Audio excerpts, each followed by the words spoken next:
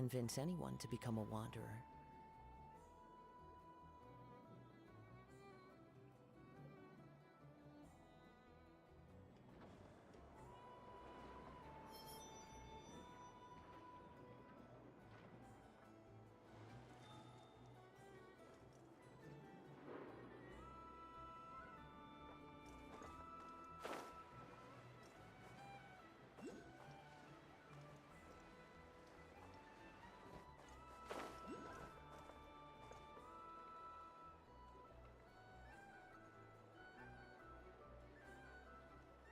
Wind strategy.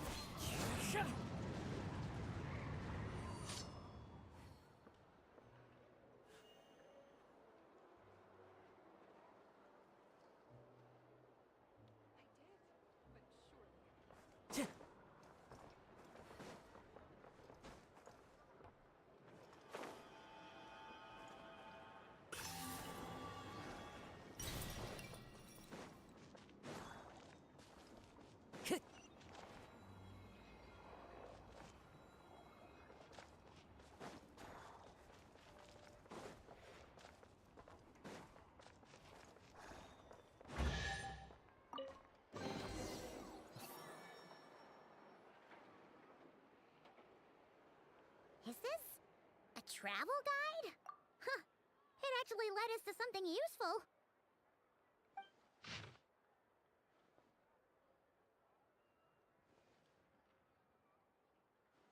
Are there any particular points of interest? Oh, it all looks pretty interesting to Paimon. If we have time, she'd love to see, pretty much everything. Recalibrating route. If we keep following the current path, we will arrive at an area of scenic beauty. From there, we will be able to identify both the Adventurers Guild and several must-visit specialty stores. Yikes! Why is Paimon suddenly getting the feeling that if she doesn't step it up soon, enough is gonna put her out of a job?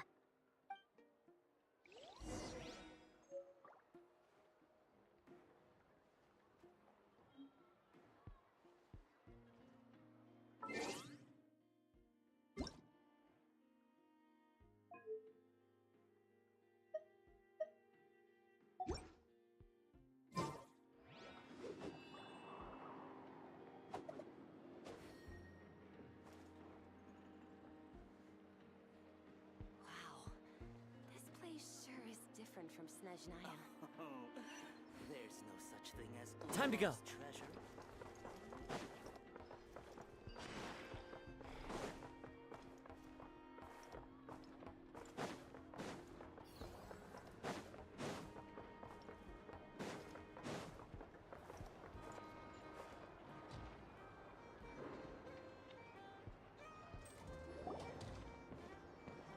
Wow! Nasha Town actually looks pretty big from here. Feels a bit different than Paimon imagined, though. Which aspects in particular deviated from your expectations? Well, Paimon keeps hearing people describe Notcry as an adventurer's paradise. So, she kind of thought it'd be a bit more picture perfect somehow. According to legend, there was indeed an era of peace in Notcry's past, the Age of the Fae. Tales of those ancient heroes are still told today. One of the most well-known is that of the Lantern Fae. This individual performed many good deeds for Notcry. The present-day Lightkeeper's nightly lantern patrols are, in part, a tribute to their memory. But then, one day, What happened? there came a devastating abyssal calamity that swept across Notcry, and for a time it was left desolate. Heartbroken by what had become of the land they had so cherished, that Fae extinguished their light, just as the abyss had extinguished all hope. Nowadays, the paradise people speak of is more of an aspiration, or an irony, perhaps. An irony? Today, no official authority governs Notcry. In theory, at least, it is somewhere a person can do whatever they wish, and become whoever they want to be. The Adventurers Guild is just over there, in Nasha Town's Central Plaza, and the flagship tavern is over that way. Hey, what's that building over there? You know, the biggest, tallest one. That is Aino's Boom and Blast Kuvaki energy cannon. It gets activated when the wild hunt threat level outside Nasha Town reaches a certain threshold. But according to the scan I just ran, the energy cannon appears to be malfunctioning, likely due to a recent discharge. The Wild Hunt? Isn't that the abyssal calamity you mentioned that's specific to Notcry? It is a phenomenon that has been occurring for several centuries now. Yet the time and location of wild hunt attacks are seemingly random. At first, it was more of an old wives' tale that adults used to scare children. If you don't start behaving, kid, some night, the wild hunt's gonna come for you. Listen, do you hear that? That weeping in the fog? Those are the cries of a young woman being dragged away. You're saying people actually hear things like that? I have not witnessed enough wild hunt attacks to give a statistically sound answer. But the oldest legends say that all people saw was the ghostly shadow of a woman in the mist. It wasn't until later that it became a full-blown calamity. Abyssal monsters and all. Huh. When you put it like that, Paimon's really gotta hand it to Aino. Not only did she repair you, but she's even built a giant cannon to keep the wild hunt at bay. Absolutely. Aino is very impressive indeed. Anyway, according to my schedule, it is time I took you over to the flagship. Oh, sure.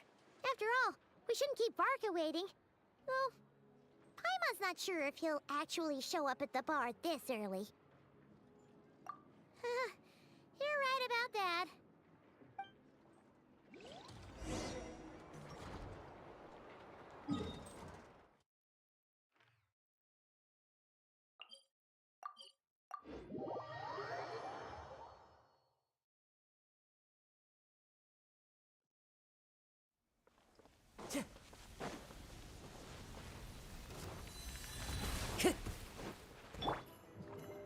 Shower me with praise!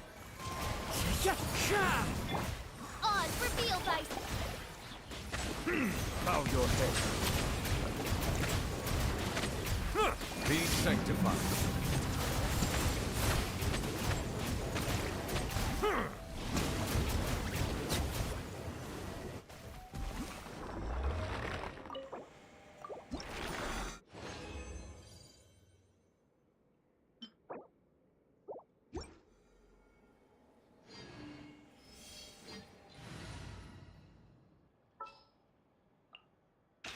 All right, after you. Strike a pose! Bring it!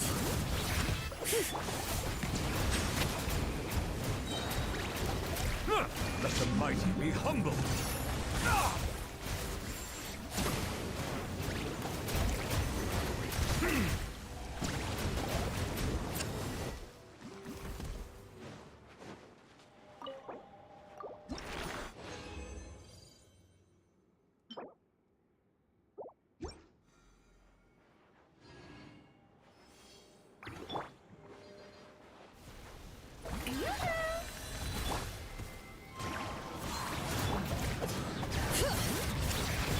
Silence!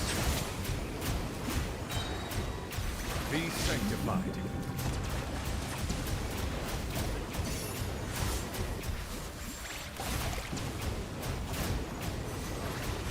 Be not perturbed. I am unscathed.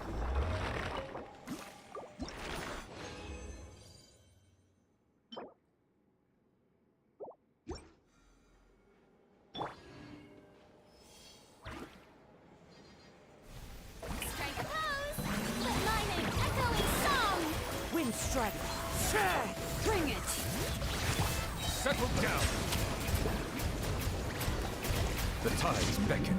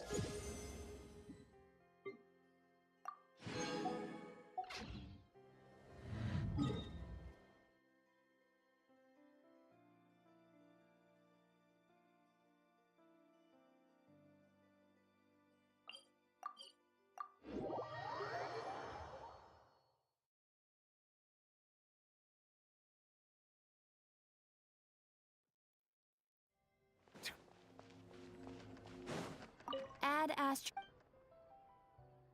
Thank you for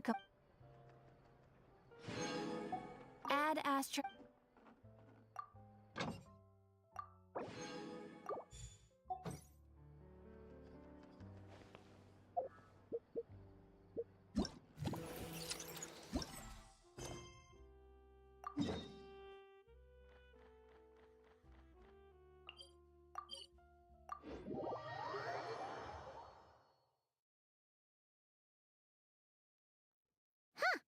Isn't this the Adventurers Guild? Why isn't anyone here? Does that mean that Catherine and Notcry actually...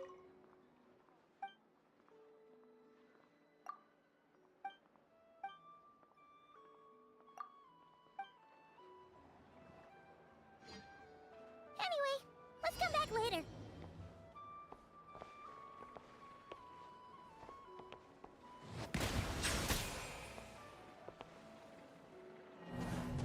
Everyone says there's tons of work lately. Why is none of it coming to me?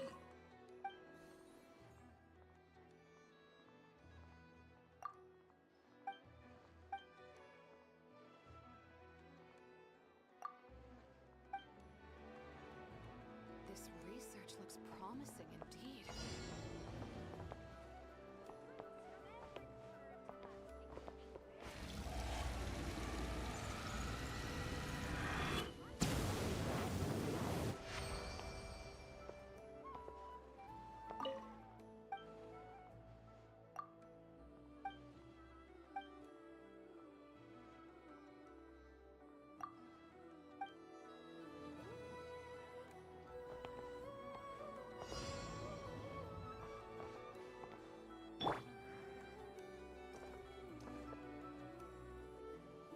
One with nature.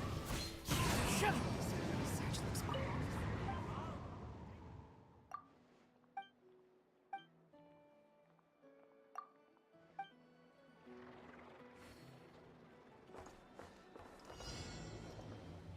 The wind knows me.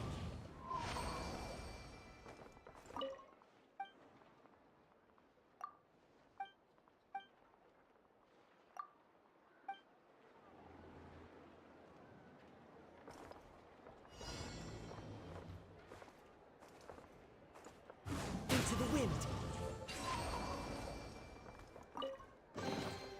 Brings a smile.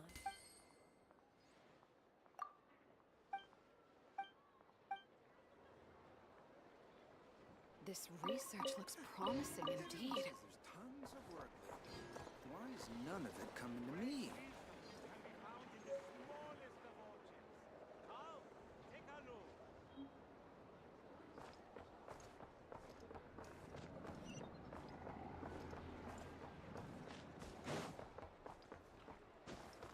Wow! This place is... Huh. There's so much space on this thing. Wait, Inefa needs help? Uh-oh. What's this about a major crisis? And ruin? We should still head over and check on things, just in case.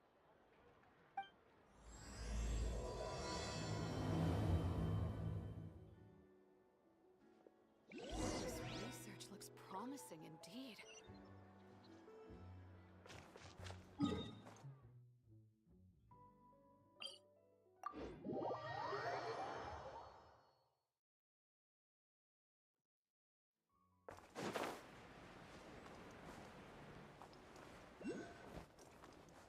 I follow the wind. Inefa! We saw your notice and we're here to help! Hello? Anybody here? Huh. She's gone. Does that mean she really ran into trouble she couldn't handle? Ah, Paimon and the Traveler are the first to arrive. Sincere apologies. I am unable to come down and greet you at the present moment. I will have to converse from up here. Inefa! What the... What happened? Did someone attack you? The logic of your conclusion is sound. But I would not use that word. After all, Aino is the one who did this. Wait, so Aino's the one who did this?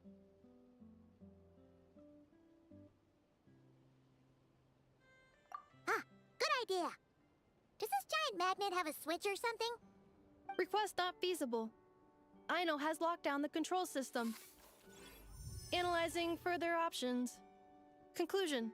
The priority level of certain rules must be lowered. Decision.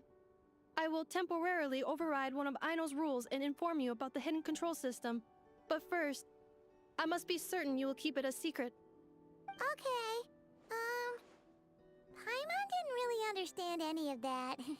But don't worry, you can trust us for sure. Sufficient grounds for override. Please proceed to the path to the side of the workshop and locate the robots scattered over there. Once you have located all the specific robots, you can unlock the control system. This is the back door Aino established for herself, as she often forgets the password. Okay, so we just need to collect all the bots. We've got this.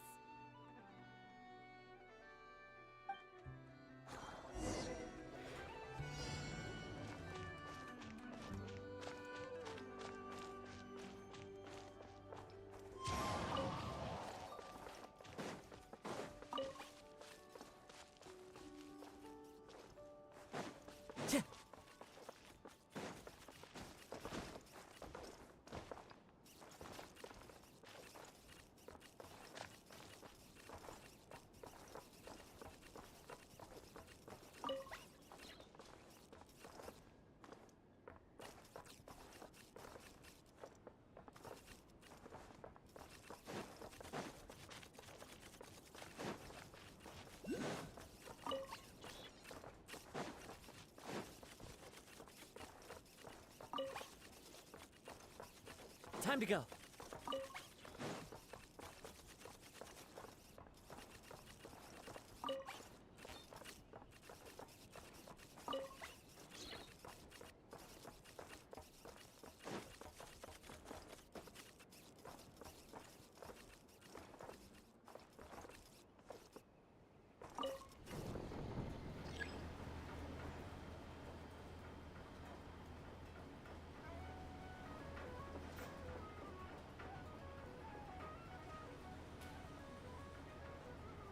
There are leaves around, and I know just... Detecting companions in need of help. Assistance in progress. Marking high probability search areas.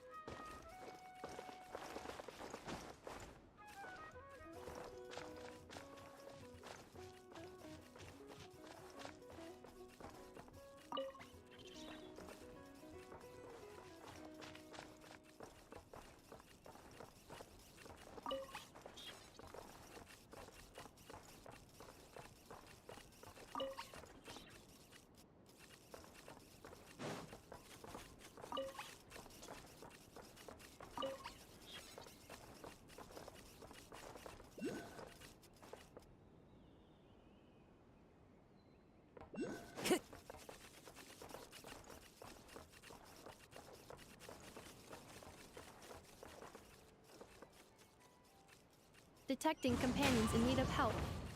Assistance in progress. Marking high probability search areas. Wow! What a crazy hiding spot! Aino wasn't taking any chances, was she?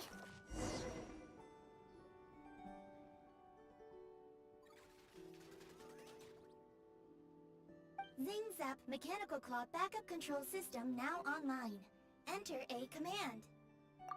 Command confirmed. Shutting down Zing Zap Mechanical Claw number 1.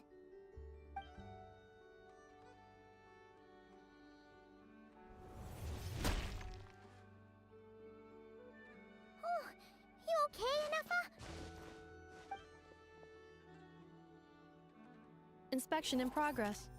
All functions normal. I am unharmed. Aino adjusted the Kuvaki strength to make sure of that.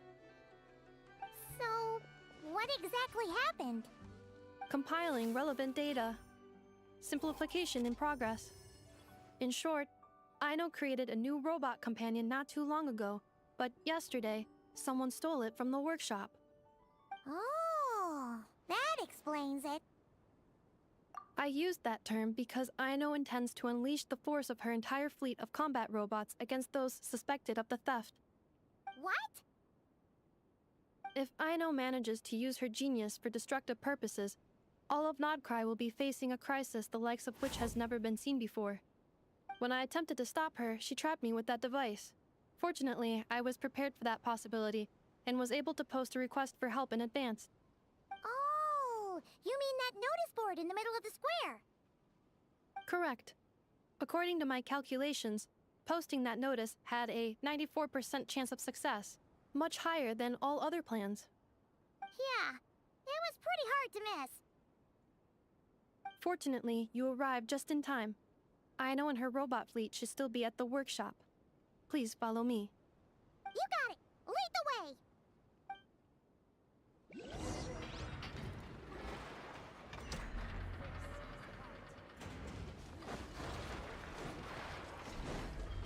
Time to go.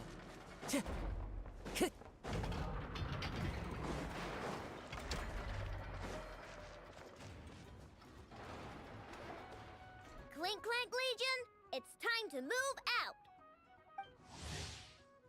Move out. Our objective is simple. Track down the thief and save our comrade! Track down the thief. Save our comrade. Aino, you have to stop this. Enougha? How did you get free?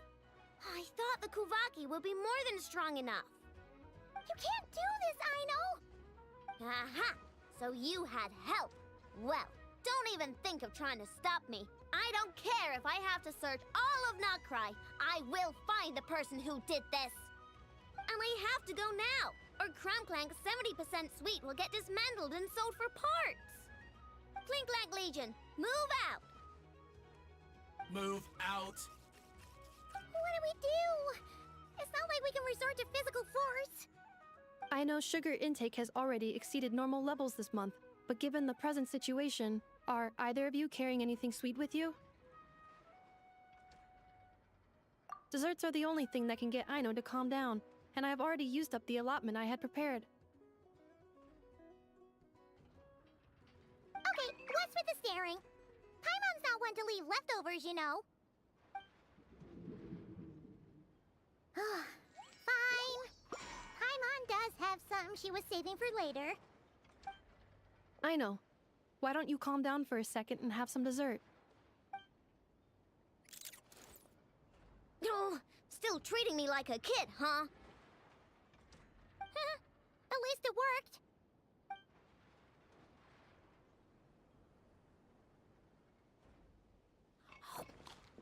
Listen, I know you guys think I'm making a big deal out of nothing. But this wasn't just some scrap parts you can sell on the black market. This was a robot I was about to add to the workshop, just like Ginevra. And as the boss of this place, it's my job to look out for these bots. Even though I'm the one who gets looked after most of the time. But still, not letting a bot get carted off right under my nose is the least I can do. It's a disgrace. I don't want to be that kind of boss. I know. Really?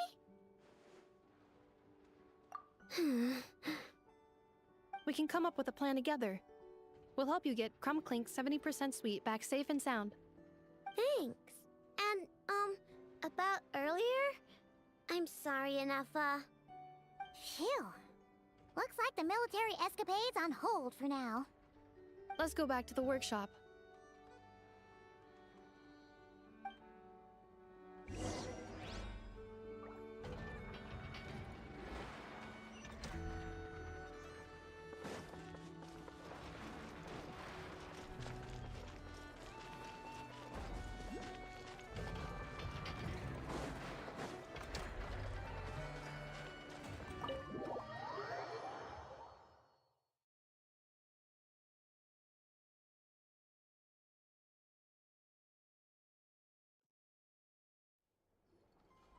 Job well done, everyone.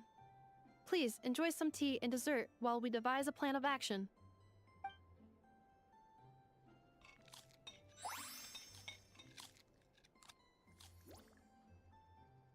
Okay, so how is theft handled in Notcry? Do we call the police or something? Unfortunately, Notcry is a largely autonomous region. There is no unified law enforcement organization, which means calling the police is theoretically impossible. See? That's why we have to take it into our own hands. Still, turning all of Notcry upside down seems a bit... What choice do I have? The thief somehow dodged my whole security system. I don't even know where to start searching. Analyzing options. If their goal is Mora, the thief will likely head to Nasha Town to search for a buyer. I believe there will be useful clues there. Nasha Town, huh? But there are so many shady people there. Not the kind of people that like answering questions. It is not the best idea for you to interact with adults like that, I know. I will handle the investigation instead. Perhaps you can get started on the workshop's order backlog in the meantime. Keeping customers waiting too long could have a negative impact on our reputation. About that, Crumclank's core was built using a special kind of power, one that incorporates Kuvaki. I wanted to test it out, so I took orders that I knew would require Crumclank's help to complete. But with Crumclank missing, there's no way I can get them done! Curse that rotten thief!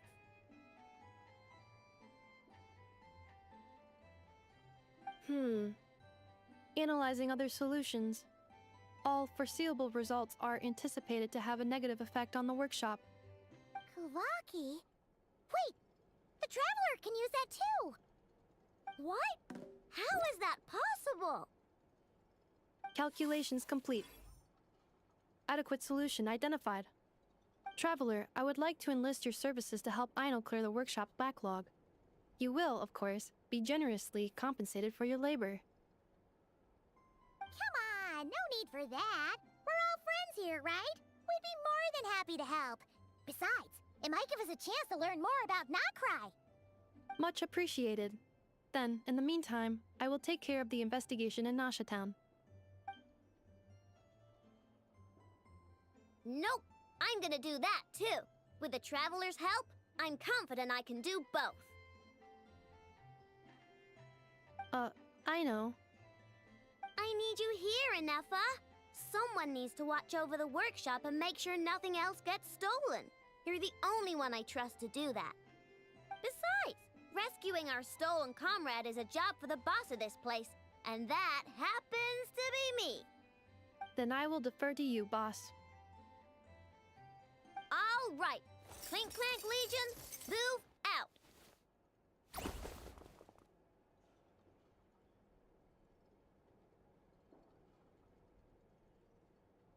Aino sure is determined, huh?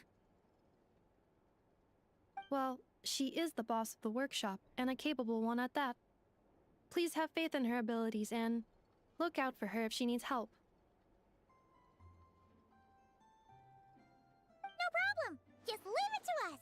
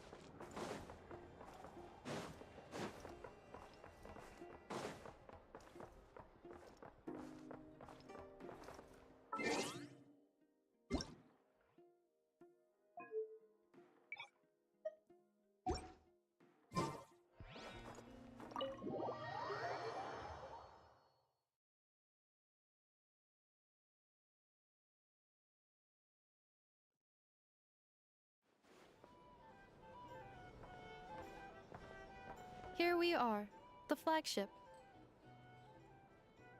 Varka told us to meet him here in his letter, right?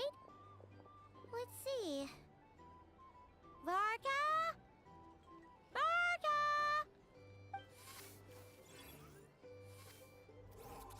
No matches, I identified. Huh. So he isn't here after all. Oh, guess we never did actually say we'd be arriving today. Hey, why don't we go ask the owner? If what they say is true, Varka's drinking prowess must have left quite the impression.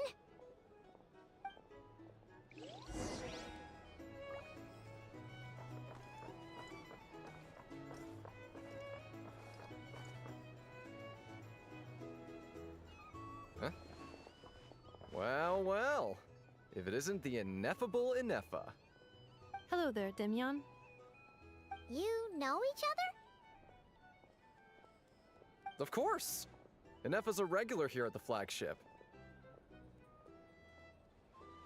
So, robots are into booze too? Not at all. The energy conversion efficiency of alcoholic drinks is very low, and most of them are full of impurities. Still, I can affirm that your berries and fried meat deserve a solid 9.12 out of 10. It has Aino's approval too. Funny that you should mention that. While you were away in Natlan, Varka would come in here every day to pick up a serving of berries and fried meat for Aino. Aww. He must have been worried sick that she wasn't eating properly on account of being so hung up about Ineffa being gone. Actually it's 'cause Varka found out that Aino went wild after Ineffa left, gorging herself on snacks she normally couldn't get her hands on. So it was more worry that she wasn't getting a balanced diet. Think I might have just put my foot in it. Anyway, since you're back from Natlan, these two must be the ones Varka mentioned. The Traveler and Paimon, yes? Yep, that's us. So, from the sounds of it, you must be a close friend of Varka's too. Varka? Goes without saying. After all, he's the only one around here who's ever managed to stay standing after 10 rounds of the roulette special. Paimon can't believe he's made such a name for himself. Though, guess it's hardly surprising how. Right now? Must be somewhere near Anvantinyarvi. That's quite far from here. Huh? Where's that? It's a lake in the northern part of Nodcry. Word reached him of trouble brewing around those parts, so he took his knights to check it out. Oh. So, we missed him? Varka knew you'd say that. So he specifically told me to make sure you stayed here and enjoyed yourselves. He sends his assurances that everything's under control. Well, if he's that confident, guess our only option is to accept. Anyway, it's not like there's any special cause for concern. He is the Grand Master, after all. Exactly. Plus, not only has he booked you into our finest room, he's paid for it in advance, too. Whoa! It's so generous of him! We might not have met yet, but Paimon's got a feeling that we'll get along with Varka like a house on fire. Oh, and by the way, he also asked me to serve up a portion of berries and fried meat for Ineffa. That was prepaid as well. Thank you. No, thank you. I'm the one who should be grateful for your business. Traveler, Paimon, why don't you go ahead and drop off your luggage? I can use this time to go pick up some components that Aino asked me to bring back. Sure thing. Besides, now that we've got ourselves a map, once we're done unpacking, we might as well go for a stroll ourselves. Why don't we meet up again later? Oh. So you no longer require navigational assistance?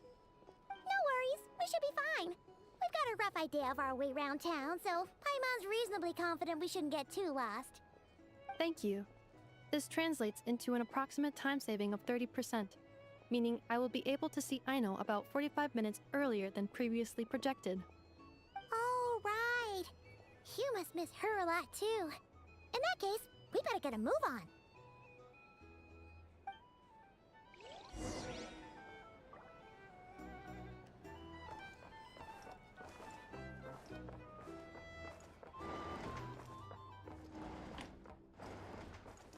so noisy here.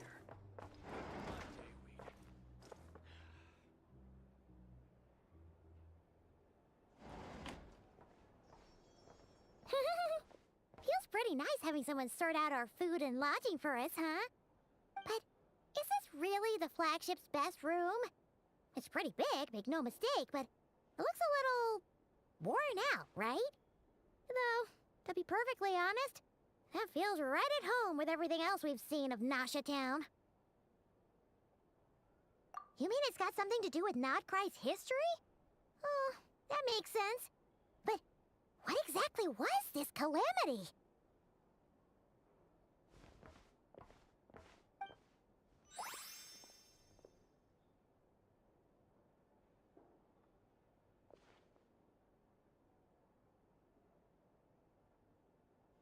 Oh, should we try the berries and fried meat too? Paimon's getting hungrier and hungrier every time someone mentions it. Oh, sorry about that. Paimon wasn't watching where she was going. Please, there's no need to apologize. If anything, I'm the one who should be sorry. Clearly, I shouldn't have gotten lost in my thoughts in the middle of a hallway. Wait a sec. Are you staying in the room next to ours? Ah, quite the perceptive one, I see. First things first, allow me to introduce myself.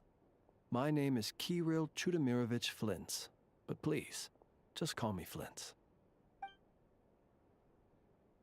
Whoa, that's an impressively long name for sure. Ah, is that so? Names like mine ought to have been fairly common in Snezhnaya, at least in the past.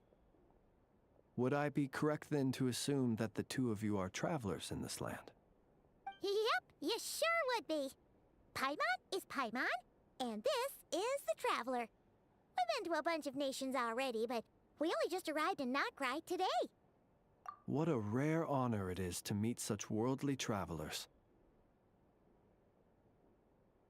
Are you here for travel too? If only I had the time to spare. No, I'm just staying the night. Oh, so you're here for business? That's certainly one way to put it. I'm a Ratnik of Notcry, normally stationed near the burial grounds to the north. My sole cause for being here today was to repair this lantern of mine.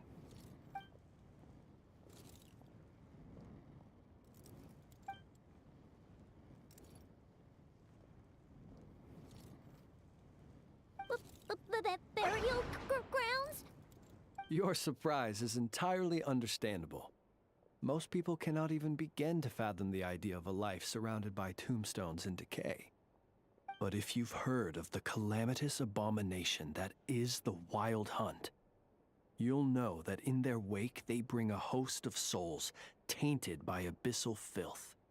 That then is why we are stationed by the burial grounds, to hold the line where it is most vulnerable. Oh, so it's all about fighting against the abyss. Oh, sounds like a tough job. I thank you for your concern. But in truth, I've long since grown used to it. In fact, I like to think it rather suits me. If anything, I'd say I prefer the peace and quiet of a graveyard to the hustle and bustle of urban life. Paimon sort of gets it now. But even so, she is still pretty sure she could never get used to living in a graveyard herself. For one thing, she'd be too scared to fall asleep at night. Oh, I assure you, there's no need to worry on that account. The kind of ghosts you find in cemeteries aren't too big on talking. But even when they do, they're usually far more discreet than the living.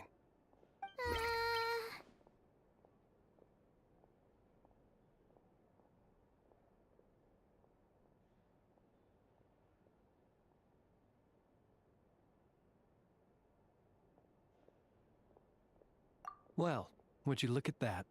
Who'd have thought we'd end up chatting this long? Must have a lot in common, huh? Forgive me.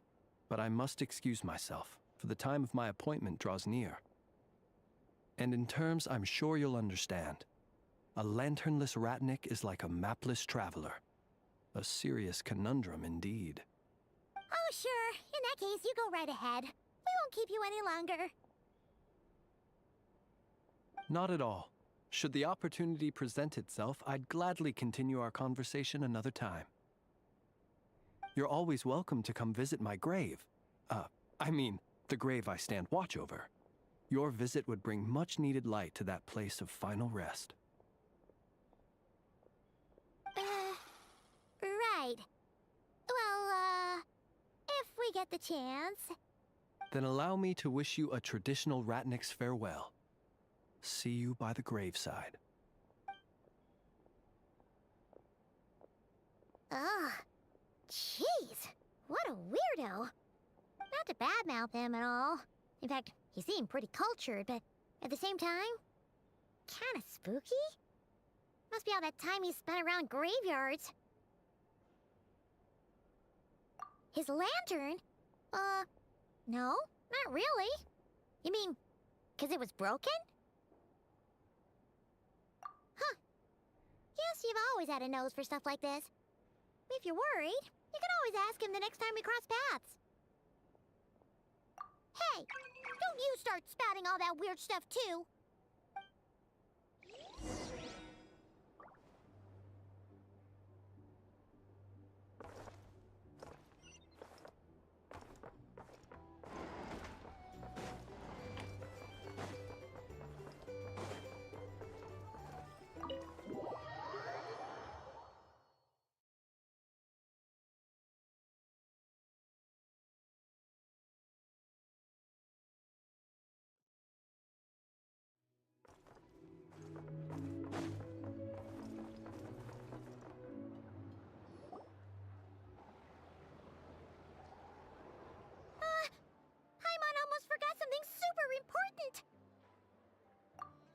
Go try out the berries and fried meat?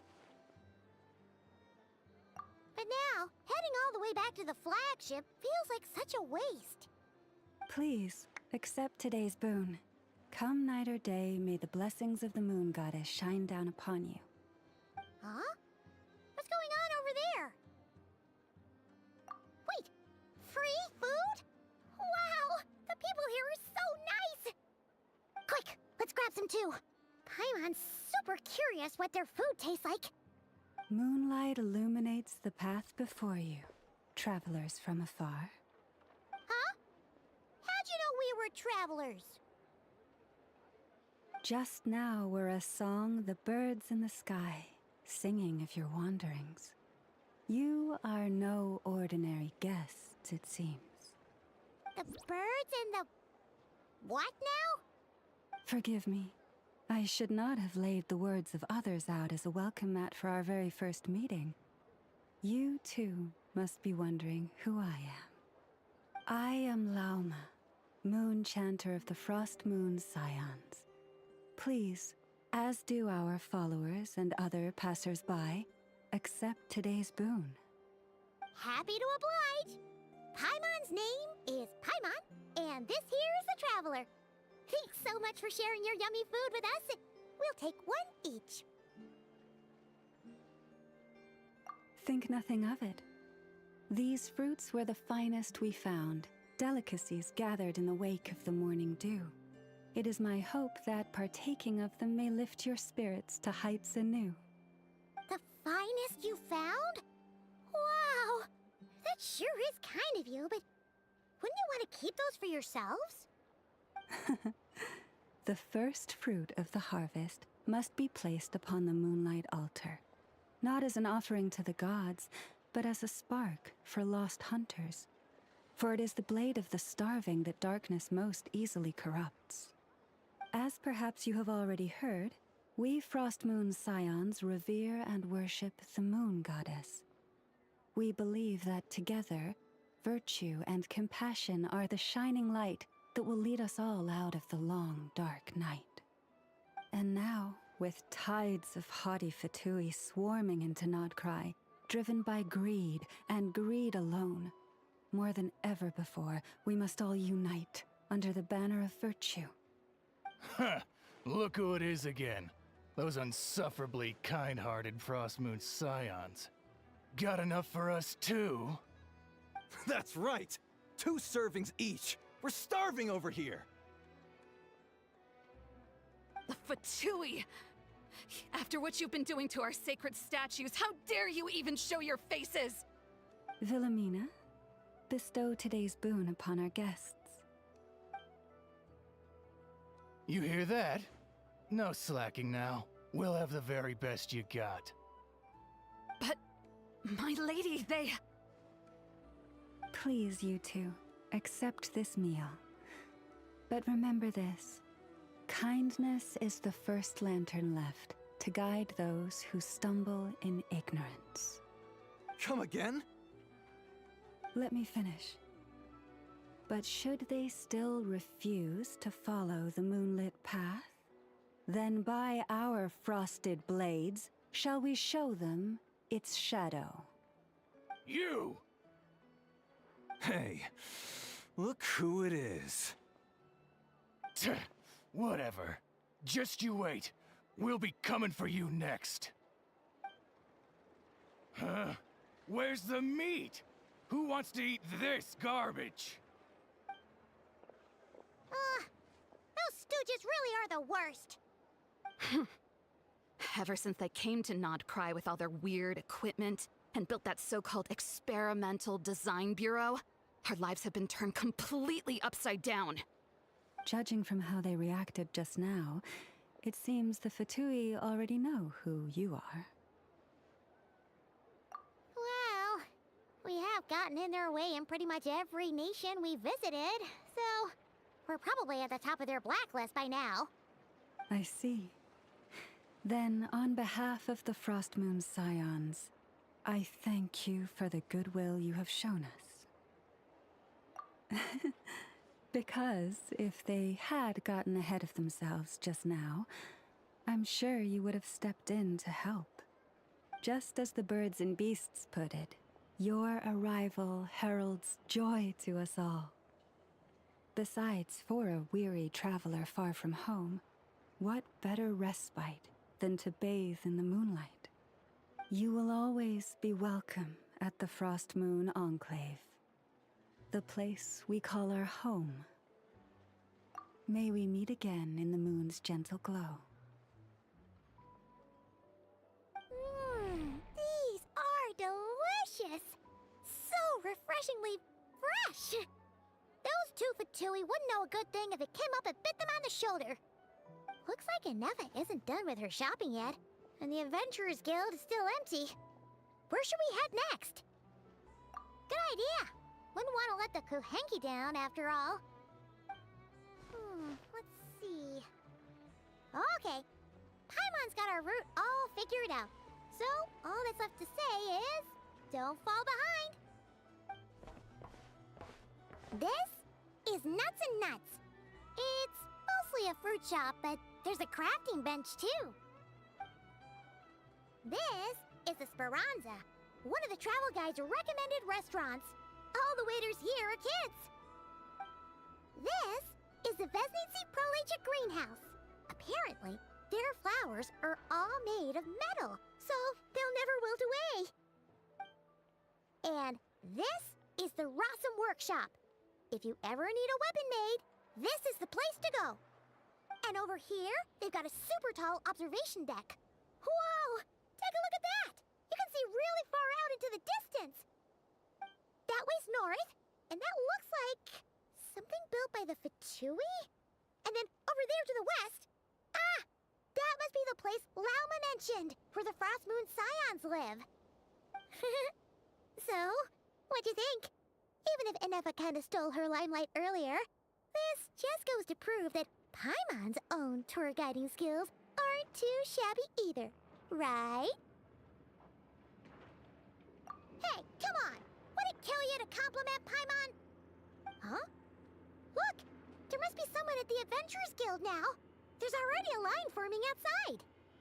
Looks like we'll finally be able to ask about your spaceship! Or Was there anywhere else you wanted to stop by first? Where? Which one are you... Oh. Now you mention it, Paimon's noticed it too. Ugh. Better not be who she thinks it is. Anyway, where we go first is completely up to you.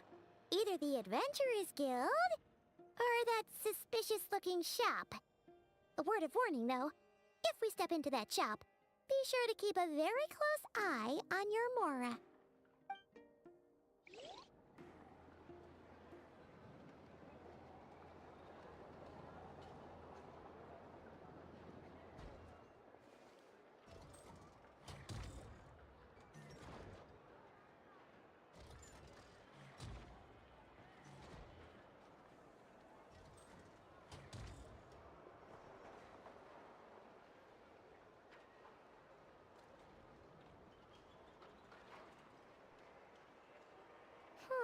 Let's see. Who around here looks like a thief? Huh. A lot of people, actually. We haven't actually been in Notcry that long, so we don't know much about this place. Where do we even start?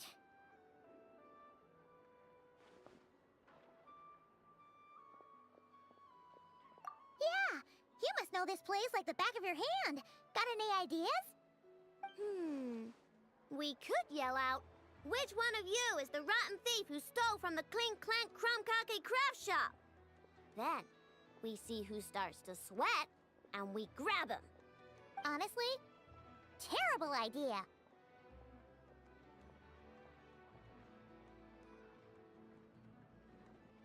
No way! Sometimes I sneak a dessert when I'm not supposed to, and I always feel super guilty, even if Anefa doesn't catch on. Maybe we should ask Anefa what to do, but I really want to do this on my own. Huh. Guess you don't really interact with people outside the workshop, huh? Well, don't worry. Let's just start asking around. We're bound to find some clues that way. Okay.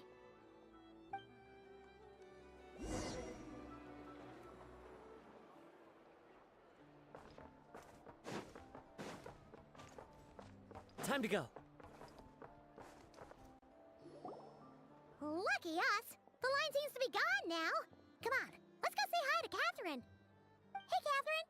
We meet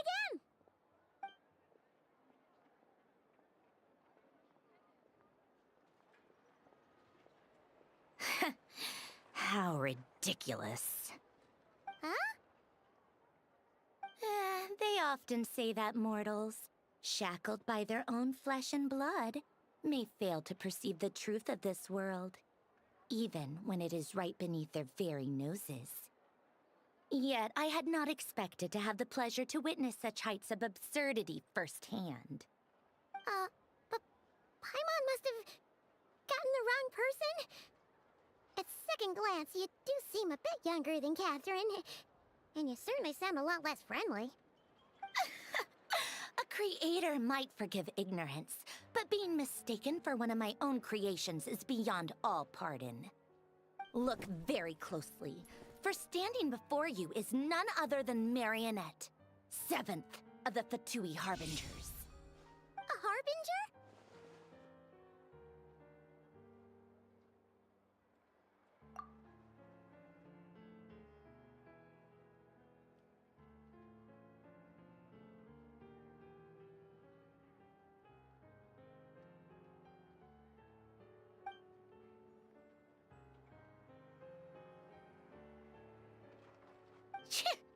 Today's encounter is merely a courtesy call.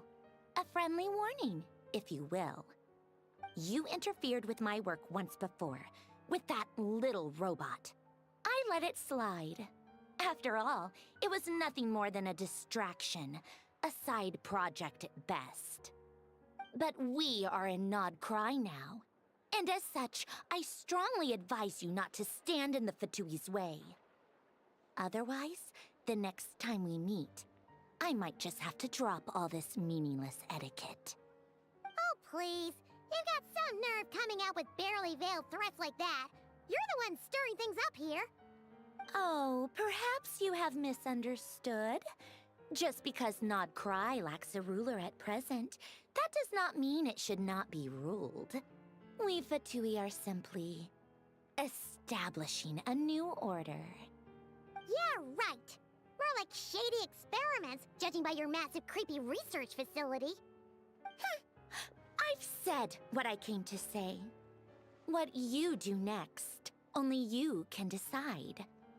So why don't you start by using your already limited processing capacity to calculate your even more limited options? And, being the refined young lady that I am, I shall indulge you just this once. Ad Astra Abasosk. Welcome to Nod Cry, Dominion of the Fatui.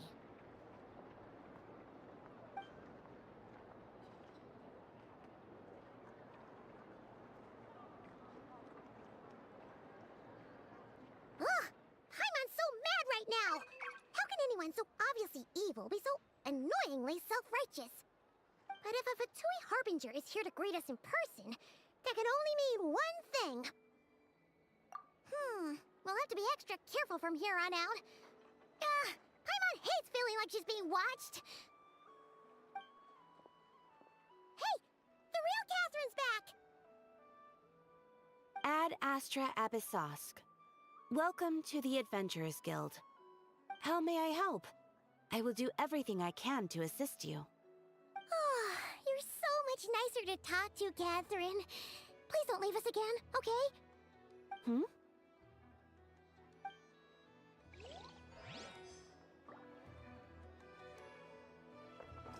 Ad Astra...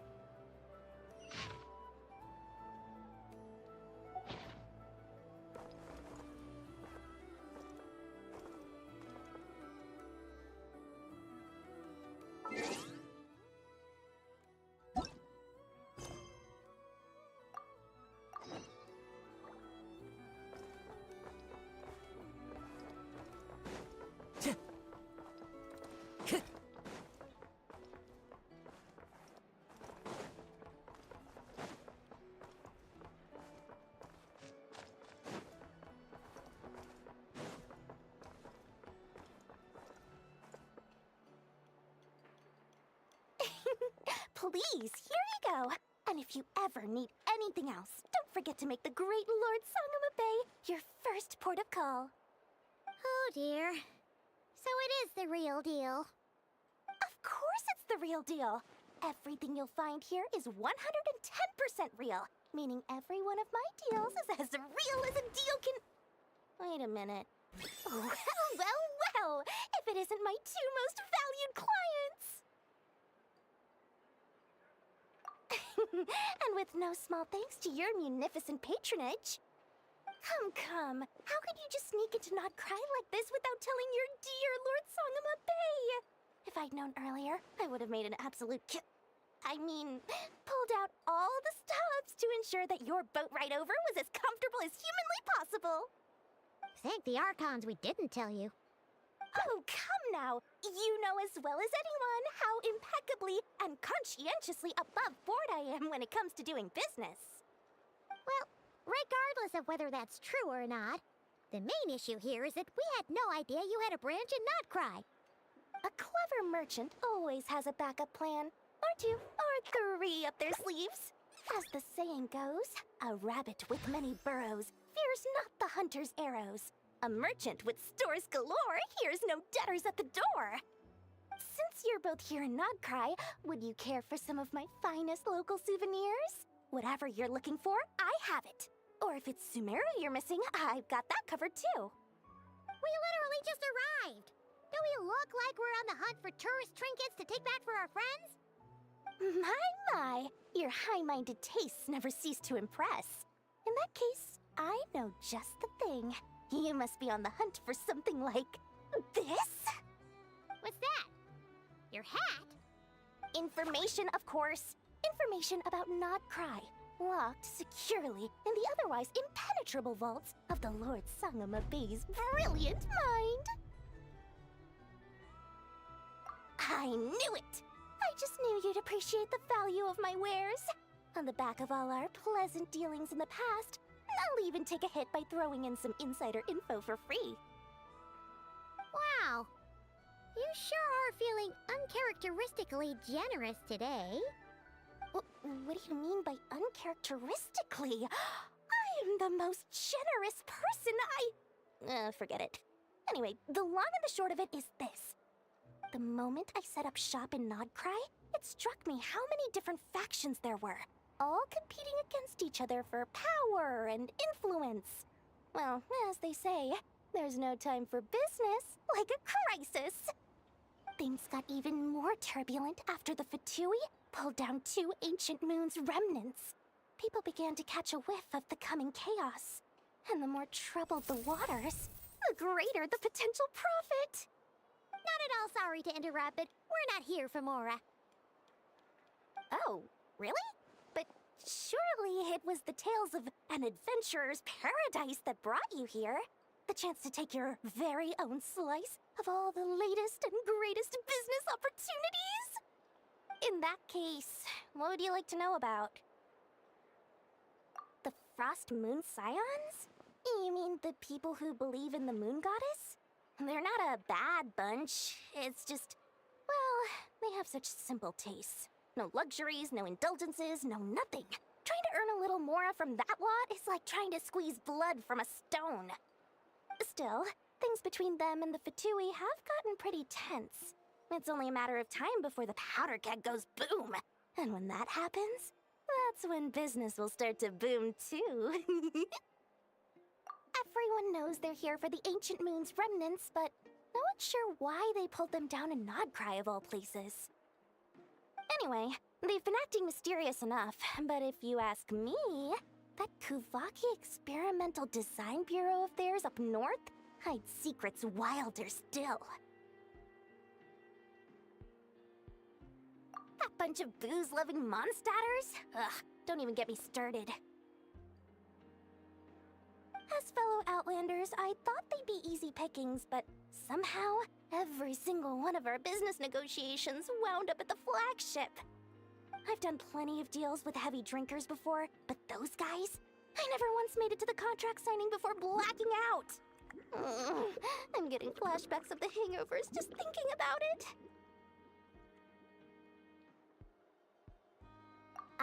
What now? A spaceship?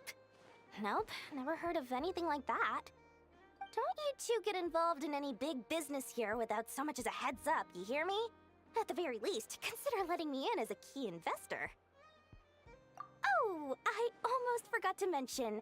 Sooner or later, you'll no doubt end up doing business with some other merchants in Nodcry.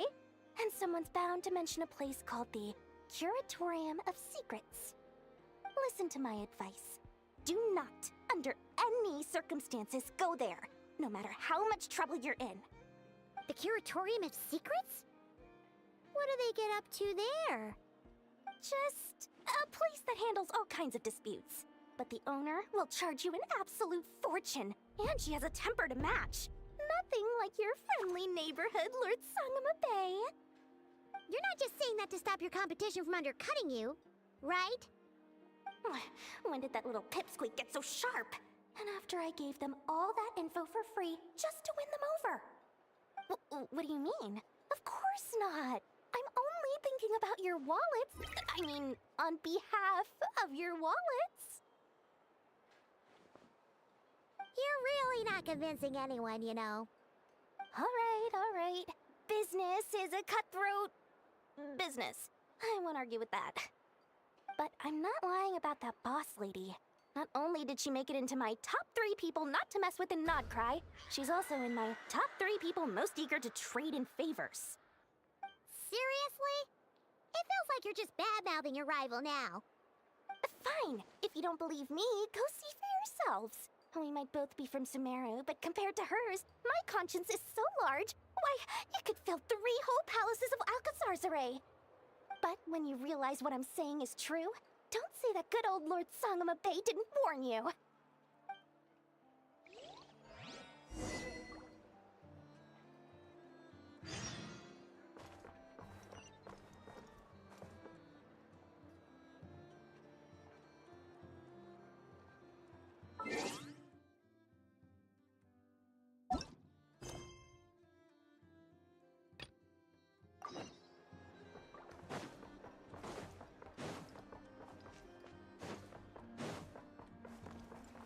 Time to go.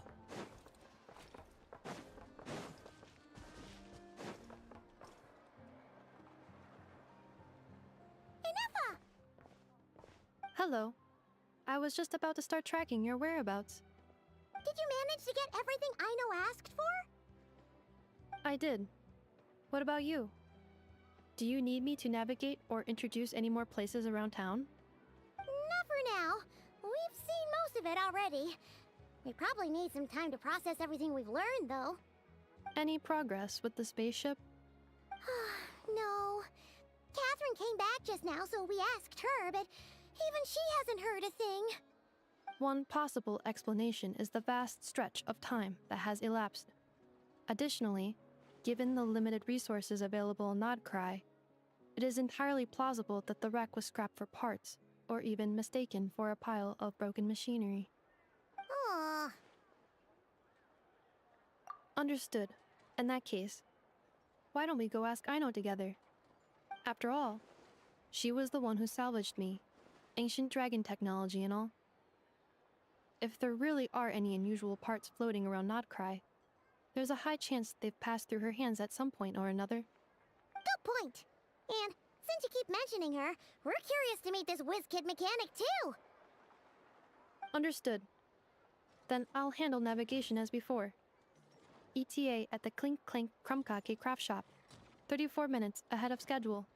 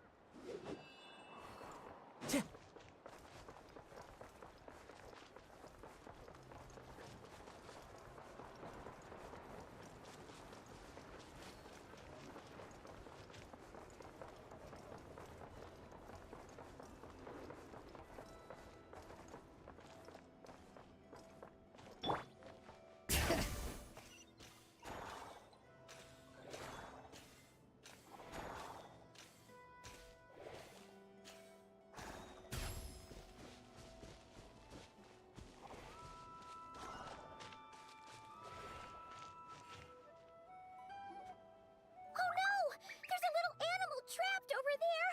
Let's go help it out! Huh? That's weird. Why isn't it responding?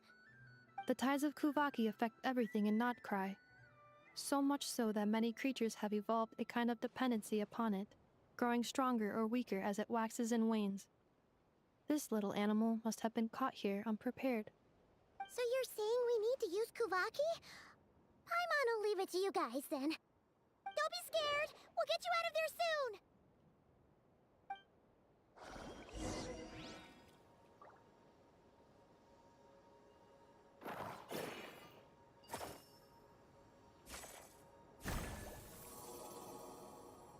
Oh! It worked! Off you go now, little one. Don't go getting yourself caught again.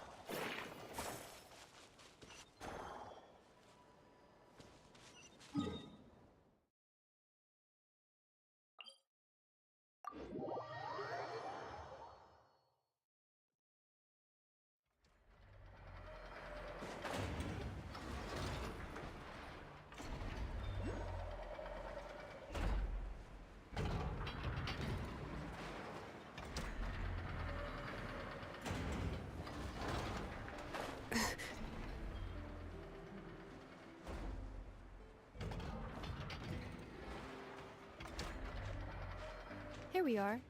The place Aino and I call home. Whoa! So many machines that Paimon's never even seen before. And And there's all these little robots. Did Aino build them all? That is correct. It looks like Aino has created 3 more little bots since I've been gone. Aww. Well, you were gone for quite a bit. She must have missed you. I missed her too. I want her to see what I've become. Let's not keep her waiting any longer then. Come on!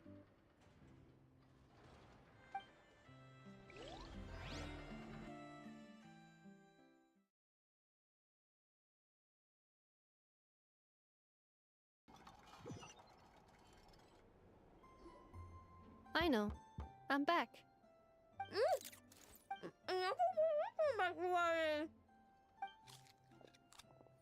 Hmm?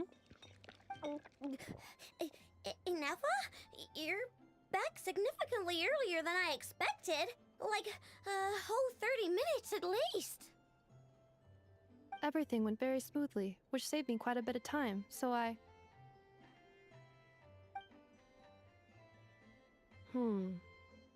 know. Could you turn around for a moment?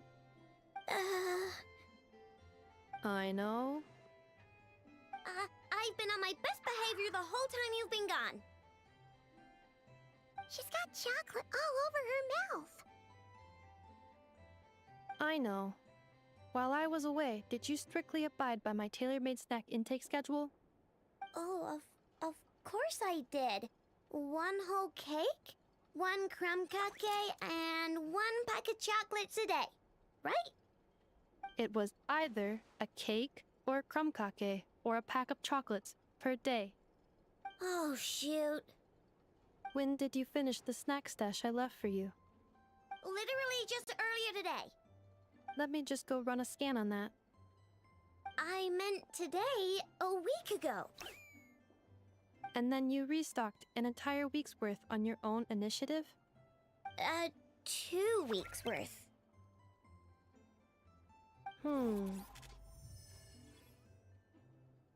Why does Paimon feel like the roles in this household are pretty much the opposite of what she imagined? Calculation complete. Aino's recommended snack calorie intake for the next 4 weeks. 0. No fair! You're a meanie, Ineffa. This is what happens when you break an agreement. Oh, come on! Don't do this to me!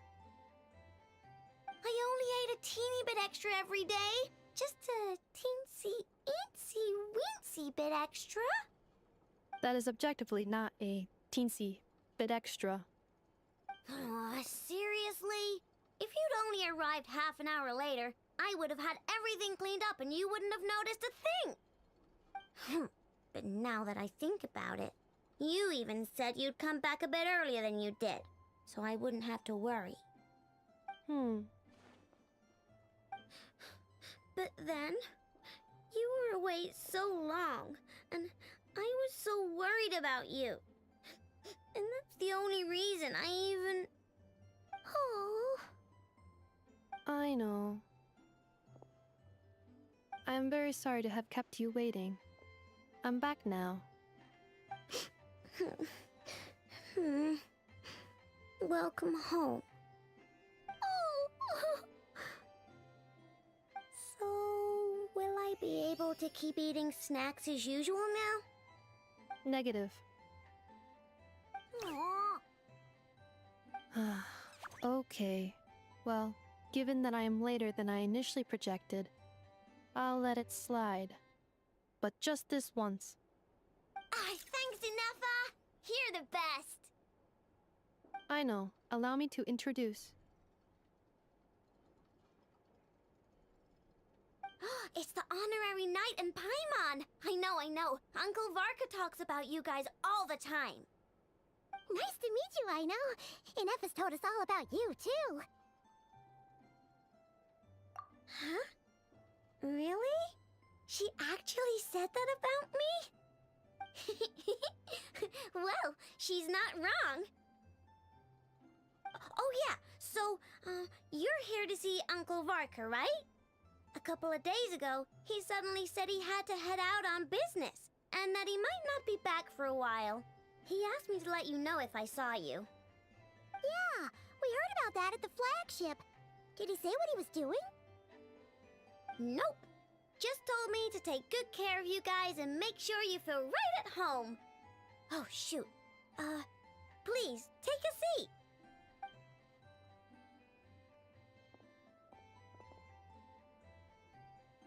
Do either of you need my help with anything? Anything at all? After all, I'm the head of this household. Sure wouldn't know it from that snack tantrum she just threw.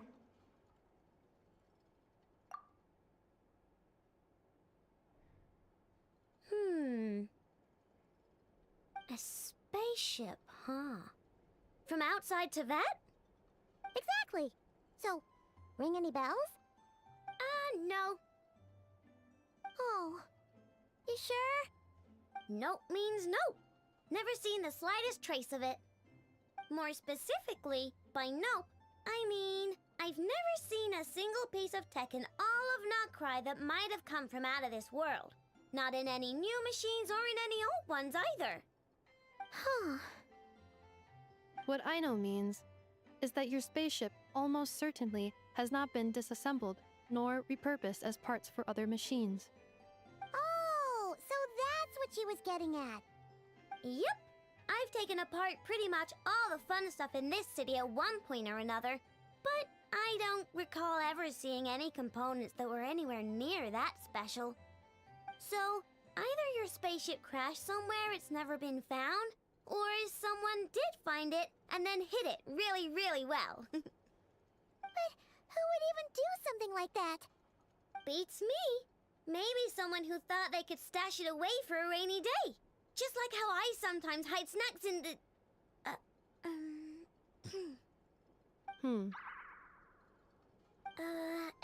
Anyway... Long story short, I definitely haven't seen anything like that. Besides, sounds like it would practically be ancient history by now. If anyone still has any leads on what really happened, it'd be the Frost Moon Scions. The Frost Moon Scions? Huh? Haven't heard of them yet?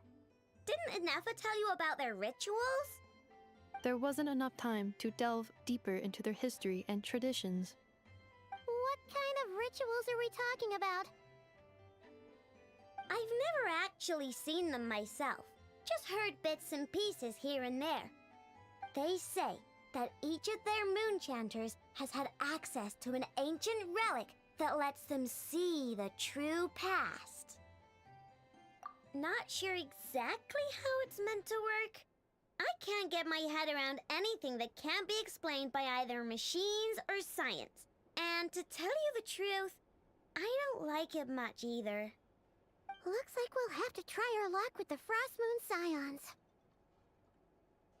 Aw, leaving so soon? Sure you don't want to hang out a little longer? It's getting late, I know, and these two still need to head over to Hisi Island. It would not be convenient for them to linger much longer. Aww. Alright then. Don't worry, we'll be sure to drop in on you as often as we can. Really?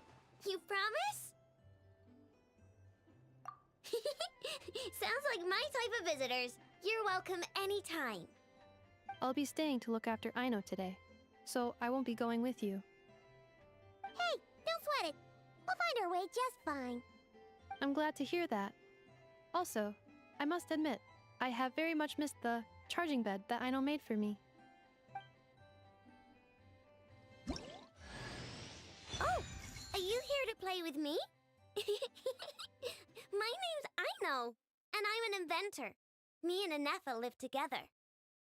I could probably eat all the cakes and cookies in the world because I love them so much. But my favorite kind of all is Lockaberry Crumb Cake. Come visit my Clink Clank Crumb Cake craft shop whenever you want. Anyway, that's me. What about you? Tell me something about you, then we'll be friends.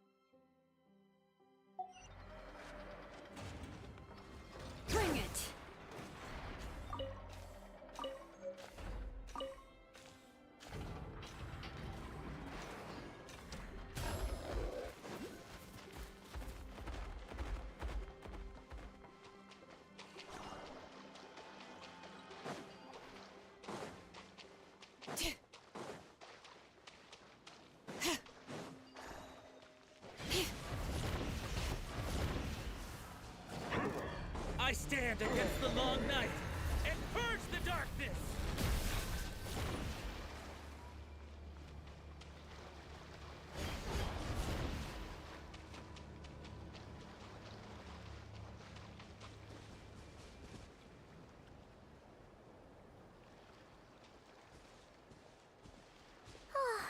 Seeing Anafa and Aino reunited like that sure was heartwarming.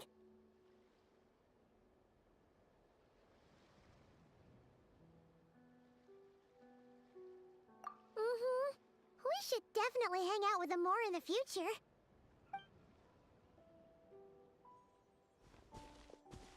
Speaking of homes, we must already be close to where the Frost Moon Scions live. The vibe here feels different, just like the scenery.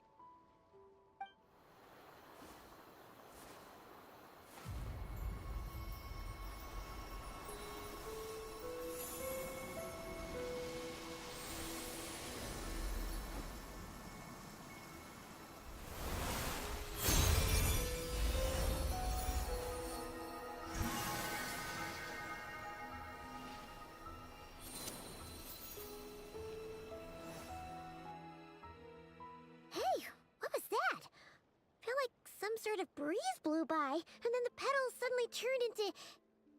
Huh? Is that a Kuhenki? She looks different from the ones we saw before. Hey there! What's your name? Huh. Doesn't seem able to speak.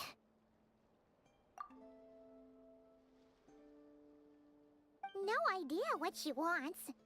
Unless you want to stop, maybe we should just keep moving?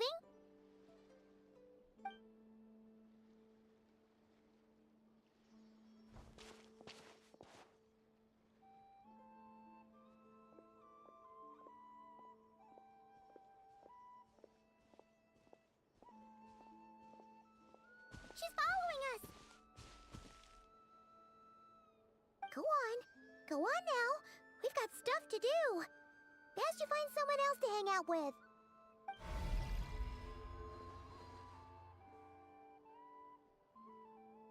Hey! Don't make it sound like Paimon some kind of meanie. Paimon had no idea what she wanted, okay? Ugh. Anyway, next time Paimon sees her, Paimon promises she'll be nicer. Seeing as we're on our way over to meet Lauma anyway, we can ask her about it while we're there.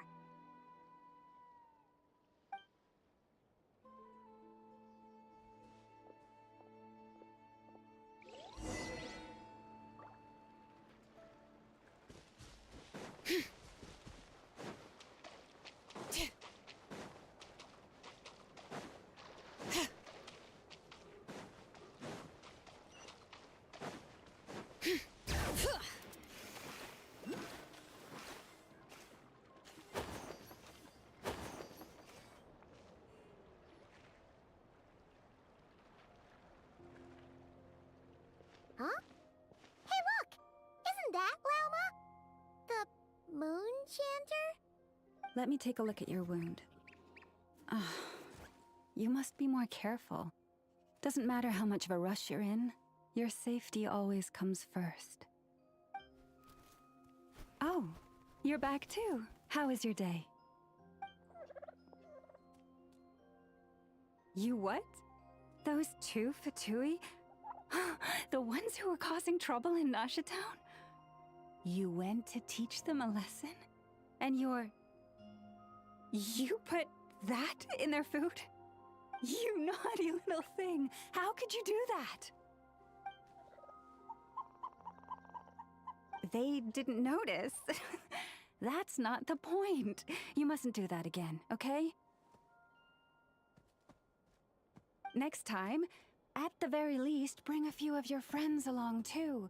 You'll be an easy target if it's just you on your own. Hey, Lauma! Still remember us? Oh, it's the Traveler and Paimon, isn't it? Welcome to Hisi Island. Not at all. Those who come with kindness in their hearts are always welcome with the Frost Moon Scions. Were you just talking to those animals? I was indeed. The Frost Moon Scion's bloodline is unique, for throughout our history, there have been many among us who could communicate with all living things. What was that? Oh, is that so? She says she was trapped in a plant earlier, and that you were the ones who rescued her. She wants me to thank you on her behalf.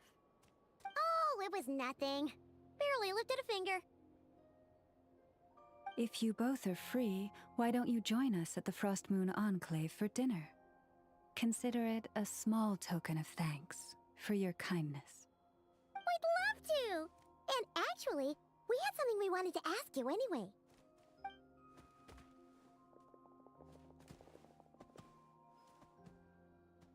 Oh. You're interested in the story of Kutar? Kutar? Yes. Kutar is our moon goddess, the moon maiden who guides us. But up close, this one somehow seems a bit different from the one in Nasha Town. It's like it's more... Natural? Or like... more harmonized in its design. That is because, ever since the Fatui arrived in Nodcry, they have been modifying and defacing our statues as they please. These statues were made by the Frost Moon Scions who settled here hundreds of years ago, crafted from the very finest Lunasol stone. Not only is this stone exceedingly rare, but it also brims with Kuvaki. I suppose the latter must be what caught the Fatui's eye. For a time, we put up fierce resistance. But now, this is the only one left that still retains her original form. We heard they even pulled some ancient moon's remnants down from the sky. That's right. The two largest remnants landed in Nodcry. One here on Hisi Island, and the other on Paha Isle. The Fatui built their research facility on top of the remnant over on Paha Isle, but they've had their sights set on the one here, too.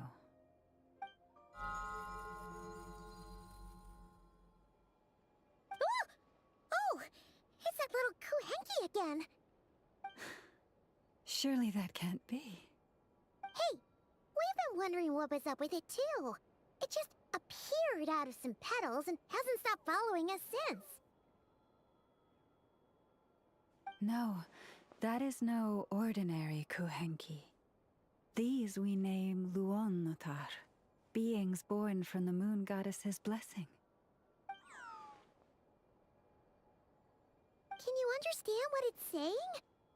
We honestly haven't got the slightest idea why it's been following us. I'm afraid not. I cannot fathom its thinking any better than you can. Sometimes a long time must elapse before the moon goddess's blessings turn into Luonnotar. Perhaps you two were simply there to witness that transformation. Oh, maybe. Legend has it that the Luonnotar bring good fortune. Given that it seems to have taken a liking to you both, why don't you let it come along with you? Really? Then you can start by helping us find some more treasure chests along the way. Capiche?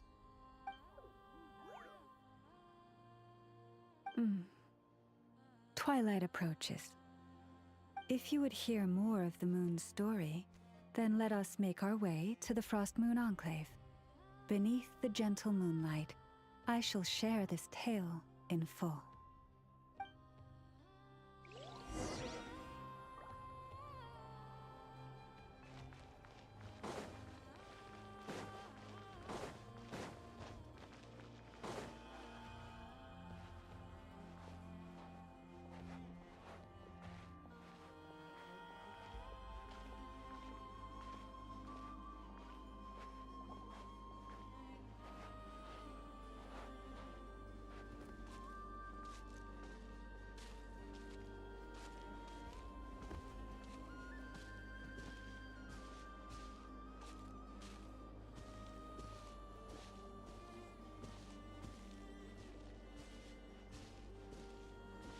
Oh, Lady Lauma, you're back.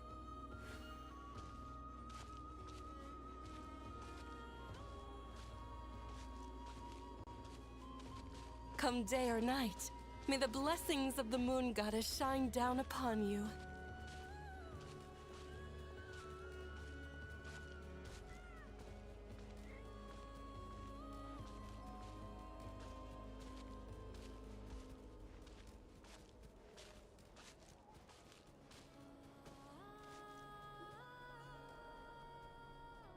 Lauma, you have returned.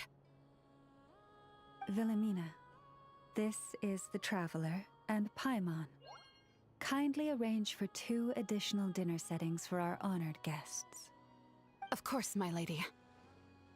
Wow! Everyone along the way here pretty much saluted you. Are you, like, super important around here? I am but a moon chanter, one entrusted to convey the moon goddess's will. Nothing more. She's just being modest. The Moon Chanter holds the highest rank among us Frost Moon Scions. Lauma is our leader. Wilhelmina? I know. I'll send word to the kitchen. 2 meals coming up. Whoa! Paimon had no idea you were such a big shot. It is merely that the unique traits of our bloodline have manifested themselves especially strongly in my person. That is no accomplishment of my own. Please, follow me this way.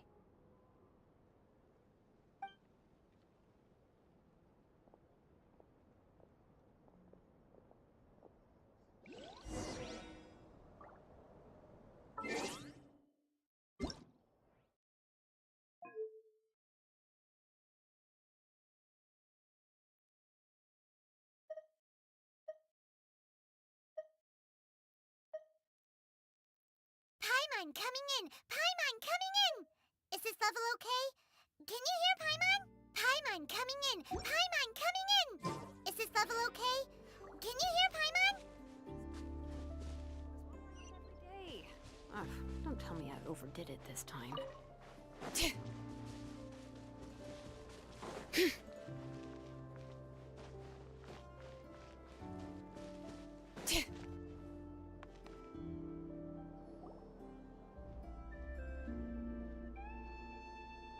Even to this day, I am still trying to piece together the many fragments of our past.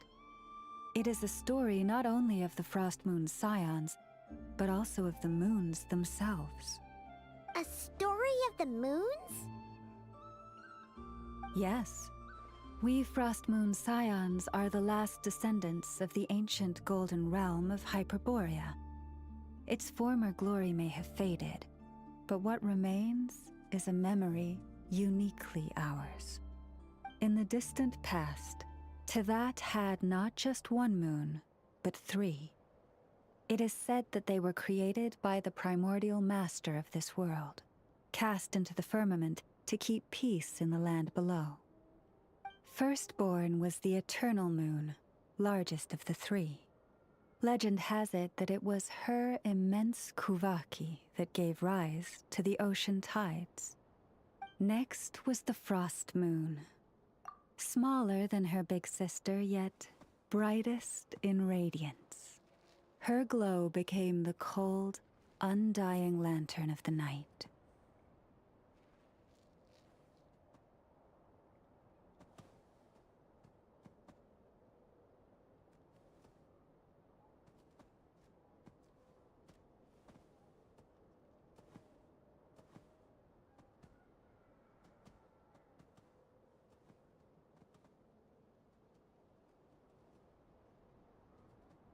Finally came the iridescent moon, smallest of the sisters. Most of the time, her light was barely visible to the naked eye. Yet when she shone, her fleeting halos were all the more mysterious for it. Wow! Sounds like it all happened so long ago. So, what happened to them afterwards? Afterwards, well, as you have seen, the 3 moon goddesses perished. This happened in a war triggered by the Descenders. And of the 3 lunar husks, only the frost moons survived unbroken, while the others were shattered to pieces. Oh, so that's why there were ancient moon's remnants in the sky. Yes. It is also said that when the moons shattered, most of their fragments rained down upon this land like stardust. That is why Nodcry is blessed with such an abundance of Kuvaki. As for the remnant that the Fatui recently pulled down, that belonged to the Eternal Moon. Wait a sec. But you just said that 2 of the moons were shattered, so where are the remnants of the iridescent moon? The iridescent moon's remnants were never found. What happened to her after the war remains a mystery. Some say she vanished in an instant, while others believe that her remnants are simply too delicate to leave a trace.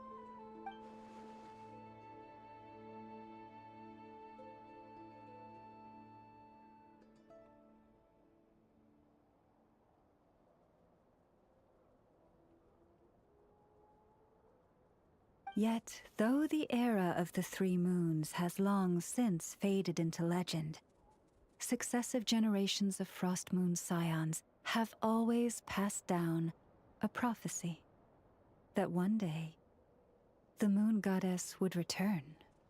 And in the end, that prophecy did indeed come to pass, though not quite. Lady Lauma! Lady Lauma, are you there? Cappy, what is the matter? Lady Lauma, it's my daughter, Karina. Her illness. Take me to her, right away. Now where in the world did I put that book?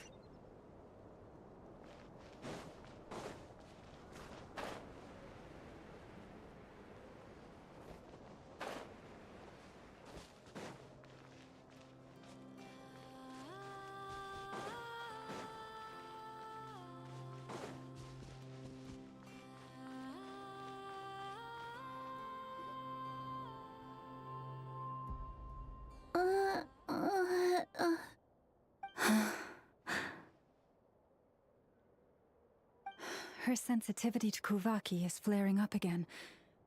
After her last treatment, did you follow my advice and seek medical help in Nasha Town? But those doctors are all Snezhnayan. They're outsiders, compatriots of those brutes who invaded our homeland. How can we possibly trust them? Not all outsiders are enemies, Cappy. They've been treating this condition for generations. They have the experience we lack. But we're Frost Moon Scions. Should we not remember what the outsiders did to our moons? Surely the Lady Kutar will reward our devotion. But Cappy, Kutar is long... This isn't the time for a debate. O lost child, snow-swept and buffeted by the howling winds of the frigid night, let not the silver flame within you fade. By the frost moon's grace, I shall warm you, curled up as a fledgling in frozen soil. Praise be to the Moon Goddess, my Karina.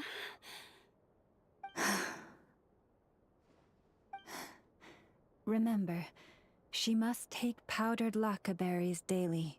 It will ease her symptoms.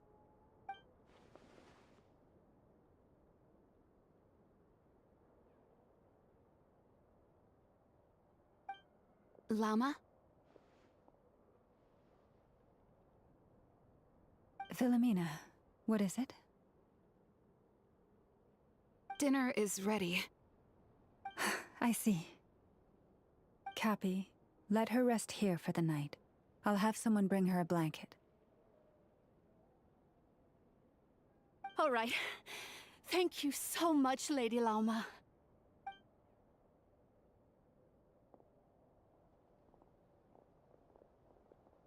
Will she be all right?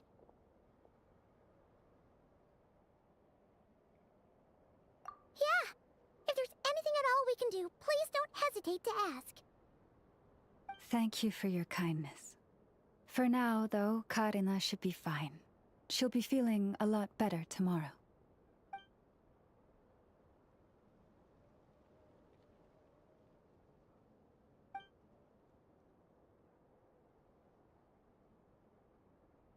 Please do not be worried. Come, let us head to dinner. I believe you still have some questions for me.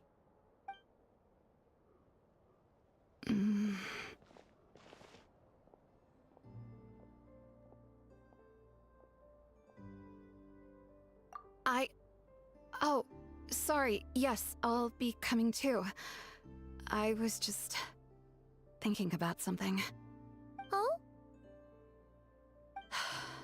Lauma makes such an unshakable moon chanter.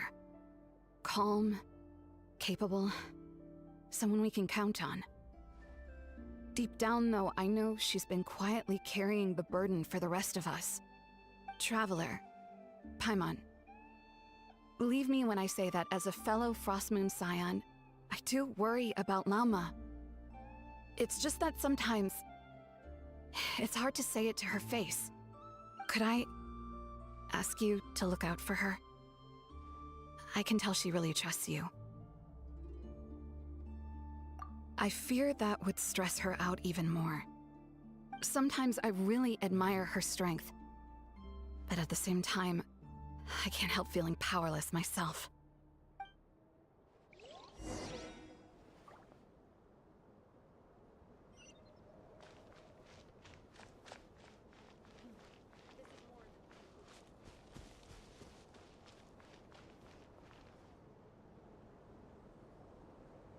Phew. Paimon's so full. That was even better than the stuff you gave us before. I'm glad to hear it. Thank you for accepting such simple hospitality. Hey, we should be the ones thanking you. Seriously, that was seriously scrumptious. How did you even manage to finish it? This slop's barely edible. Then again, I guess that's what you'd expect from savages. It's you! Those rude Alpha Tui we just met back in Nasha Town! My sincerest apologies. If you found the food we gave you earlier difficult to swallow, may I suggest taking a deep breath and joining us?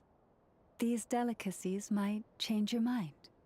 After all, I suspect that your previous meal may have been tainted with something most unpalatable. Huh?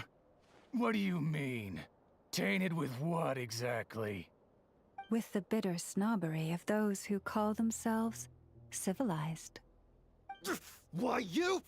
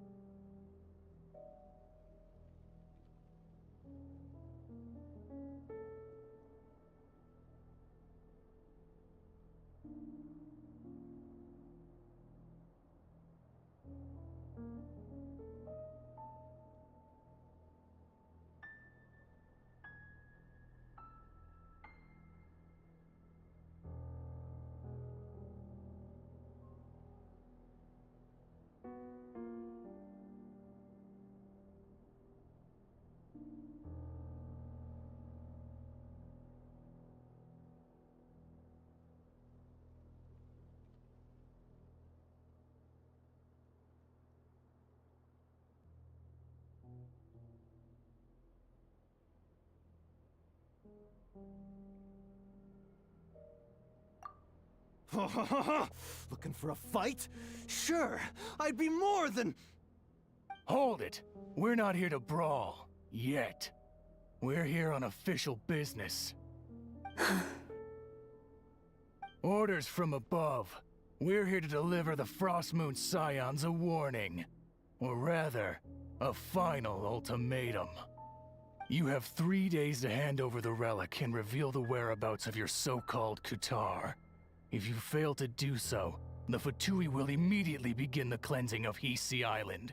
Which, by the way, is the sovereign territory of the Tsaritsa of Snezhnaya.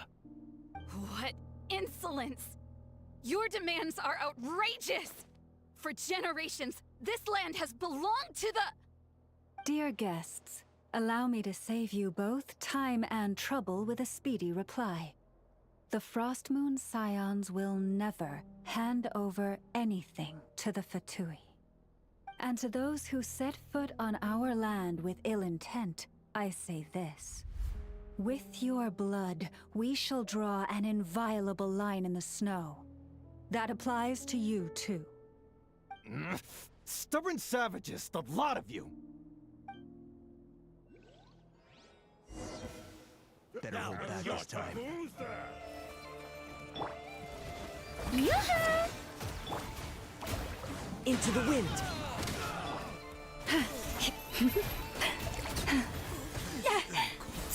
Stay your hand.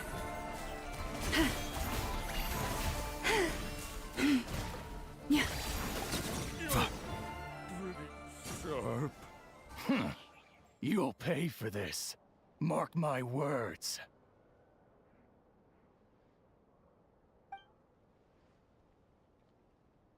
Hey, if you're so tough, get back here and put him up! Huh.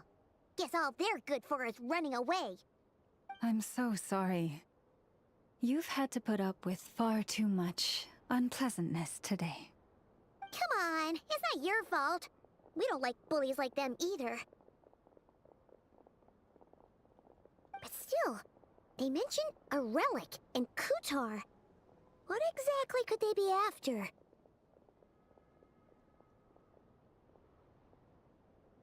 Oh yeah, so this might not be the best time to bring this up, but we kinda have a favor to ask of you, Lama.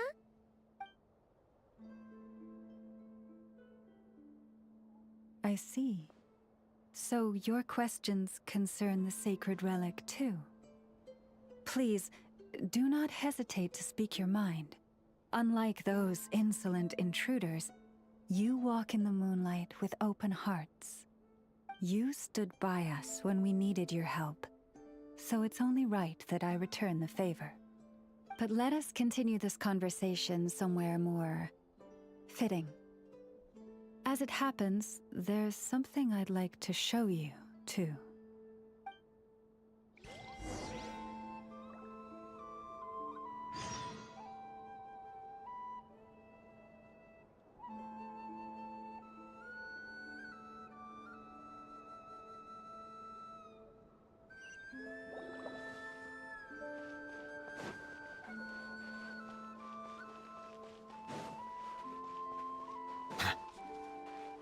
Whoa!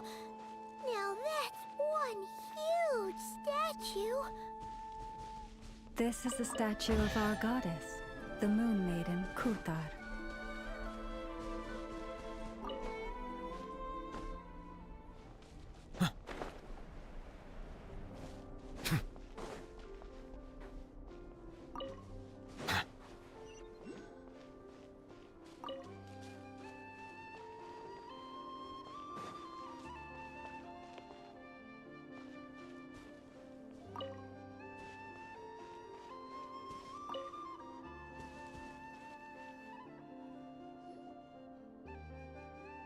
Wow! It's spectacular! Kutar was born here on Hisi Island around 500 years ago.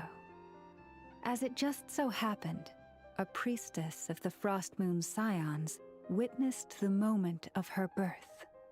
Instantly realizing that this was the prophesied rebirth, she quietly recorded the event and carved this statue to honor that miracle. According to legend, Kutar's birth was accompanied by the sudden appearance of many Kuhenki, who wove the moonlight that bathed her into silken vestments fit for a goddess. Hey! It's like it knows we're talking about it. From that day forth, the Kuhenki have been regarded as Kutar's familiars. Some believe that their habit of guiding travelers to hidden treasure stems from an instinct. The same one that not only drives them to protect the moon goddess, but also to make her smile. After all, according to the records, Kutar always looked lonely as she gazed up at the distant moon.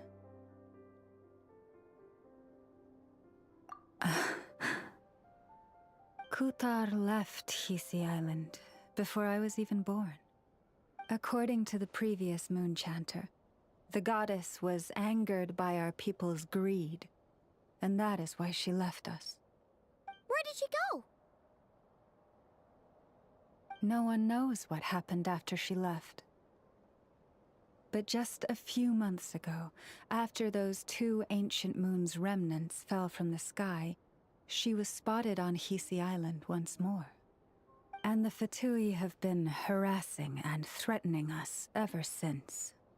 Judging from what they've said, our moon goddess is actually their missing harbinger, Columbina, the damselette. The damselette? But isn't she number 3 amongst the Fatui harbingers? So she's actually the moon goddess. Why would she join the Fatui then? That too is a question I've struggled with. But even at the best of times, understanding other people's choices is difficult, let alone those of a goddess. Plus, forgive me, there I go again, rambling on about our history. But you came here to ask about the sacred relic, didn't you? Honestly, Paimon's not sure which part she's more curious about now. Since ancient times, the Frost Moon Scions have had in our possession a special fragment of the ancient moon's remnants. A piece in which I sense a power unlike any other. Successive generations of moon chanters have all detected a divine presence within it. We call this unique remnant the Moon Marrow. We heard you can use it to see what happened in the past. What is it in particular that you seek from the past? Well, basically, to cut a long story short, the traveler here is actually from outside of Tibet. Oh.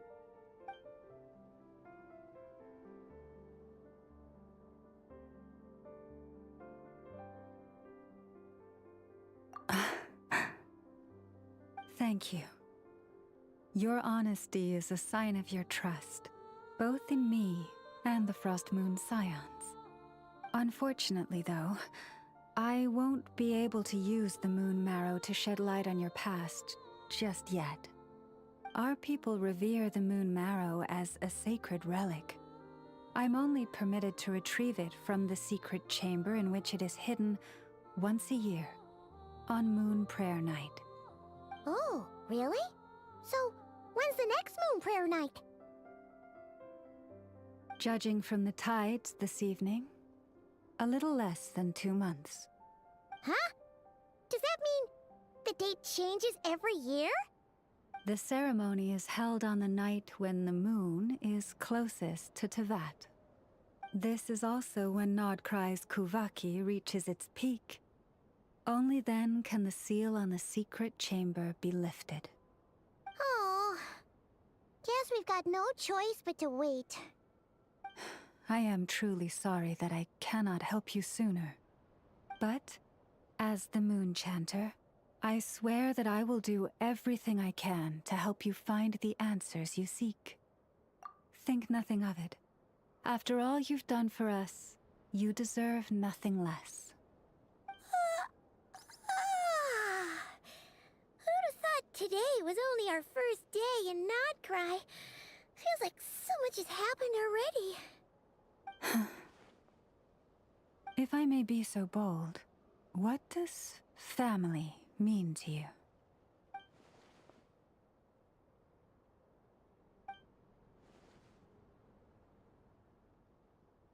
If you are aware of something, a secret that could hurt your family, would you be honest with them? Or try to hide it?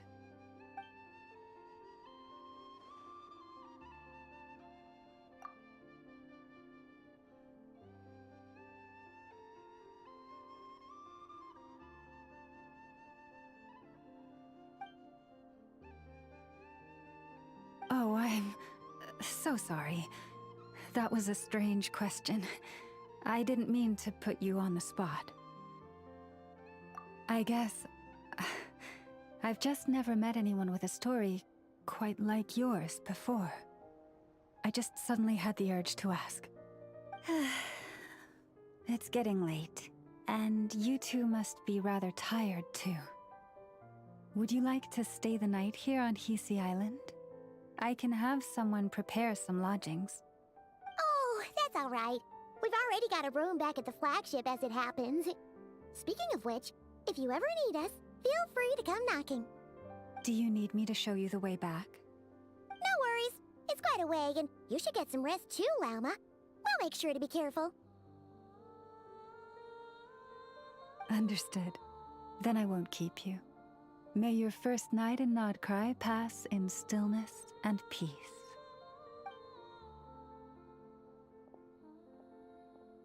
So, what you thinking? Sure was an eventful day, huh?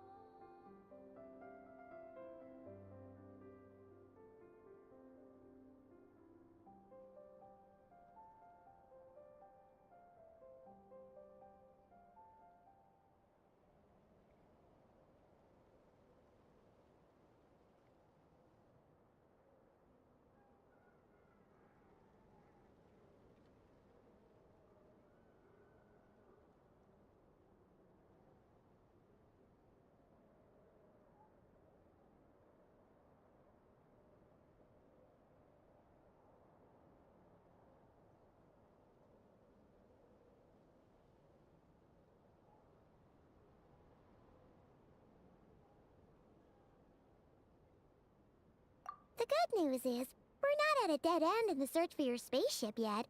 We can always learn more about this place while we wait. The usual drill, huh? Paimon's really getting sleepy now. If she gets too tired to fly back, you carry her, okay?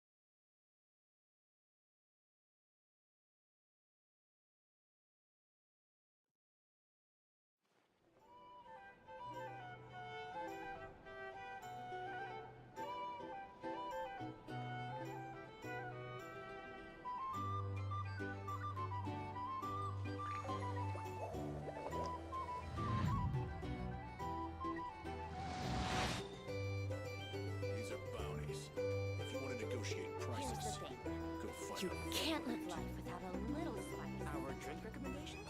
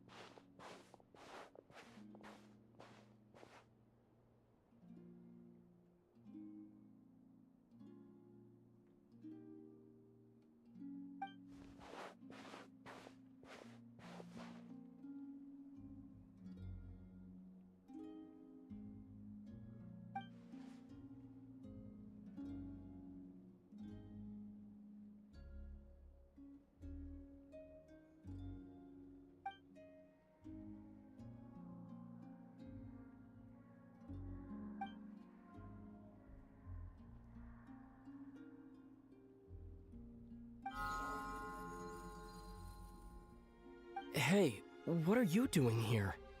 These flowers... I remember. When you first appeared, there were flowers like this all around you.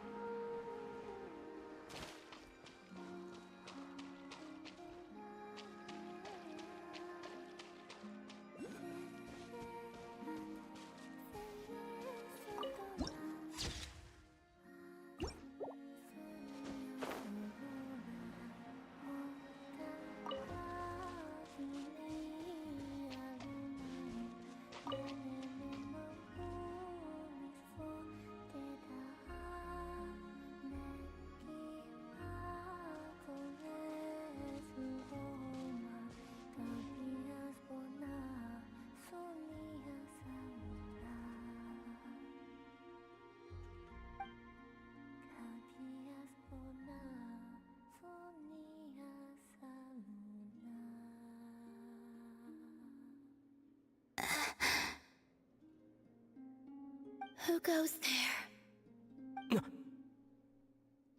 How did you get in here? I am but a passing traveler. I followed your song here. I'm very sorry if I've intruded. The Kuhenki. She brought you here.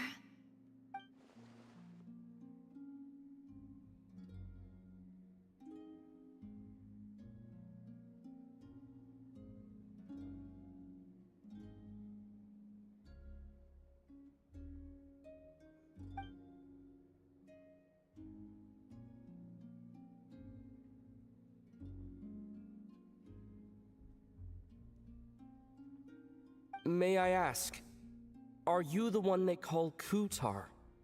And the harbinger that the Fatui refer to as the Damselette? The Fatui? Are you here at their behest?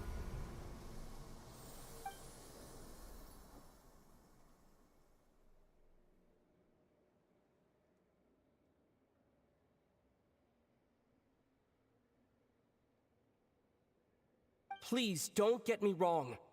I have no intention of doing anything for the Fatui. I just wanted to ask you about Nodcry and the moons. The moons? Do not believe in what you can see. What truly matters is what you cannot.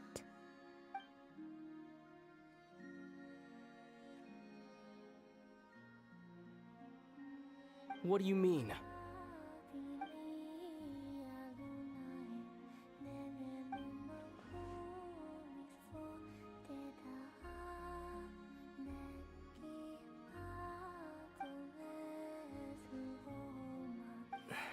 Listen, I'm the Traveler.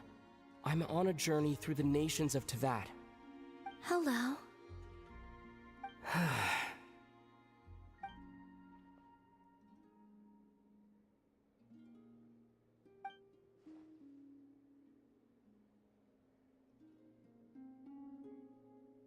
Could you tell me your name? Columbina. Kutar, the damselette, the moon goddess. Pick whichever takes your fancy. I do not know my own name.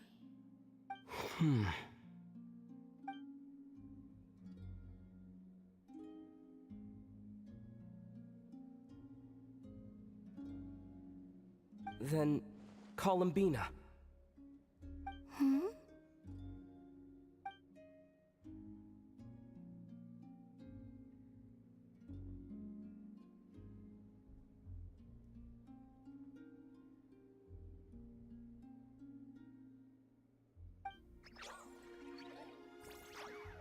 This Kuhenki, this Lanatar, did you bring her into being?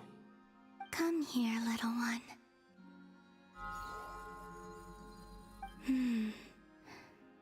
The trace of a blessing, but not one of mine.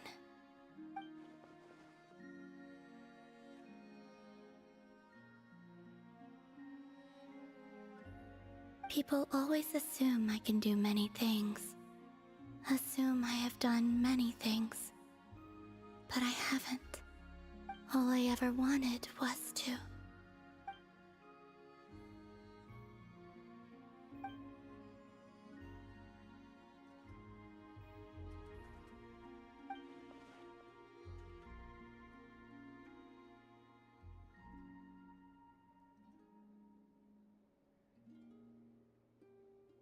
It's about time I got going. I'm very sorry for disturbing you today.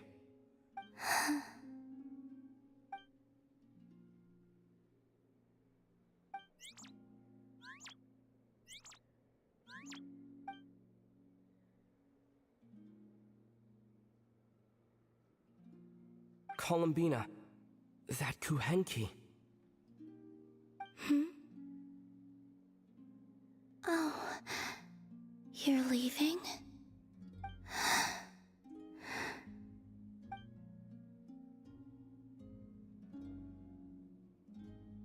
Go then.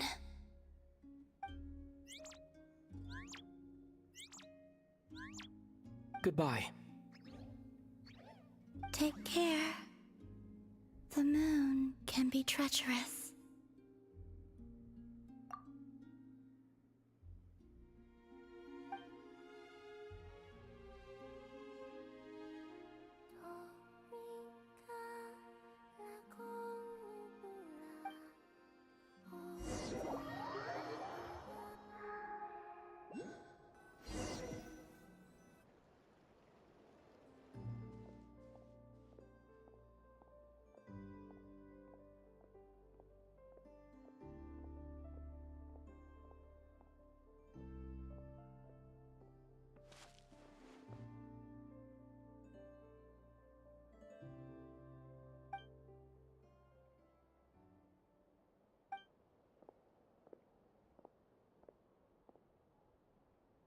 Wait, is that... Lumine?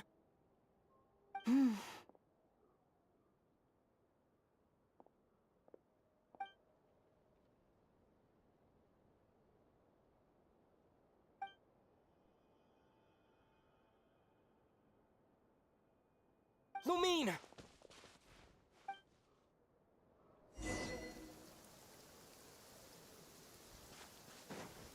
Lumine!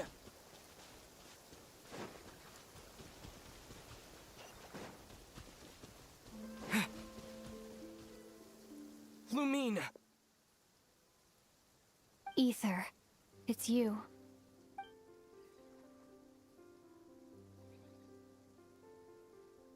Why are you here on Hisi Island? If I told you I was here in search of the Frost Moon Scion's sacred relic, what would you think?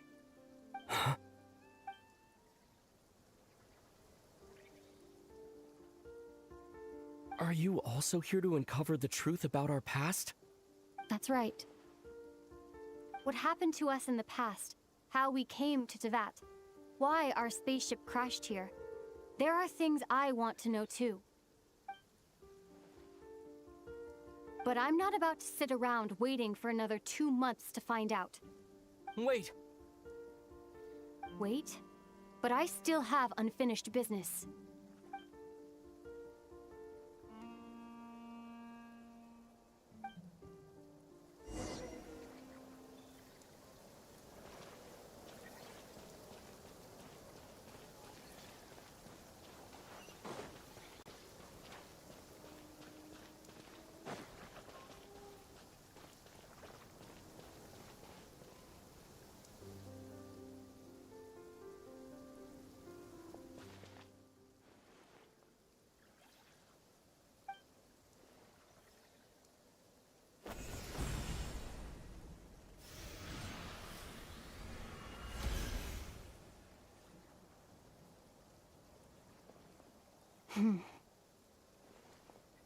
Hold on a second. What's wrong? That's the Frost Moon Scion's sacred relic. We can't just... Use it to get to the bottom of all this? We should at least get their permission. You barely even know her, yet already you hold that moon chanter in such high trust? What do you mean? She told you that the seal can only be broken on Moon Prayer Night, when the flow of Kuvaki is at its peak, yes? You heard all that? Watch this. Huh? But... Get it now? She's been stalling for time. As long as the statue's base is imbued with sufficient power, the secret chamber can be opened at any time.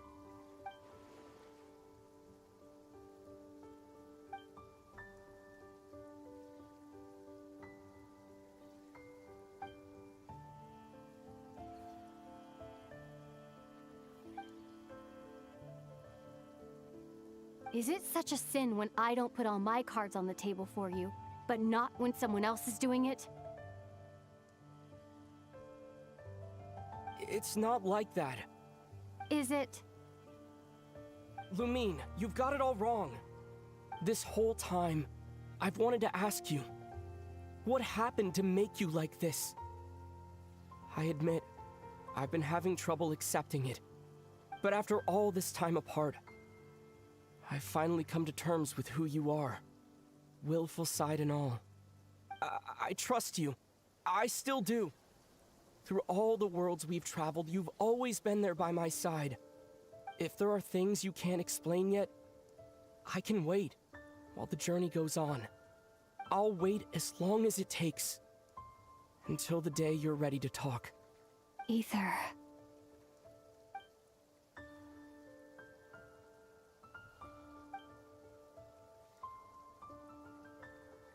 I'm not looking to borrow the Moon Marrow simply because of our past.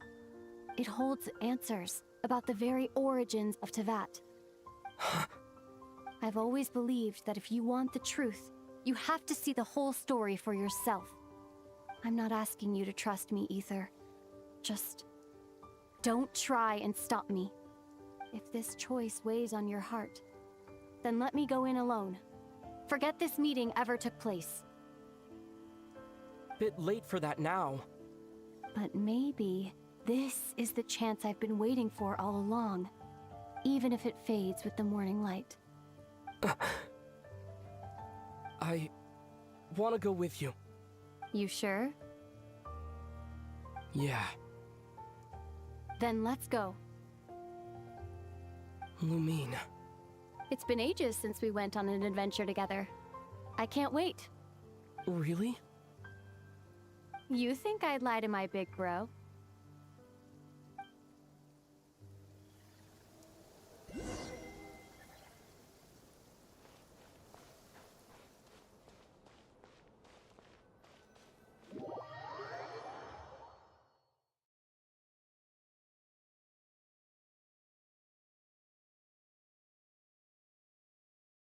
From what I understand, the path ahead is likely to be full of trials and challenges.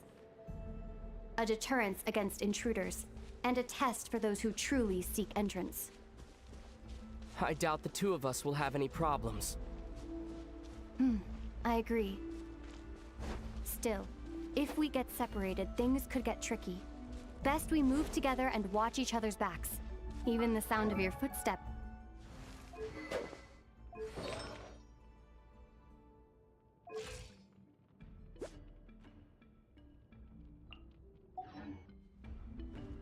As a warrior, as a traveler, as my big brother.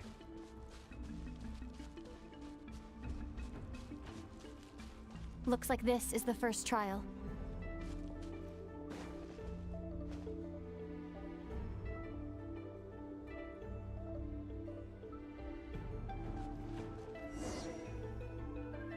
Ether, do you understand how Pubg works?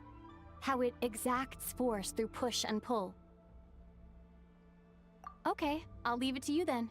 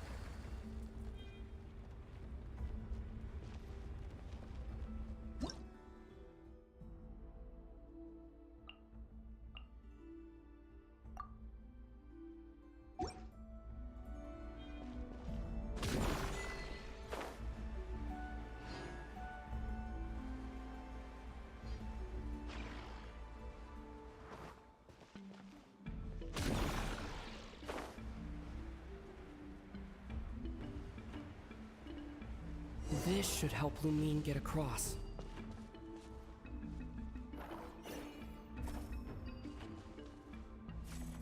Lumine!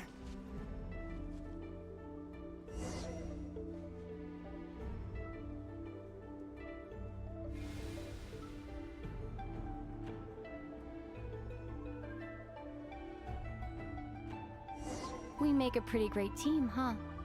Just like the old days.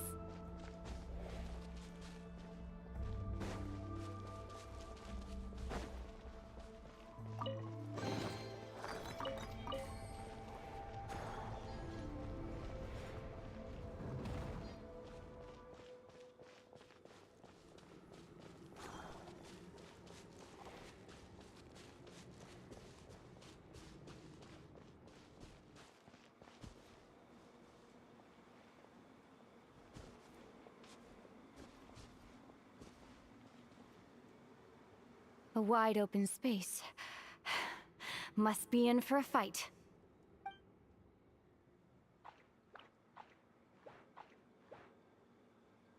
Was that it?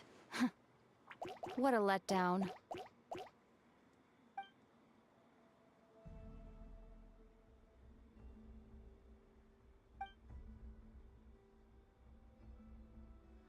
Ether. What is it? Why are you looking at me like that? Those enemies were weak, were they not? Maybe it's because the trial's only just begun. Actually, I've got an idea. Why don't we have ourselves a little friendly competition? Let's see if your journey has made you rusty. You're on.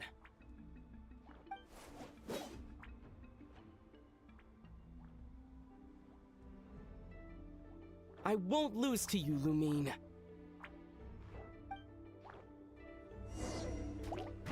If memory serves, I used to come out on top more often than not.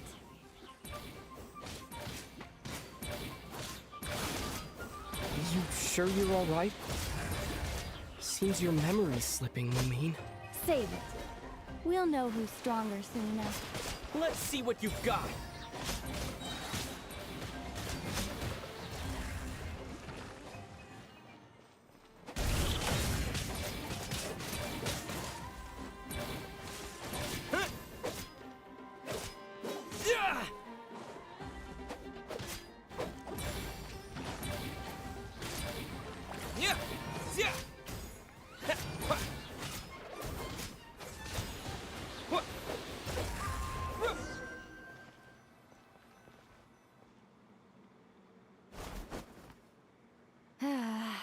Fine.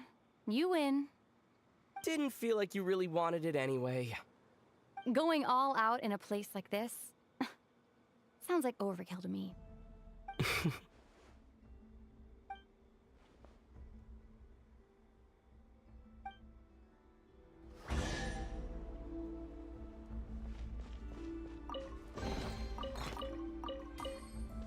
Let's keep moving.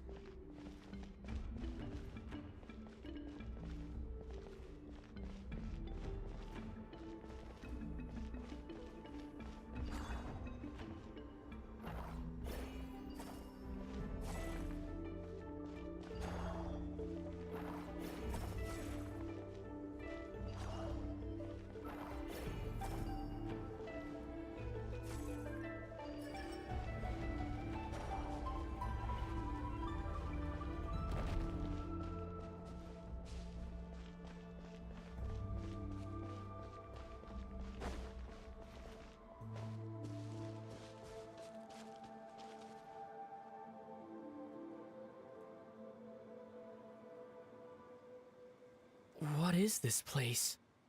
No sign of any monsters. Feels like a ritual site. But something's missing. It's ahead. Inside that thing that looks like a mirror. I can feel it. But maybe it's sealed within. Can you open it using Kuvaki? Apparently not. Do you think it might have something to do with the Frost Moon Scion's bloodline? Lumine? If this is about strength of blood, what could possibly stop us? Let me give it a try. Why don't you check around for other clues? Sure.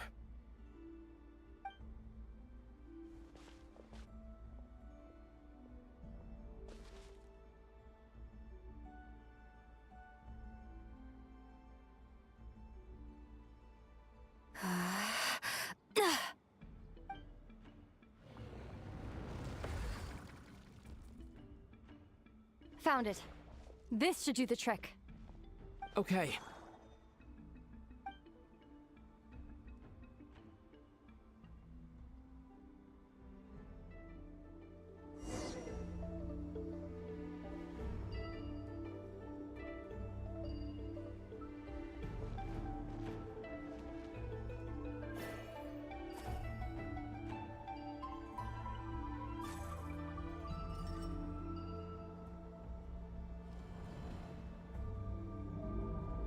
Yep, that got a reaction. That's one down.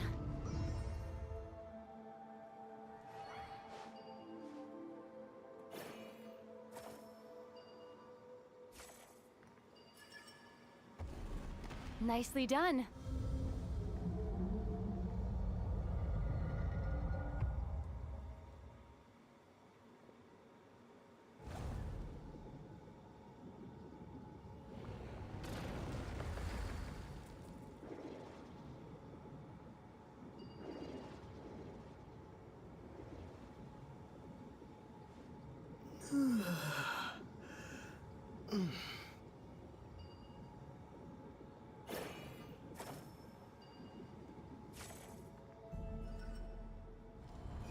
You've got this. One more to go.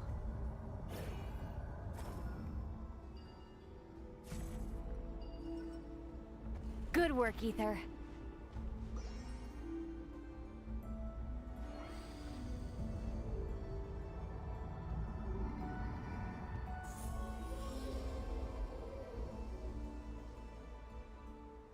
The door's open. Come. We must be close.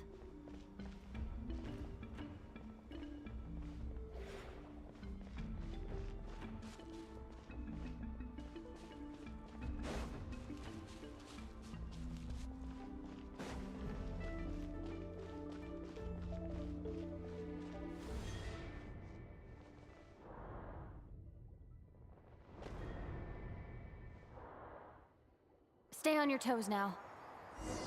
Have you considered that I might be the more experienced between us? Is that so?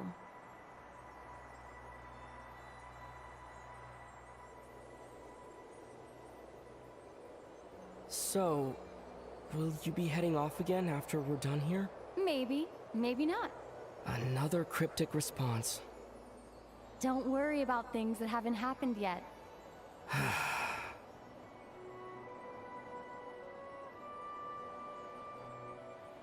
At the end of all this, what do you think we'll find? Whatever it is, we can handle it. What about the end of our journey? That's not something we need to worry about right now.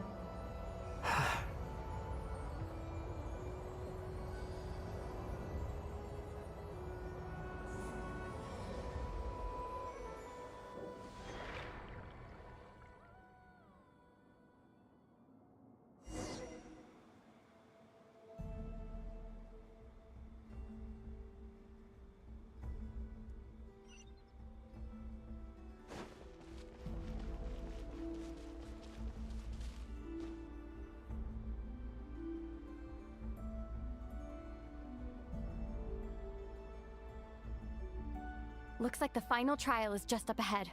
Ready for battle? When have I ever not been? What's wrong? Going on an adventure with you, side by side, it's been so exciting. But at the same time, it just feels surreal, I guess. Maybe because it's been so long. You know, this is only the second time we fought together since the day we both woke up in Tevat. Maybe that's it. Ether, let the light of our blades come together once more, just like they did in the past. What do you mean? This is a night of miracles, an adventure that belongs to us. Let's not weigh it down with worries and regrets. This is our adventure.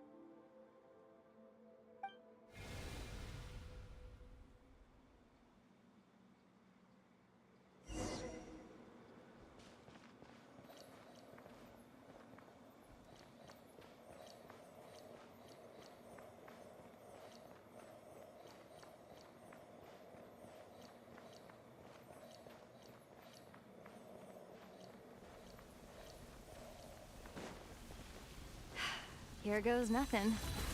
Prepare for battle. Stay focused! Dodge its attacks!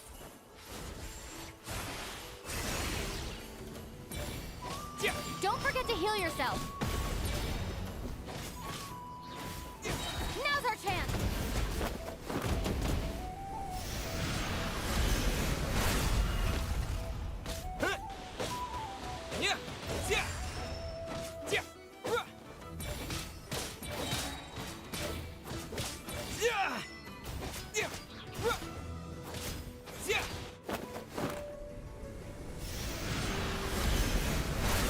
Watch out!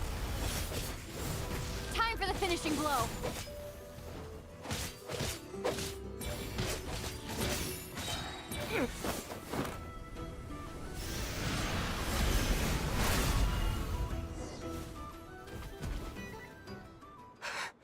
It's over. Nicely done. Flawless execution. Couldn't have pulled it off without your backup. Not too shabby at all. As for what you were saying, yes, I should have come to see you earlier. Or at the very least... Spent more time with me going on adventures like this. something like that. Instead of just running off and expecting you to follow my trail. Wait a sec. That's not an official apology, is it? That goes without saying.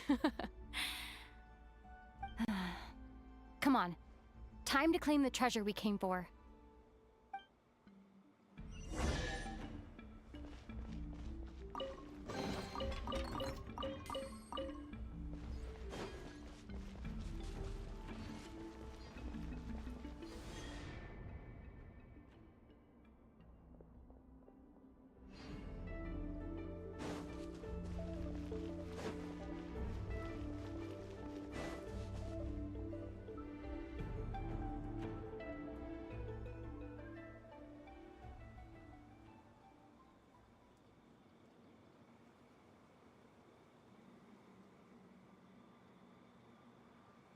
So this is the Moon Marrow. The treasure we've been after. All right. Go get it for me, Ether. It belongs to me.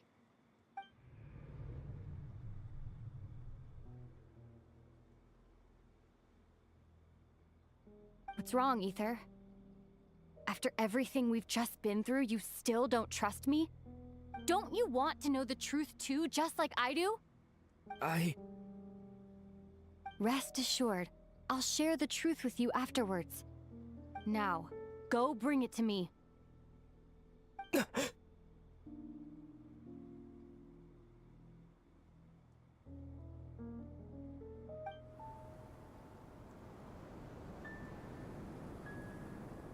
What's going on? Where did this fog come from? Lumine!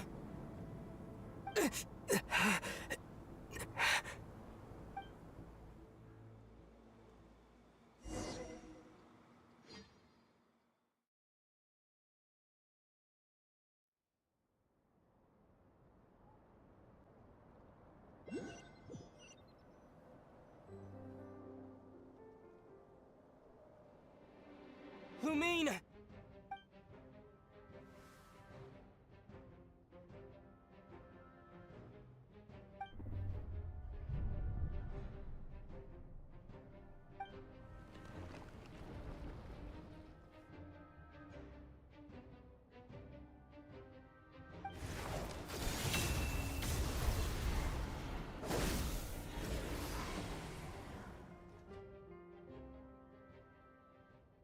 Lumine! Huh? What are you doing here? Yes, we ran into each other at the flagship this afternoon. I'm honored you still remember.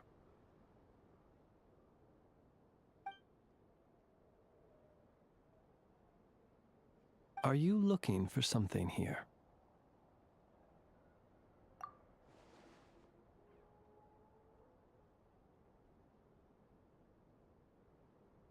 And you just happen to end up surrounded by the Wild Hunt. Sorry, I did not intend to come off as pointing fingers. Indeed, perhaps our courses of action do not differ so greatly. Not exactly. We Lightkeepers are accustomed to patrolling at night. A long-held tradition, you understand. I was just passing by when I noticed that the Wild Hunt had struck. So I simply did what I am duty-bound to do. As a matter of fact, I just saw someone leaving in quite the hurry. Was that your companion?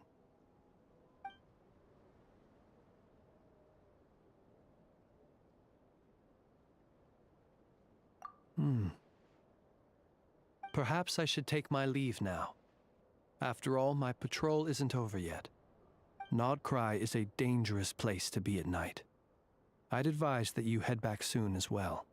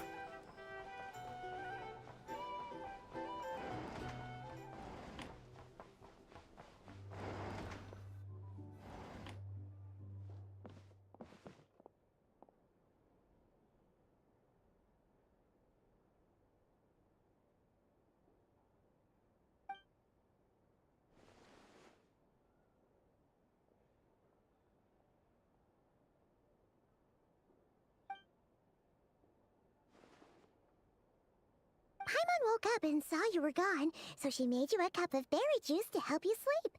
Her own secret recipe. When you get back, drink it up and go get yourself some rest.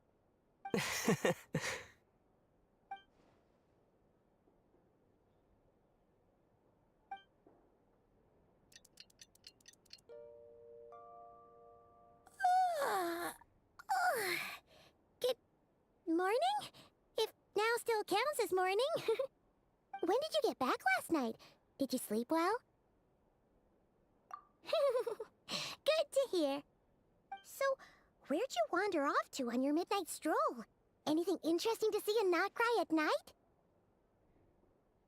Oh, really? Come on, don't leave Paimon hanging. All right. Guess we'll have to feed your stomach before we feed Paimon's curiosity. Let's go grab something to eat while we talk.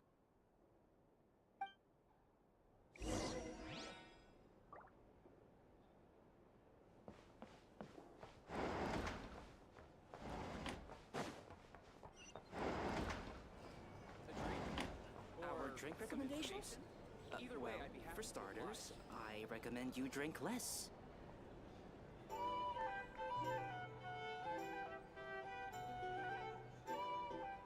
Phew! This is just the best, huh?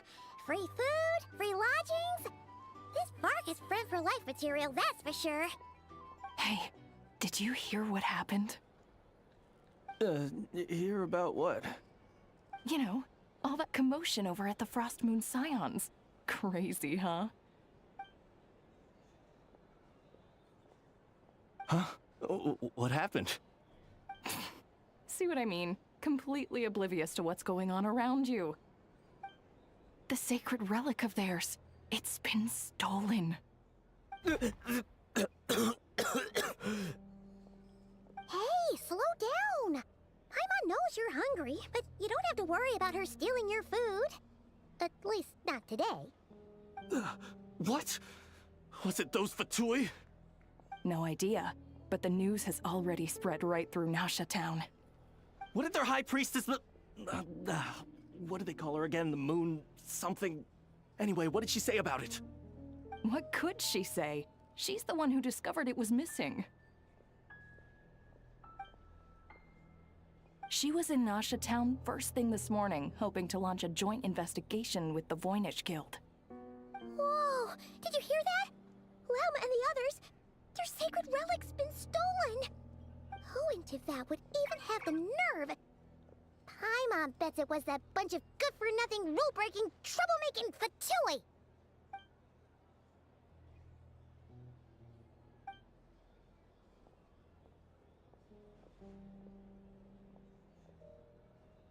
Huh? What's wrong? You feeling okay? A joint investigation? Good luck getting any takers. Unless there's some reward or business opportunity to sweeten the deal. Same thoughts here. So just a few minutes back, she switched gears and headed over to the one place that might actually be able to solve this. The Curatorium of Secrets. Ah! You scared, Paimon! What is it? Huh? Okay, just... Hey! Paimon's not a baby, you know! Quit pulling her arm! Here's the thing. You can't live life without a little spice.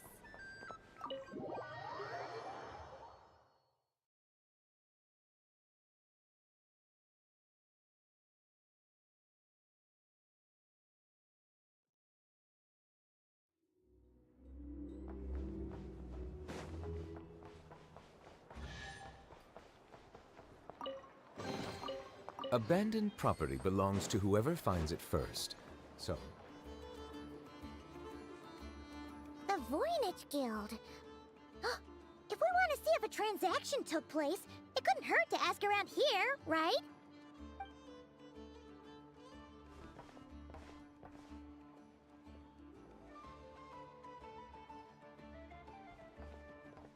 Welcome to the Voynich Guild. Heavens above! If it isn't the owner of the Clink Clank Krumkake craft shop herself. What an honor this is! And quite a rare one at that. We're always sending orders out to your workshop, but rarely do we have the pleasure of doing business in person. Are you looking to sell one of your pieces? I'm sure we can land on a price that'll leave you satisfied. Sell one of my bots? You wish. Actually, one of Aino's bots was stolen, so we wanted to see if the guild had any record of a sale or something. I see. This bot must mean a great deal to you, Miss Aino.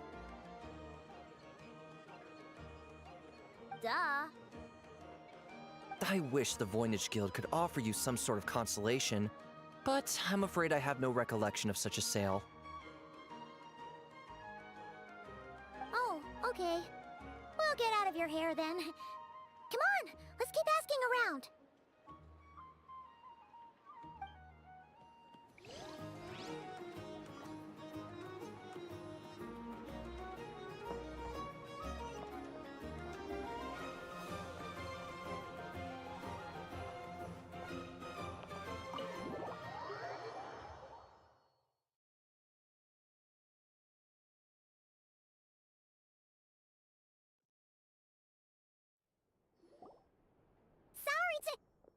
Huh? There's no one here. But didn't they just say Lauma came this way a few minutes ago?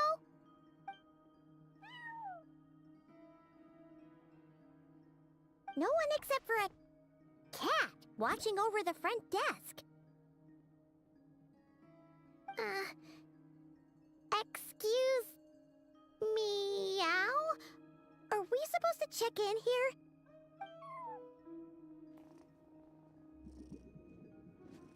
No idea what that means. Is this Lauma's personal receptionist or something?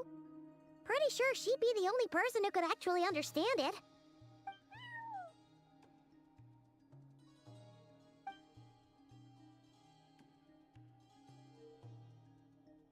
Huh? It's heading into that room!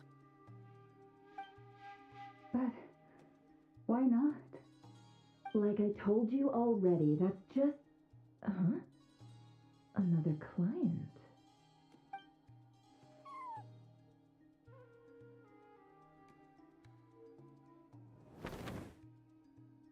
Ah! So, you were in this room the whole time? Something I can do for you. Traveler. Paimon. Oh, you're acquainted then? Yes. They visited Hisi Island yesterday. We had dinner together. Allow me to introduce you. Traveler, Paimon. This is Nefer, boss of the Curatorium of Secrets. Pleasure to meet you. They are travelers who arrived in Nodcry just yesterday. Greeted by the birds and beasts of this land, they are kind-hearted souls who walk in the moonlight's glow.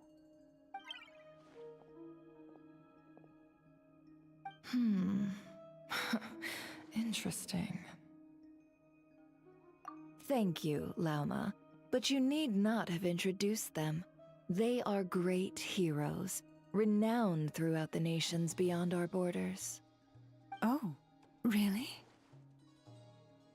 Do not forget, I deal in information. Just because most people in Nodcry pay scant attention to foreign affairs, that does not mean the same goes for the Curatorium of Secrets. They're the heroes everyone was talking about before. The ones who saved Natlan during the Abyss Crisis.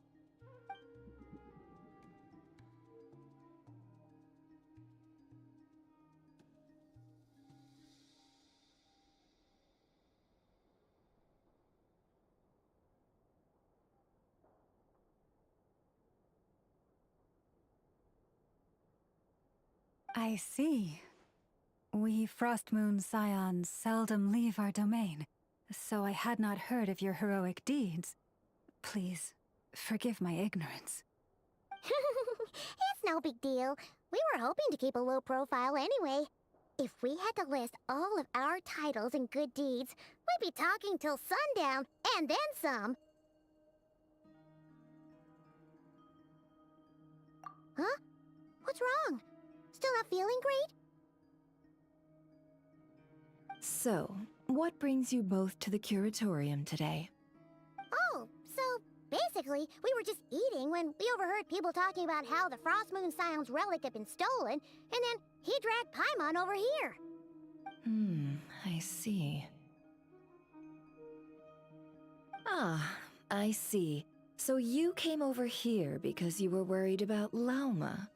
A combination truly befitting of great heroes. Strong at arms and pure of heart. In that case, Lauma, I've got a suggestion. Why not ask these battle-hardened heroes to take the commission for you? Honestly, it's a little beyond the means of such a modest establishment as ours. Your modest establishment? Unable to handle a commission? You just don't want to take it, do you? You're right. I do not. What kind of commission is this? Surely it's not to recover your stolen relic? Yes, that is it. Recovering the relic is both my duty as a moon chanter and a step toward fulfilling the promise I made the Traveler, to help uncover the truth of the past. But Nefer has already declined our commission multiple times.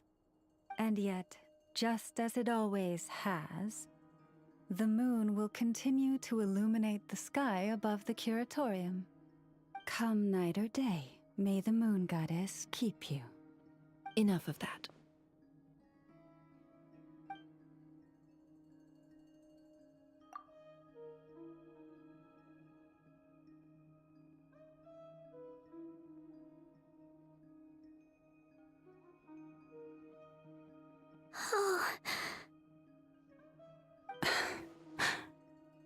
So, according to him, he never came into contact with the relic. So he suspects his sister may have taken it. I understand. The Frost Moon Scion's secret chamber has remained hidden from the world for generations. But the reason outsiders are forbidden entry is not only to prevent theft. Within the chamber lie ancient trials, challenges designed to test the worthiness of those who enter. To intrude without rightful cause is a most perilous act indeed. So please, don't be too hard on yourself. The fact that you made it through those trials proves your right to stand before the relic. To put it simply, the Moon Marrow itself has deemed you worthy. No. Your honesty tells me everything. You never sought to take the Moon Marrow for yourself. As for what happened at the end, I suspect the Chamber's protection mechanism may have been activated. Among those who entered the final chamber, there was either someone with impure intent, or else an abyssal presence. The Abyss?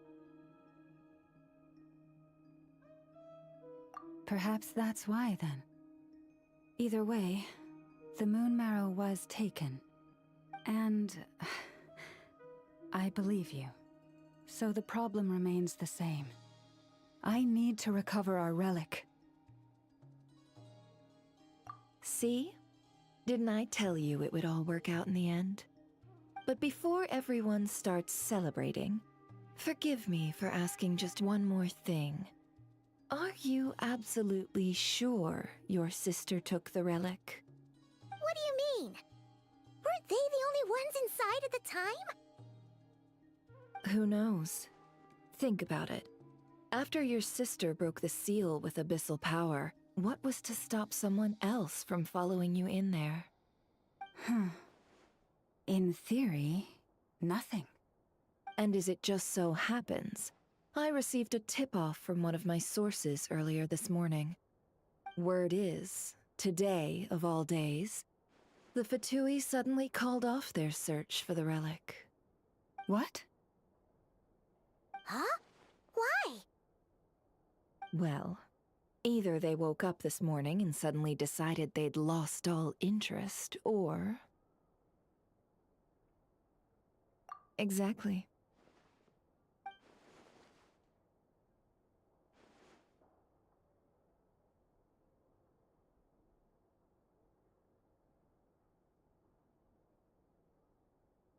Are you wondering if your sister might be in cahoots with the Fatui?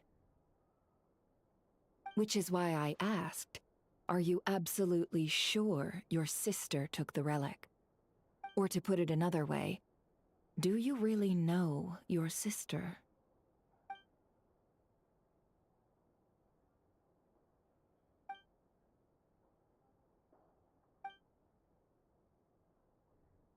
In other words, it's highly likely that the Fatui already have the moon marrow. So, basically, all we need to do is find our way into that Fatui research facility, and we should be able to get to the bottom of this, right? Congratulations, you've found your answer. Looks like the curatorium won't need to lift a finger this time. Well, Lauma, there we are. On behalf of our long-standing cooperation and the great hero by your side, I'll waive your consultation fee.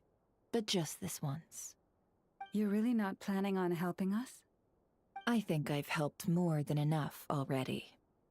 If we're to stand any chance of infiltrating that facility, we'll need the help of a specialist.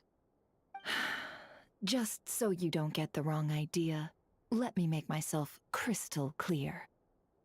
The Curatorium of Secrets has always striven to abide by a policy of strict neutrality. We do not take sides with any faction in Nodcry.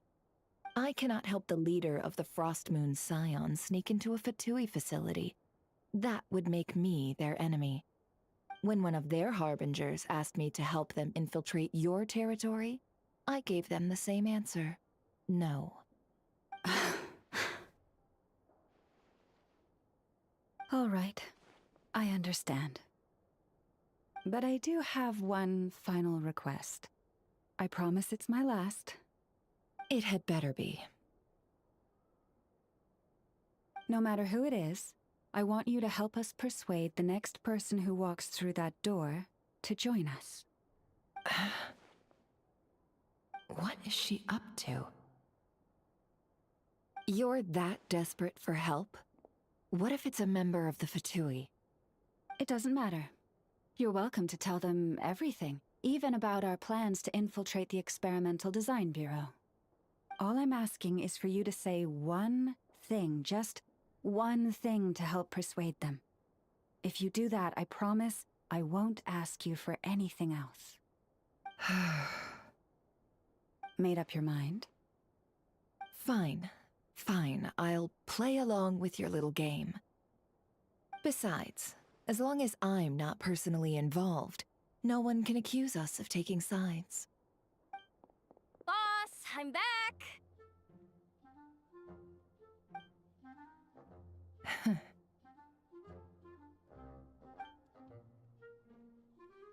You won't believe the luck I've been having today. Remember you sent me to find that runaway cat, yeah? And you said I'd only be back after dark? Well, guess what? Right after I left the house, this big ibis flew over and the missing cat was right in its claws. And once it got close, it loosened its grip and... Ah, boss, you're meeting clients. I'm so sorry. I'll get out of your way.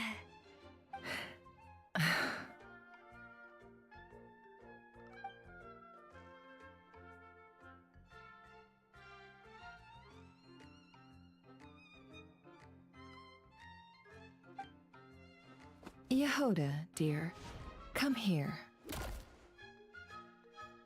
Huh? Me? Is something the matter? Oh, hi there. My dear Yehoda, I have a request. Yikes! Why does the boss sound so scary? Did I do something wrong?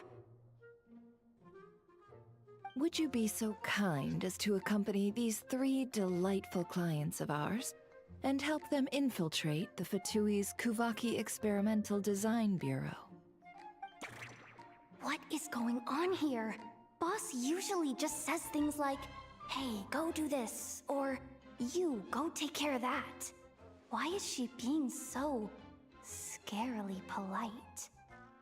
And wait a sec, the Fatui's research facility? That's basically a death sentence. Made your mind up yet, my dear?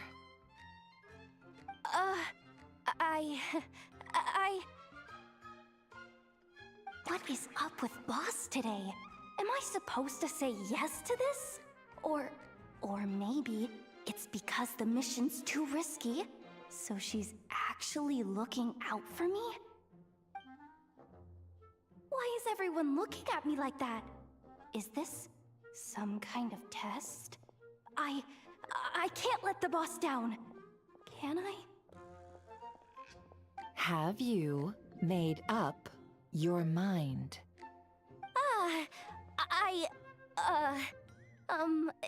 That's... Sure, why not? Really? You really don't mind helping us? Huh? Oh, yes. I mean, no. Of course, I guess I do. Oh, thanks so much! We owe you big time! On behalf of the Frost Moon Scions, too, thank you, Yehoda, for your help.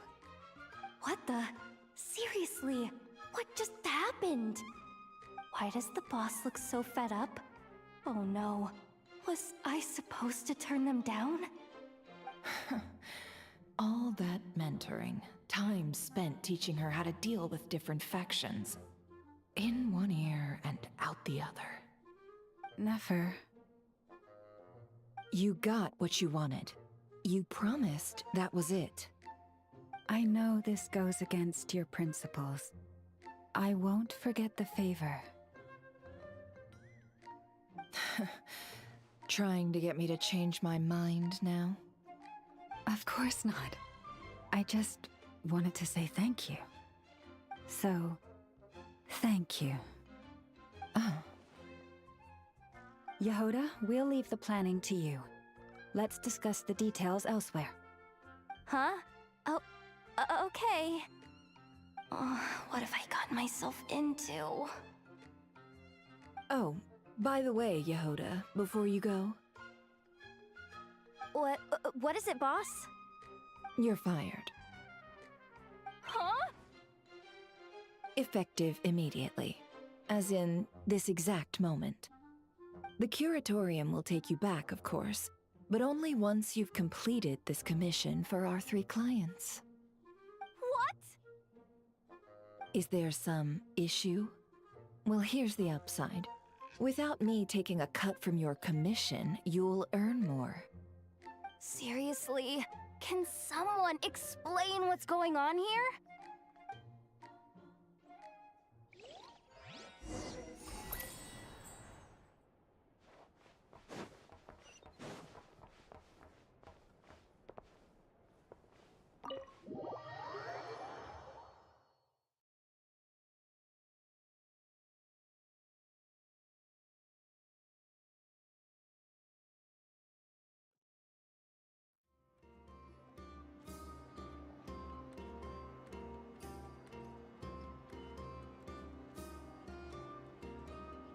Are we sure Yehoda's alright?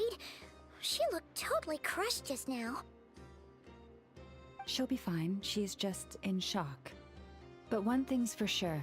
The Curatorium's professional standards are beyond question.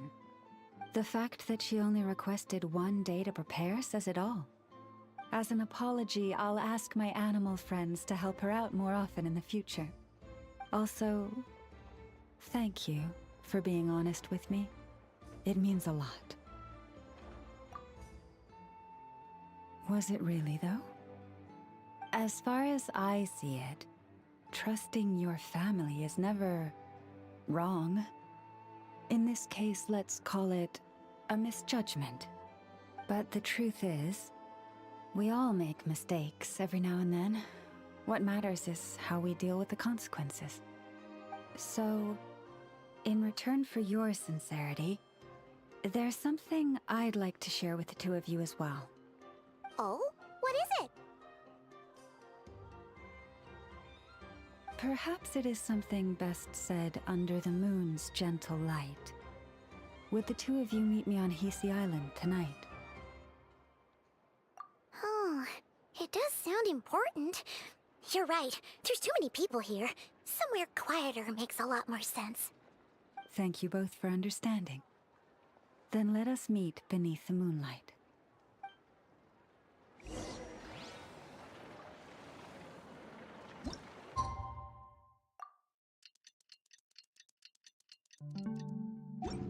It's about time, and the moon's already up.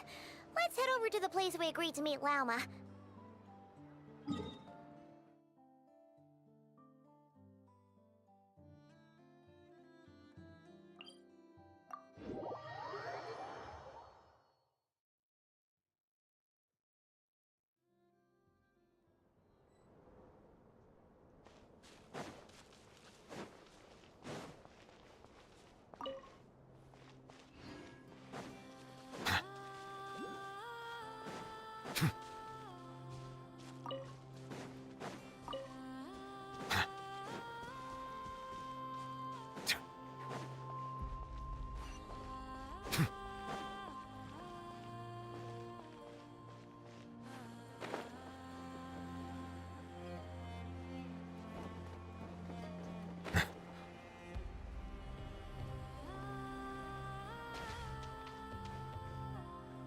Silence!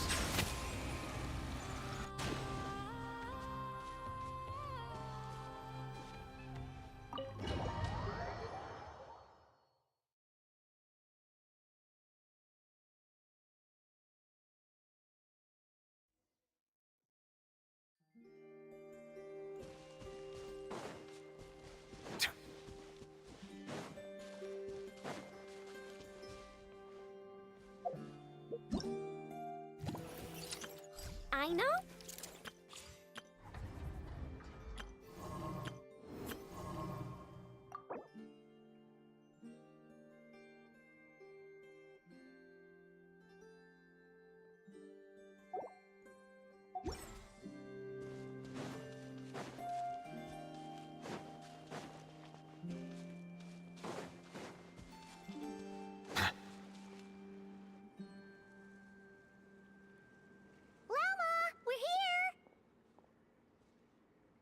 Huh? Lauma, are you praying? I am indeed. For the moment I was born, my people exclaimed, "Behold, eyes like the moonlit tide, antlers like the crescent moon, and blood that glimmers silver as the moon's reflection." From as far back as I can remember, I was revered as the Frost Moon's emissary and the Moontide Maiden. The first words I ever learned were prayers to the Frost Moon. The first gestures, those of our sacred rites. Wow, that must have been tough. Back then, I didn't know any better. It all just seemed so natural. The Frost Moon Scion's bloodline has long since begun to run thin. Nowadays, even those of us with antlers are few and far between, let alone those attuned to the power of Kuvaki. But I...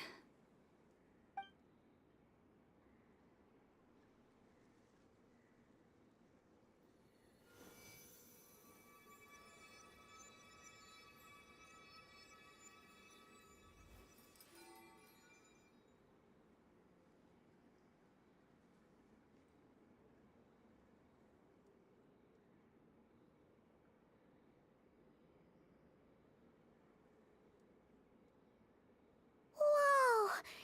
Your antlers are so so pretty. They say it's an extraordinarily rare condition.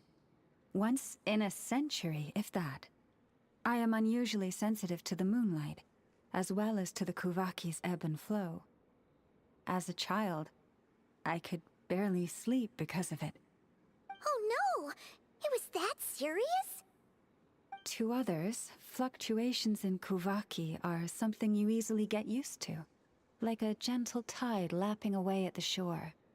But to me, that same tide is a towering tsunami, a surging swell crashing against me. Of course, as the years went by, I learned how to suppress my senses and my power, enough to keep it all from overwhelming me. But because of that, I also had to walk the path of concealment. Concealment? From the moment I was first taught to pray, my kin would point up to the night sky telling me, that Lauma is the frost moon, the last of the moons, the sole surviving truth. But I would ask them in response, why?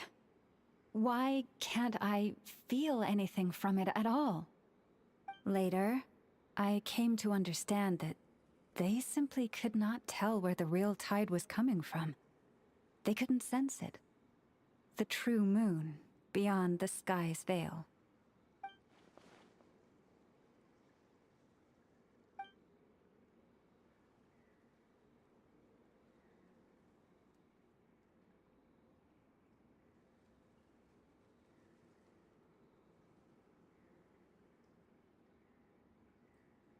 The moon is false. I reached that conclusion long ago. But there was no one I could tell. Not a single soul. At least, not until now. Am I the one who's wrong? Is it the moon that is false, or my own senses? I asked myself such questions time and time again.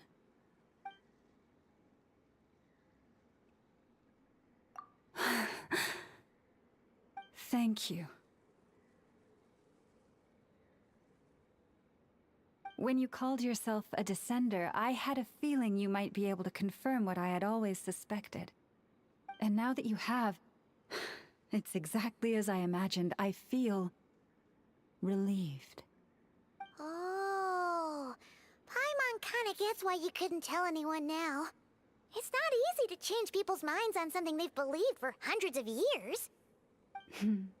That's what I meant by concealment.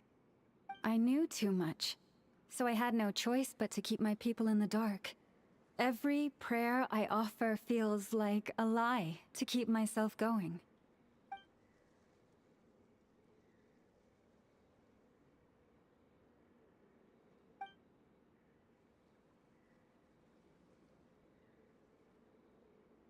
You've already met our Kutar, haven't you?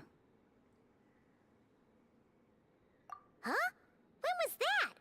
And, more importantly, when were you planning on telling Paimon? Ah, no wonder. What did you think of her?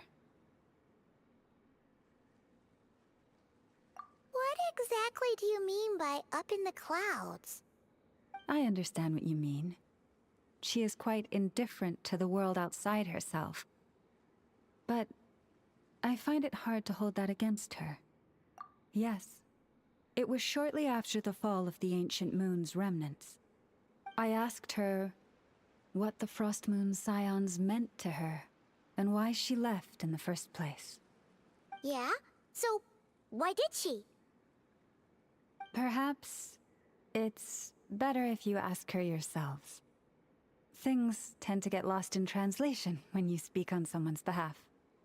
What I can say for certain is this. Even when I had no one to confide in, I still had a family. I still had the Frost Moon Scions. But that girl, born beneath the moonlight, perhaps she's never felt she had either. The truth is, though, she might have had it all. If only the Frost Moon Scions hadn't let her down.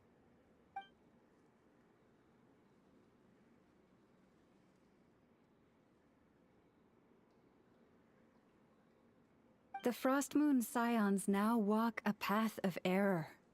They offer their prayers to a false moon, and to a goddess who can no longer answer them. I want to change all that. But with the Fatui closing in on us day by day, the Frost Moon Scions must stand united, now more than ever. I just need to wait for the right moment. Lady Lauma! Lady Lauma! Cappy? Has Kadana's condition deteriorated again? Traveler, Paimon, we'll have to continue this conversation later. We'll come too!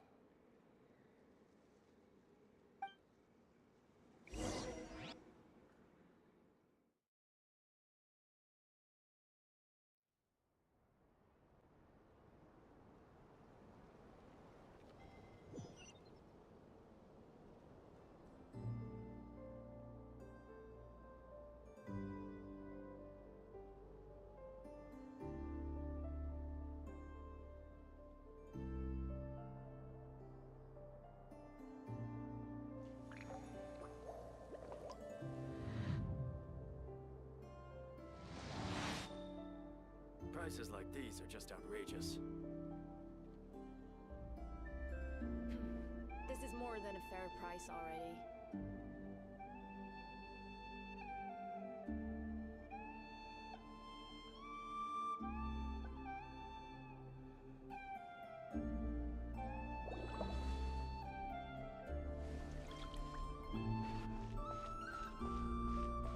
Prices like these are just outrageous. Is it what you wish to find? Hopefully the excitement of opening a treasure chest has at least made it a worthwhile.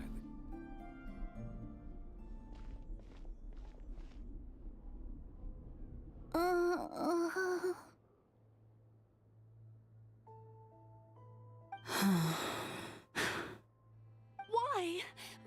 Did I do something wrong? I've been praying to the moon goddess every day.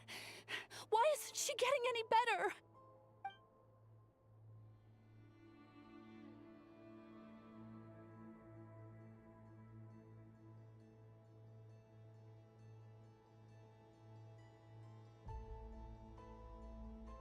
Cappy, I need you to wait outside. I'm about to start her treatment.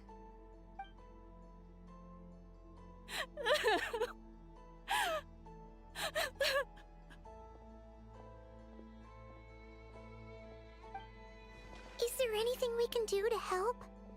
Just don't be alarmed by what you're about to see. And please, don't let her mother see it.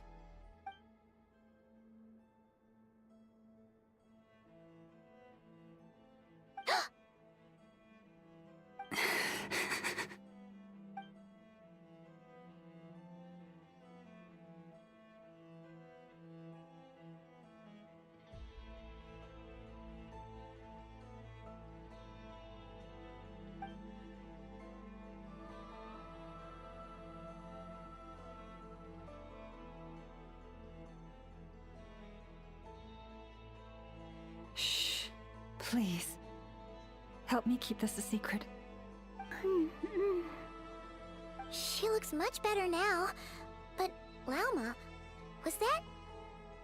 A medicine prescribed by a local doctor. For ordinary people, my blood has the power to counteract any adverse reactions to Kuvaki.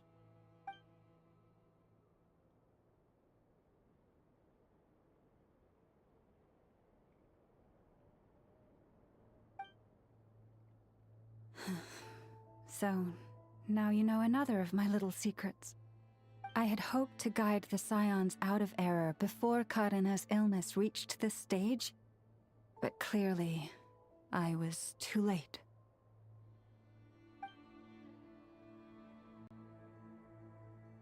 My life is as hidden from sight as the far side of the moon. Yet people only look to the bright side for guidance. If the day ever came when the two sides were reversed, Could they truly accept it?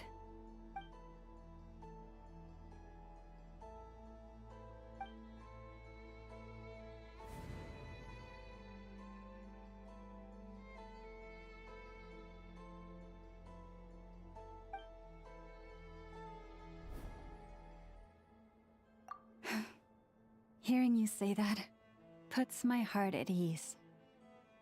Mm-hmm. And if there's anything we can do to help the Frost Moon Scions, just let us know. Our priority right now is reclaiming our relic from the Fatui. But I now understand that the day I will tell everyone the truth is no longer far off. This is more than a fair price already.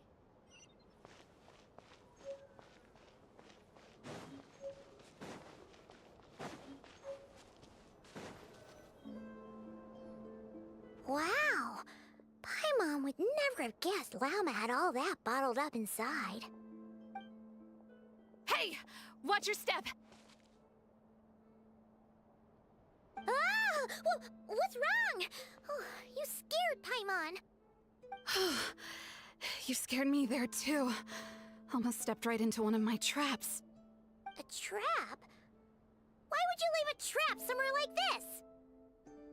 Well, it's not like this is a main path. And besides, we Frost Moon Scions would recognize it instantly.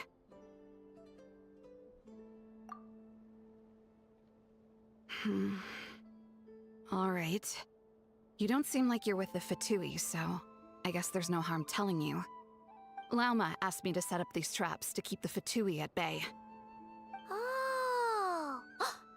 Come to think of it, their 3-day ultimatum is almost up now. Yes. Hopefully they'll back off when they realize we won't go down without a fight. Oh, you've done a lot for the Frost Moon Scions too, just like Lauma.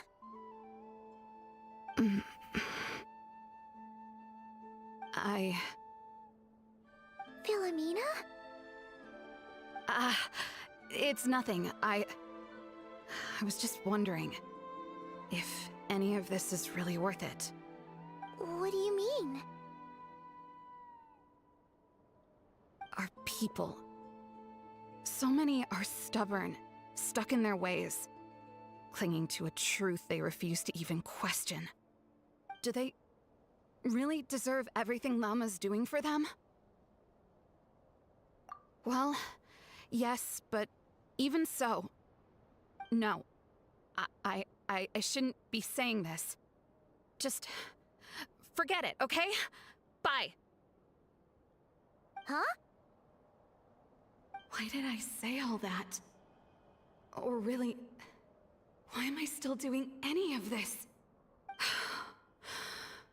Either way, this will be my final night with the Frost Moon Scions. Wow, she sure took off fast. So, are we heading back to the flagship for a break, or what? Wait, you're not thinking of visiting that damselette up in Cloud Cuckoo Land, are you? Huh, given who she is, pushing her won't get us anywhere. Hey, why don't we... Let's bring her something tasty! If she doesn't want to talk, we'll have to win her over with food. Hey, no harm in trying. At the very least, it shows we're trying to be friendly. Let's see. How about Ineffa's 9.12 out of 10 berries and fried meat, the Frost Moon Scion's boon of the day, and one of your signature dishes. Your choice. Should be a good mix of meat and veggies. There's bound to be something she likes.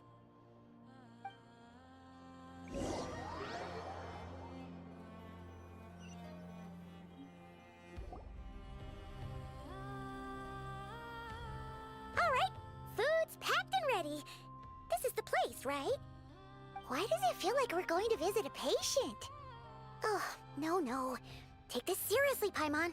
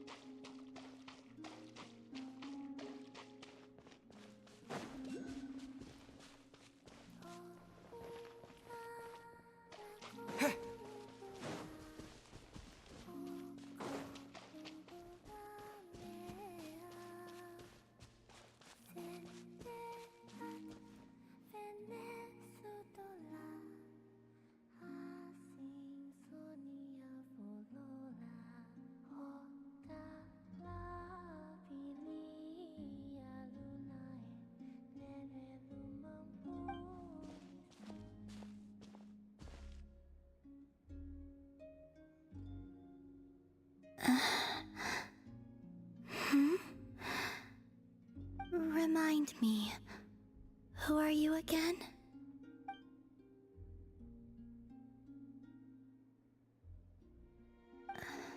A different one floats by your side today. A different one? What's that even supposed to mean? Ugh, there goes Paimon's perfect conversation starter. Hi there! Paimon is Paimon, and this is the Traveler.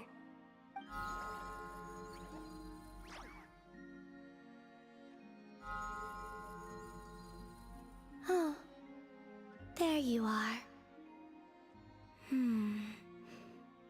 Between the two, I suppose you're cuter. Wait, what do you mean Paimon's less cute than that floaty thing? Columbina. What is it?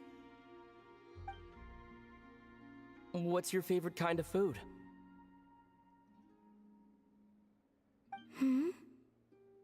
Is this a treat? Or an offering? Let's go with treat. Anyway, this is all the Traveler's cooking, so please, help yourself.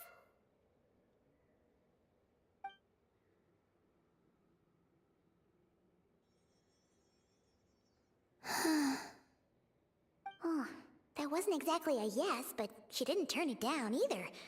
What could she be thinking?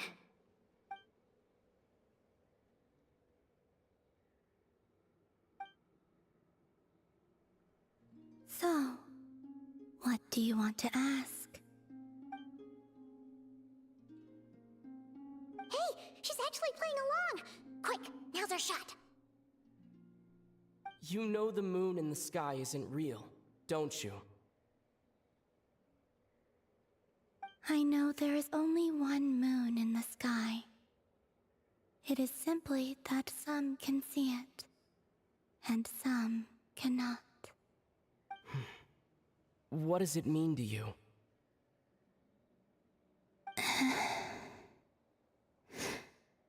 The missing prologue.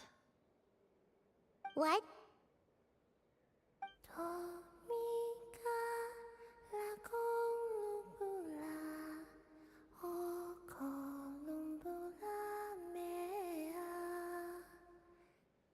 Huh? What does that mean? Isn't she going to explain herself? Can you tell me more about that melody? You were humming it last time, too. It must be important to you.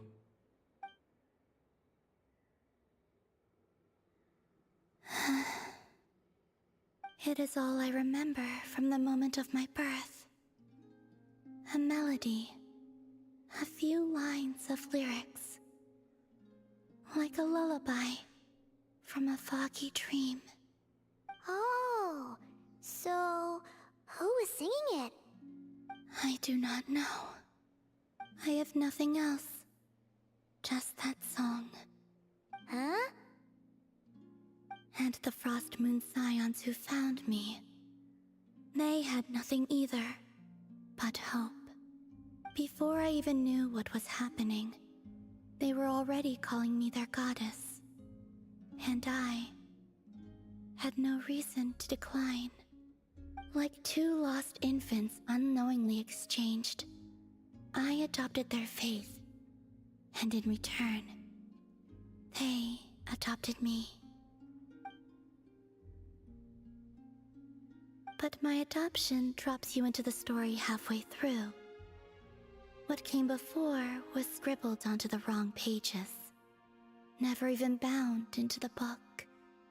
That sense of something missing only served to nurture their greed and doubt. And thus, I came to realize that this place was never truly my home. Greed and doubt? O Moon Goddess, forge weapons for us, drive out our enemies, and expand our lands. O Moon Goddess, heal our wounds, ease our suffering, grant us strength. They asked for everything, and I obliged. Until the day came when no answer could be given.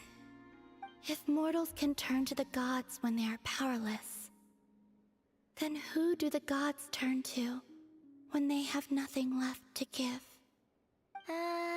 You've got Paimon there. In those days, the Frost Moon Scions cared more for faith than for truth.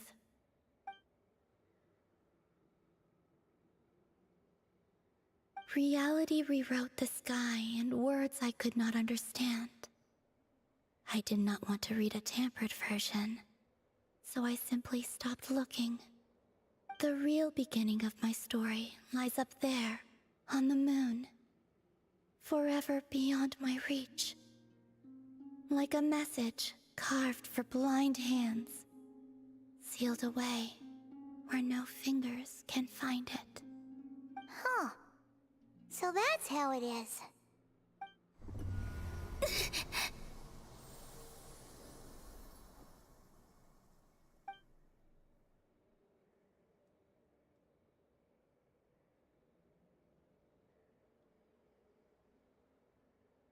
What's wrong?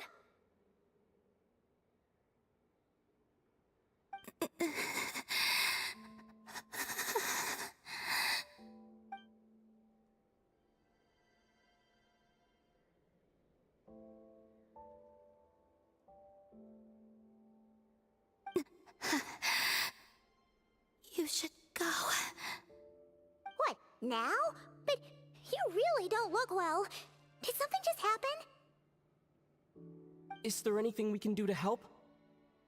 No. Aside from answers, I have nothing else to give you in return. This is the price of running away from home a second time. Running away from home?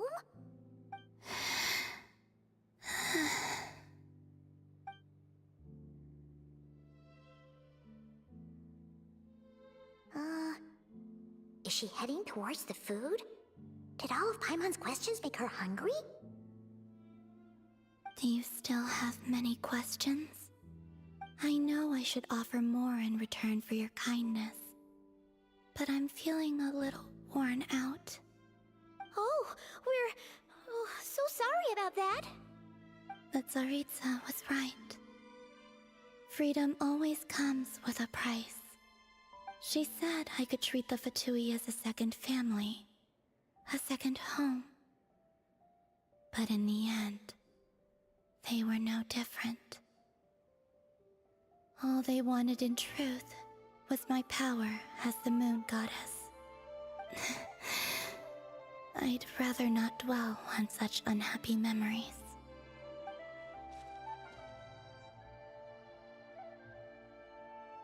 I have fulfilled my promise to the Tsaritsa, though it has used up much of my power. So you see, this has nothing to do with betrayal. So, you're just staying here for now, resting and recovering your strength? Yes. What about these flowers? They have grown in Nodcry for many generations. They're highly sensitive to the ebb and flow of Kuvaki.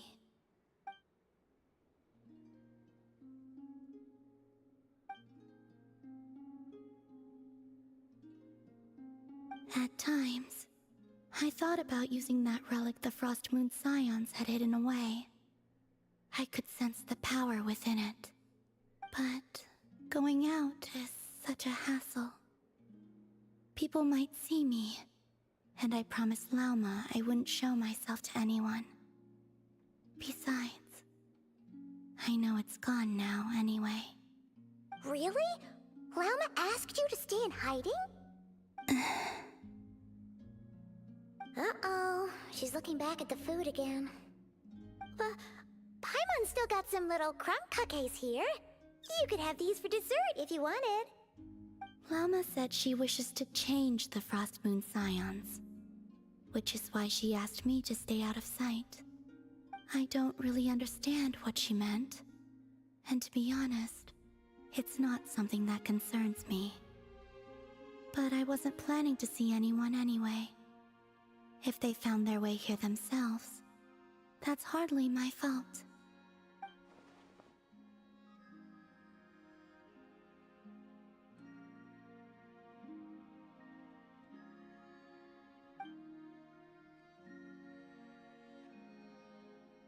Lauma, the Maiden of the Grove. She is quite unlike any Frost Moon Scion I have ever met before. After hearing my story, she actually apologized for how the Frost Moon Scions treated me back then. She told us she feels like she's been living on the far side of the moon. Is that so? I actually got the opposite impression. She's been keeping her true power hidden away, afraid that people might be dazzled by its brilliance, and that they'd no longer be willing to look her way.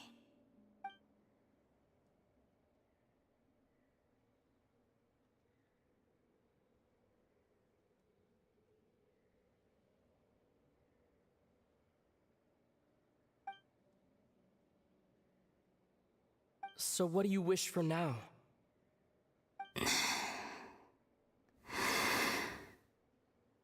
I wish to return to the moon, to the home where my story is written.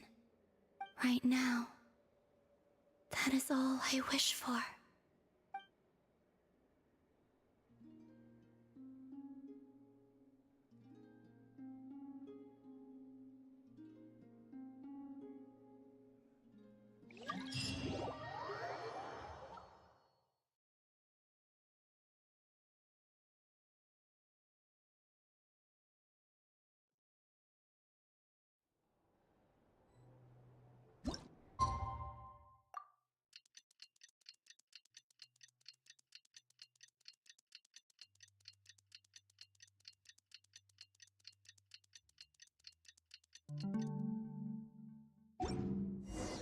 Tonight's the night we infiltrate the Fatoy's Experimental Design Bureau. Come on, we better go meet up with the others.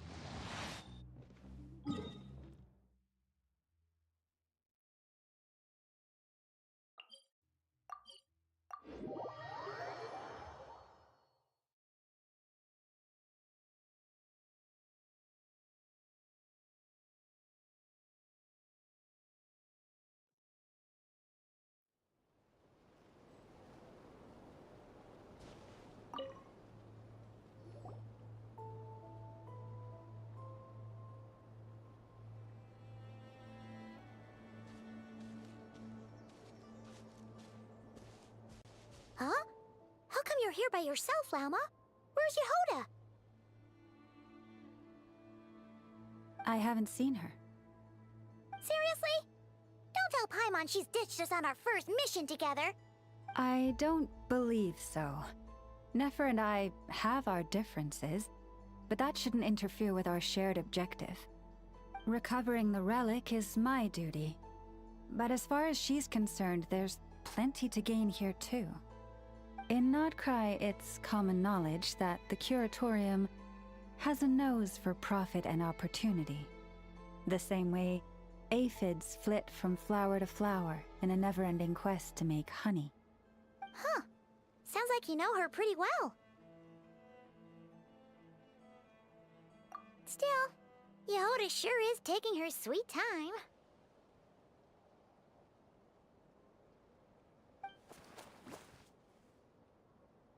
Hmm?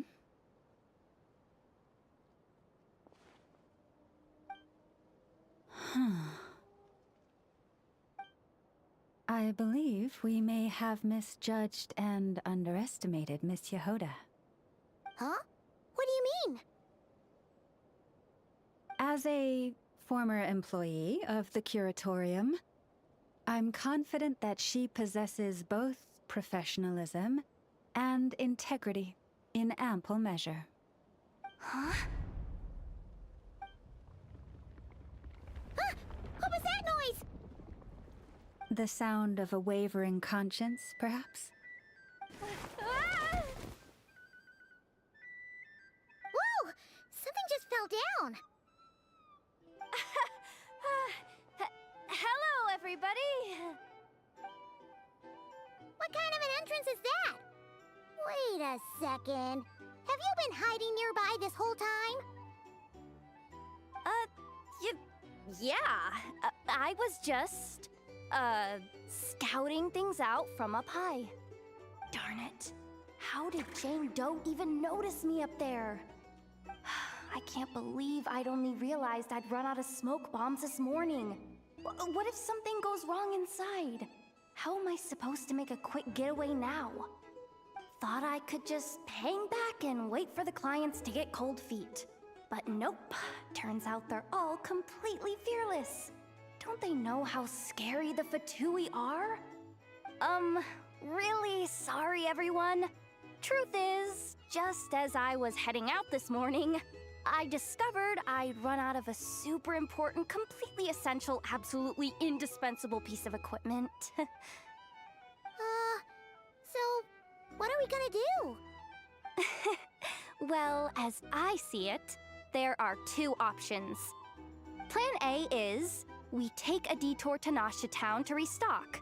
Though, who knows if any shops will still be open this late. Plan B is, we call it quits right here. Disband the team and I'll go home. My place is only like a 10-minute walk from here, so... Personally, I vote Plan B. Bada bing, bada boom. Maximum efficiency, minimal effort. Don't try to solve your problems by running away. Not a fan of either? Then I guess our only option is to fall back on Plan J. That's J for Yehoda, by the way. Why didn't you just tell us that was an option in the first place? Come on, that would have totally ruined the surprise. Boss pulls this trick all the time, and it's always the clueless ones who end up praising her to the skies. Feels like you just threw shade at a whole lot of people. I have faith in your professionalism, Yehoda. You don't need those flashy tricks. Your abilities alone are more than enough to earn our respect. Huh. This Jane Doe sure has an eye for talent. Speaking of which, maybe it's time I started calling her something nicer? You really mean that, Jane? I mean, Laumado? I do. I'll tell you what, it's not every day you get to work alongside such considerate clients. I have a feeling we're gonna make a great team. Plan J is this. We find our way in through the freight access on the facility's east side. It's tucked away from view, and security's lighter at night. I've prepared some special gadgets too, so we should be ready for anything. If we want this to go without a hitch, we'll need to work together every step of the way. So everyone, stick close behind me. Now that finally sounds like a real pro talking. Hey, you saying I didn't before? Kinda, yeah. You... Ugh. Never mind. A top-tier treasure hunter like me never lets the naysayers get to her. Alright, let's go over what we agreed on yesterday. The goal of infiltrating the Kuvaki Experimental Design Bureau is to locate and, if possible, recover the relic that the Fatui stole. We also need to figure out why they built the facility in the first place. I'm worried that they've set their sights on the ancient moon's remnants on Hisi Island too. Well, now that we've got a plan, time to get this show on the road.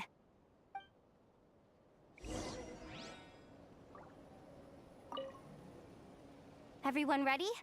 Yeah? Then, alright then. Let's get this job done.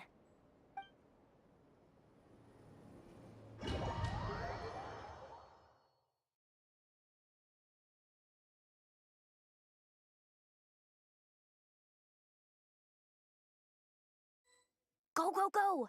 But make sure you stick to the side.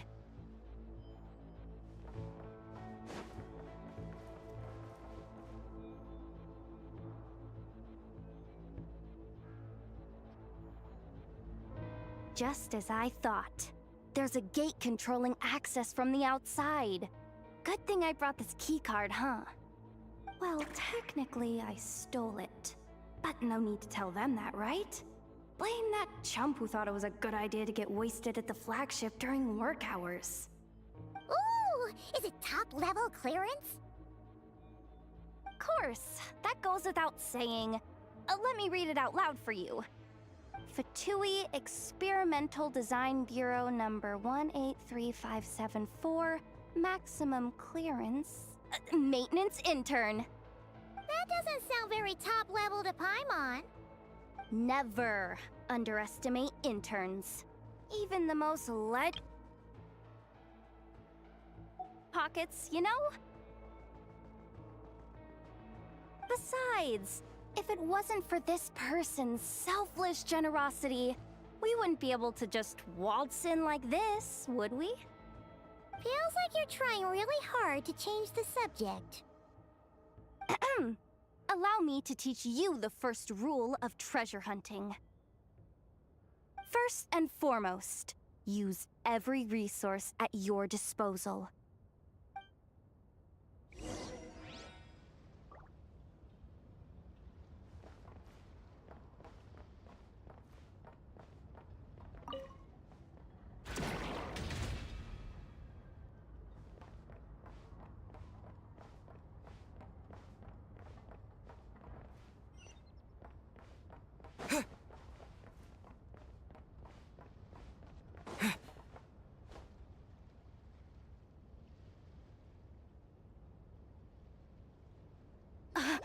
I get it now.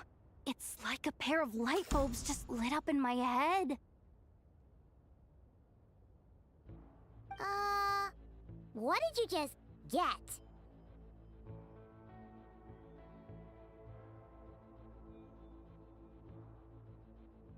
The blue light, aka Plan A, is telling me to take the path along the left side.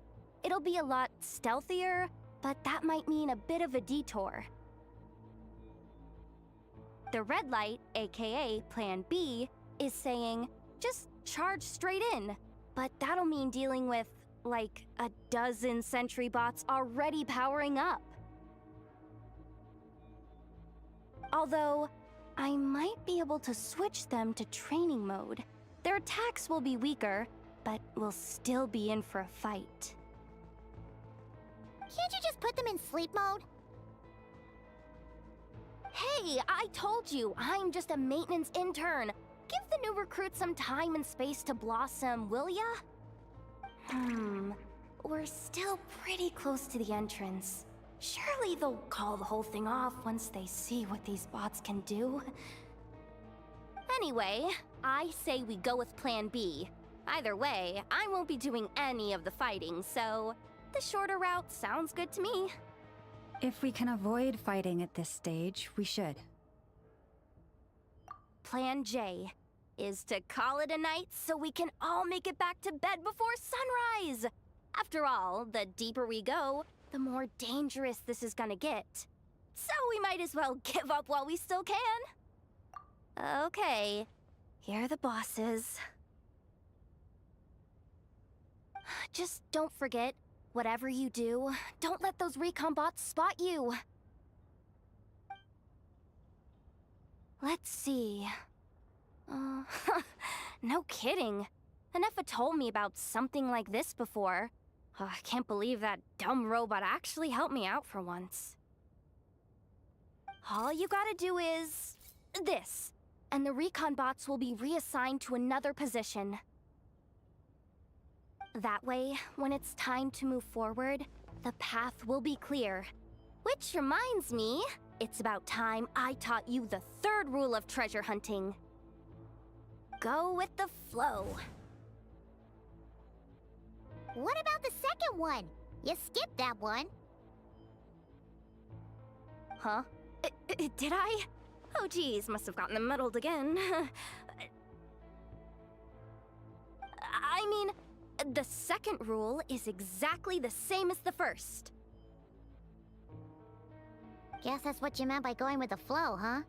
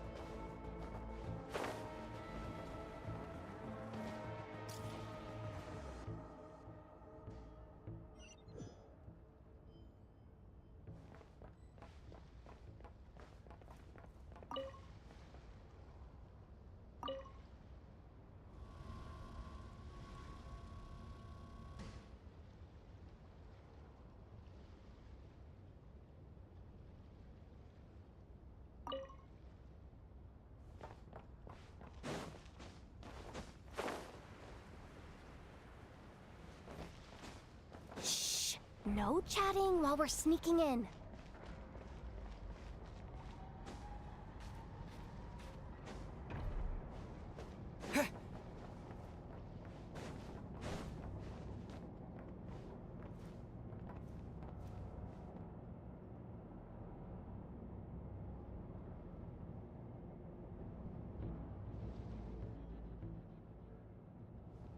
Shh!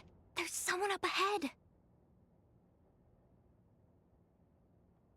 Has the lockdown been initiated?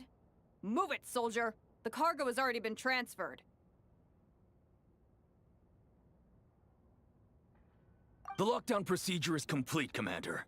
That sector is now fully sealed. The night shift. Just our luck. Don't they usually handle deliveries during the daytime? There's not supposed to be anyone here. We've come this far already, and they're really trying their best. If I suggest backing out again, it's not gonna look good. Come on, brain. Think!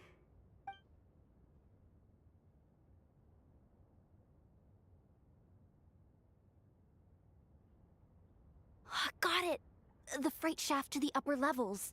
We might have a shot there. Let me see. Huh? The recon bot in the middle's not responding? A double lock failsafe?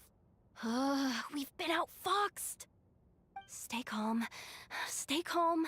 One step at a time. Let's just find a way across first.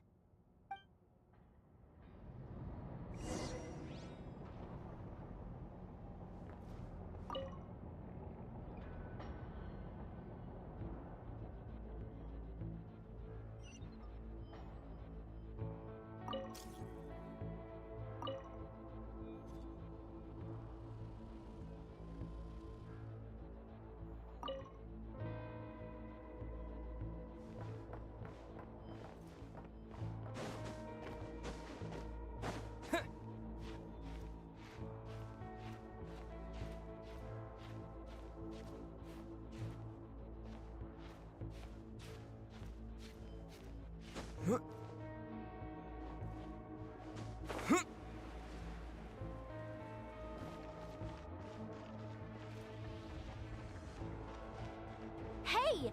Another control terminal!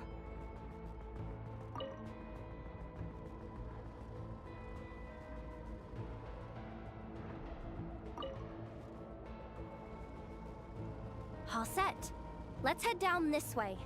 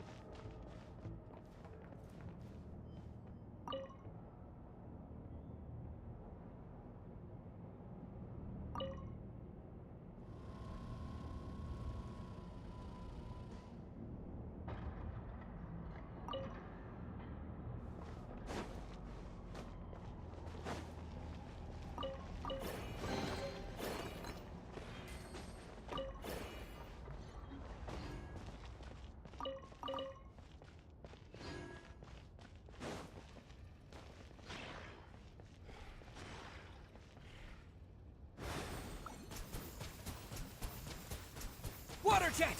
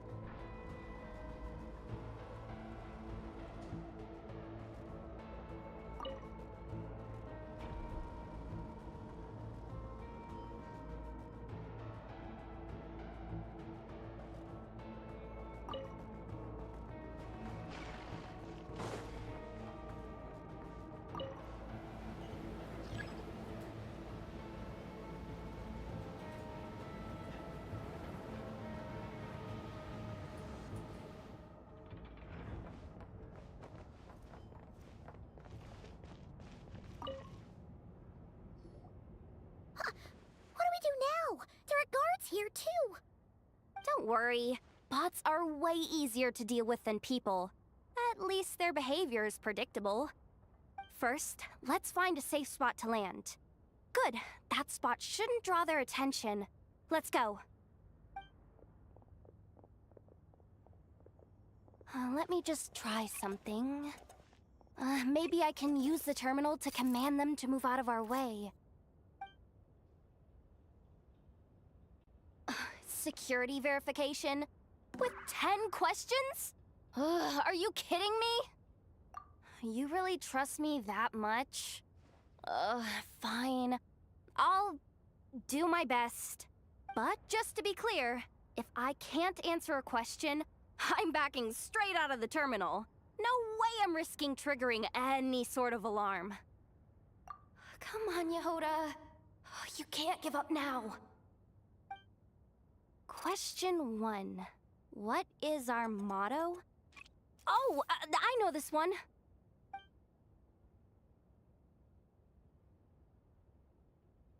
Question 5. The name of the harbinger in charge of this facility. Let's go with, Sandrone. This one should be... the Pale Star Edict. I've heard one of Boss's informants mention that before. Final question. Enter employee ID. And it's timed? Okay.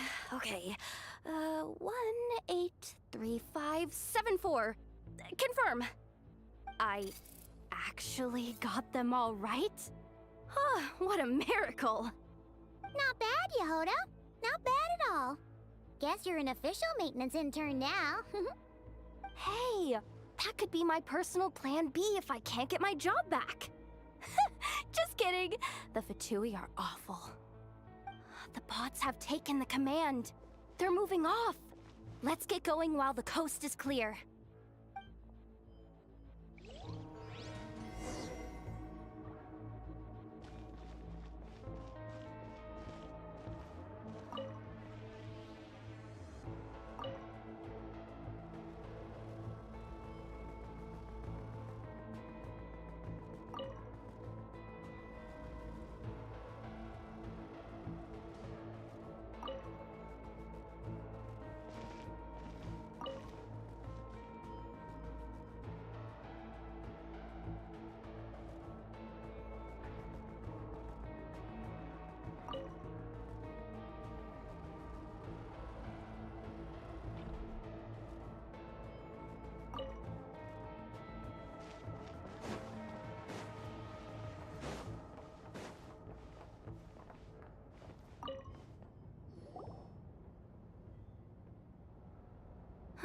Didn't think they'd even cut off the supply of Kuvaki.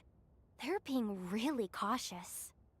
If we can somehow divert some emergency power into the system, we might be able to force boot this thing.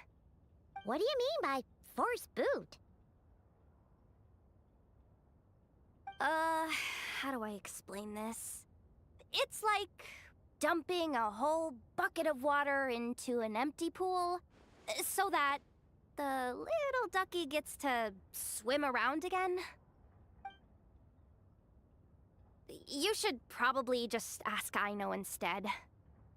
So, we just need to find that bucket of water, right? Paimon thought your explanation was great. Kinda adorable. In a childish sort of way. Hey, you could have just skipped that last part. Here, bucket, bucket, bucket. Where are you hiding? Judging from the concentration of Kuvaki, over there. Wow, you can sense that, Laumado? That's incredible.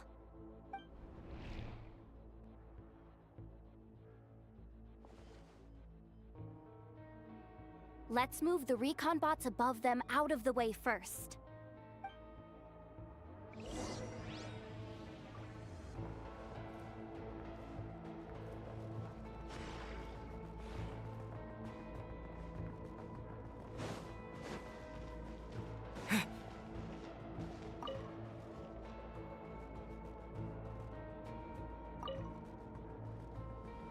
All right, that should keep the alarm from going off.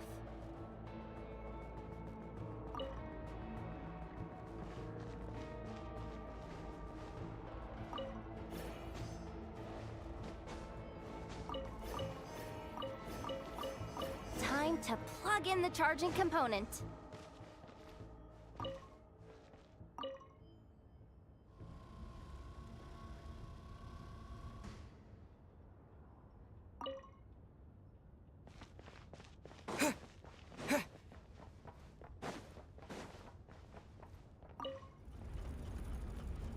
Up and running at last.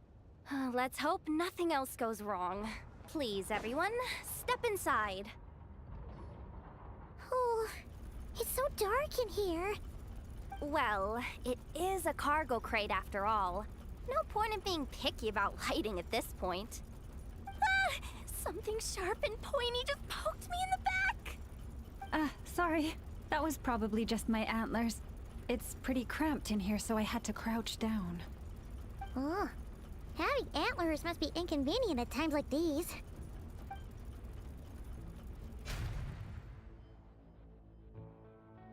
Ah! What's going on? Don't tell me something's gone wrong already. Looks like there was only enough juice in the emergency power supply to lift us this far up.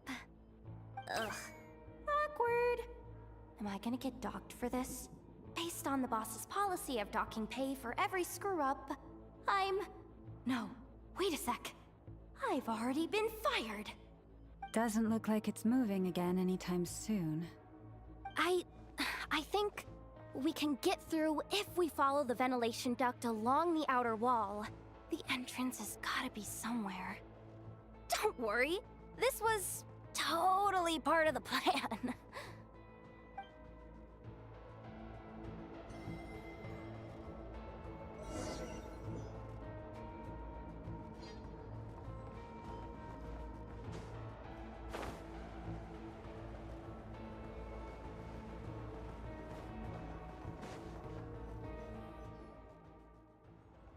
Huh?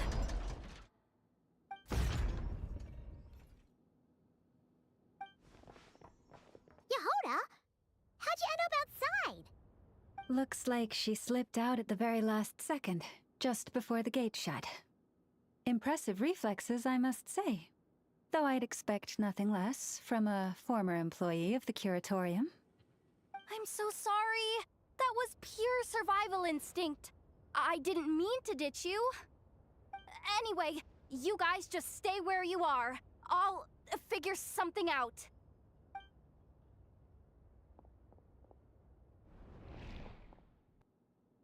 Hey, there's a terminal nearby. Hang tight! Can you hear me now? The duct security protocol has been triggered. The gate must have dropped when it detected a living presence. Wait, so we're trapped in here? I'm checking what I can do from this end. Watch out for the laser up ahead. What laser?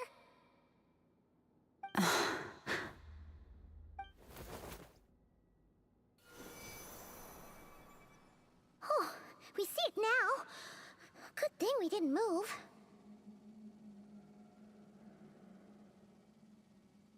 Got it. I think I understand the situation. Hang in there. Just one moment. This is killing me, but I think I've got it. I can try adjusting the direction of the Kuvaki flow inside the duct. If I've got this right, you might just be able to dodge the lasers by utilizing the Kuvaki's pull in reverse. Oh, Paimon thinks she gets what you mean. But I can't see where you are from here, so I'll need your constant input. Just tell me what to do. I'll follow your lead.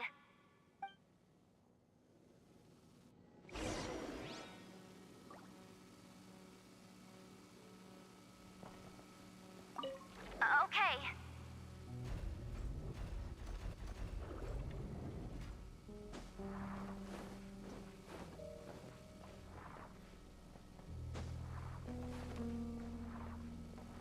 So, wanna grab dinner after our shift? Sure thing. How about the flagship? Too far. And besides, we're not exactly in with the locals. Sure thing.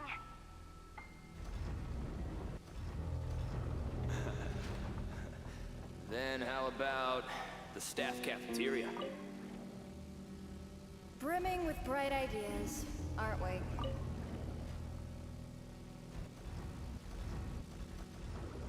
Like this, right?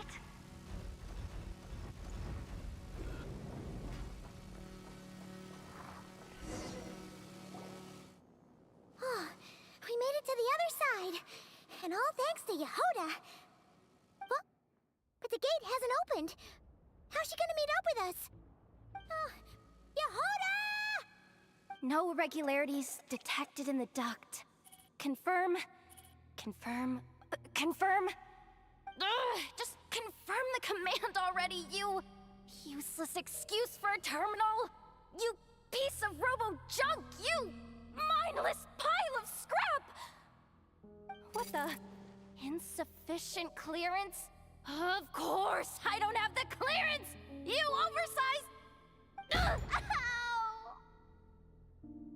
Go with the flow, Yehoda. Go with the flow. If the others make progress, that's great. But you can't bank on it. You've never been one to depend on others. So it's about time you stepped up to the challenge. Deep breaths. Stay calm.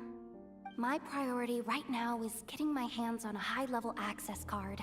That way, I can override the security protocol. Senior maintenance staff.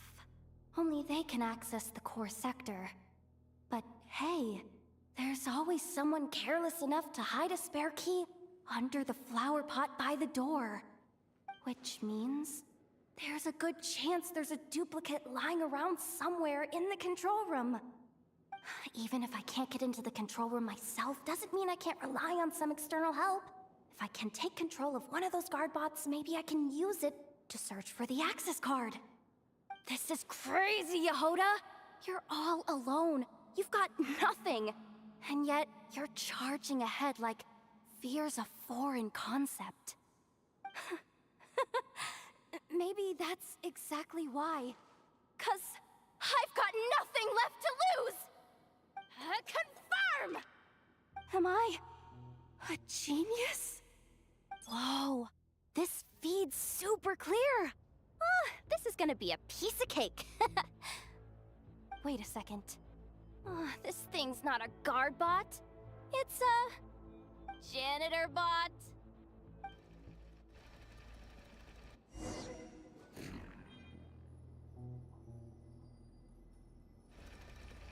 You think Marionette even knows what we do down here? She seems to spend all day either holed up in her lab or out doing the rounds. It's still a mess over there. Go clean it up. Why? Planning to skim a little off the top? No, nothing like that. Just wondering if anyone would actually notice if we didn't show up from time to time.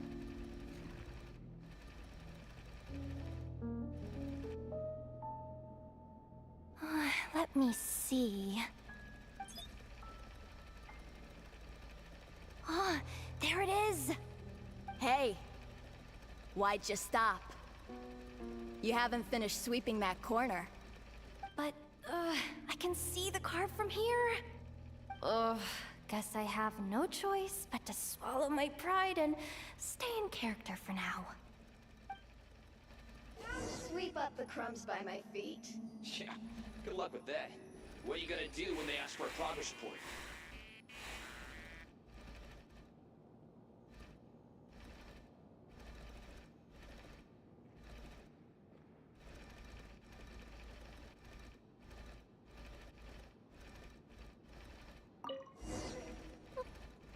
Sucks, though. Finally sent somewhere warmer than Snezhnaya, yet we barely get to see the outside world. Gotten rid of the dust behind the door yet?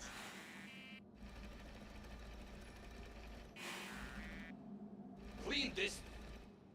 Come on. Where's that bot passage when you need it? There! Oh, the terminal's just ahead.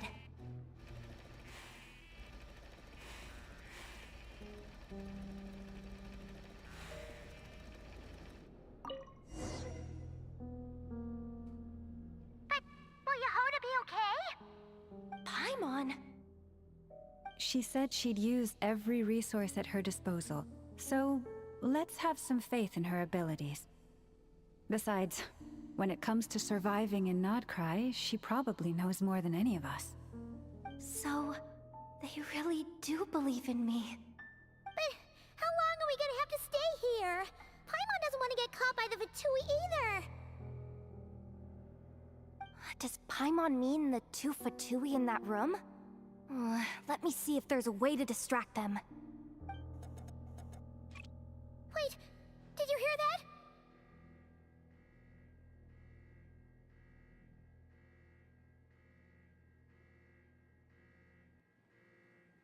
Huh? The alarm? What's going on? Let's go check it out.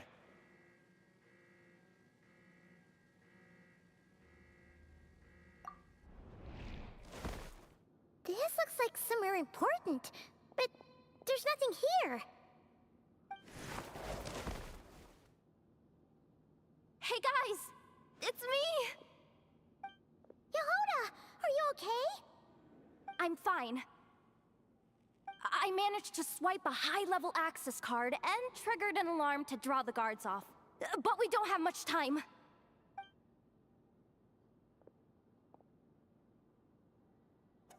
Alright, looks like we can control the elevator. Come on, hop in. Let's take it further down.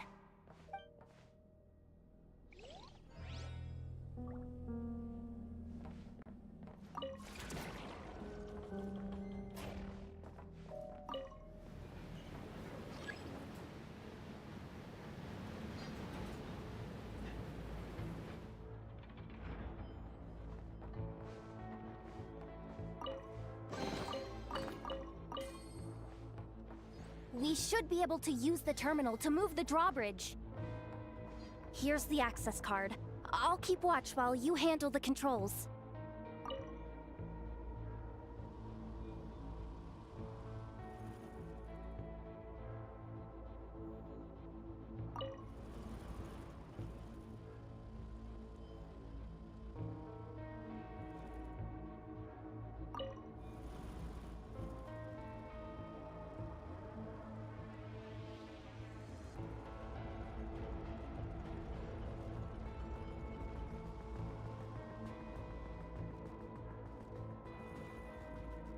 All done. Let's keep moving.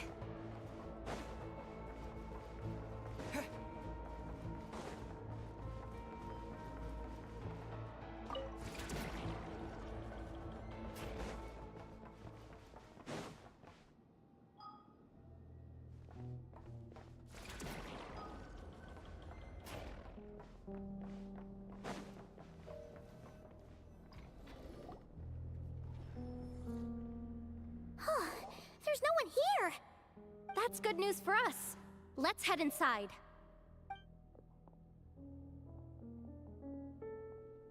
Looks like a rest area for the Fatui's Oprishniki. Huh? The terminal's still on? Huh.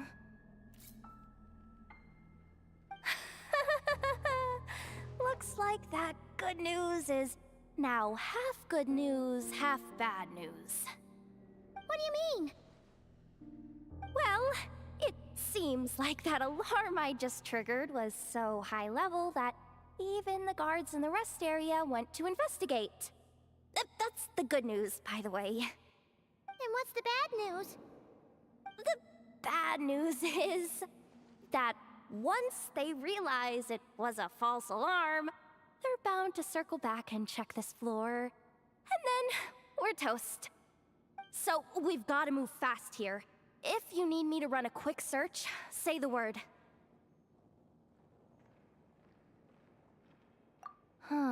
Analysis of Kuvaki extracted from the moon marrow suggests that its energy core bears some close relation to the power of the former Three Moon Sisters.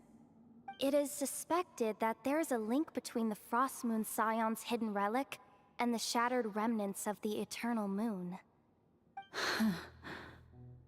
Come on, none of this is important right now. Just tell us where you hid the darn thing. Access denied. You do not have permission to view this data? Even with a high-level access card? Who does have permission then? Good idea. Pulling it right away. Wow. What's with that huge hollow structure down below? That might just be it. Secluded, out of the way. Exactly the sort of place they might be keeping the relic.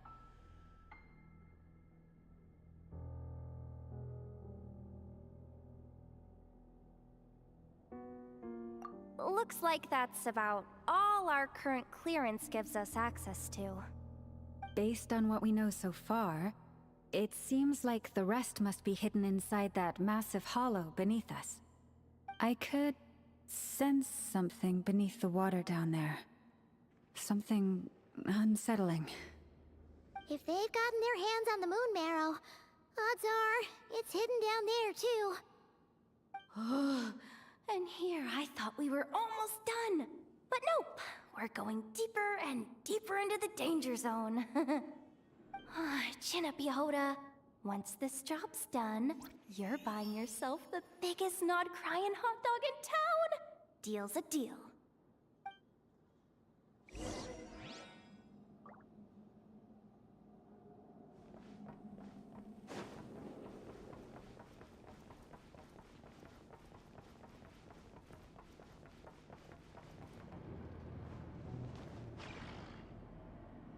Watch out for that defense bot! It's aiming right at us! You'll have to use Kovaki to deflect its attacks back the way they came!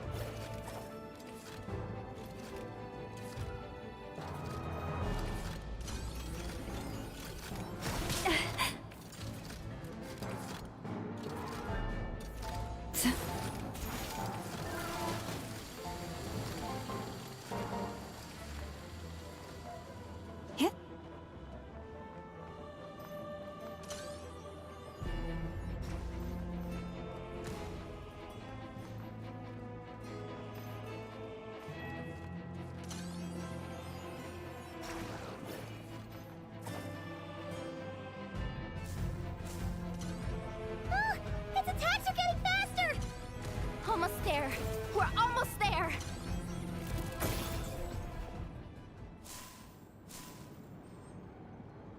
Oh, it's finally down. Quick, let's hurry down to the lower level before we're spotted.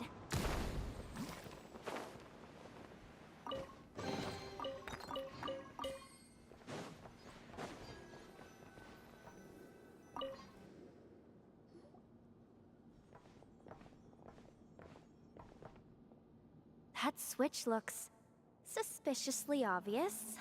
No way I'm pulling that. But you guys, go ahead. Hey, you spotted it first. Shouldn't you be the one to pull it? Not a chance. I'm just the guide, remember? At most, I'll help you look for an escape route. They don't seriously think pulling this thing's gonna lead to treasure, do they? I'd be amazed if it doesn't set off an alarm. Besides, I didn't even bring my smoke bombs. Which reminds me of the actual second rule of treasure hunting. Better safe than sorry.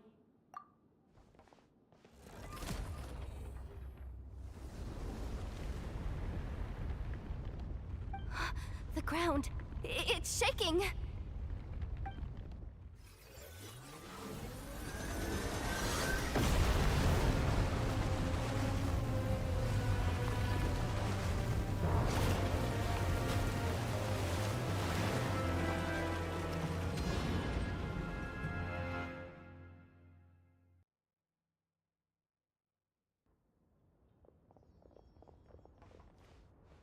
Wait, did the surface of the water open up?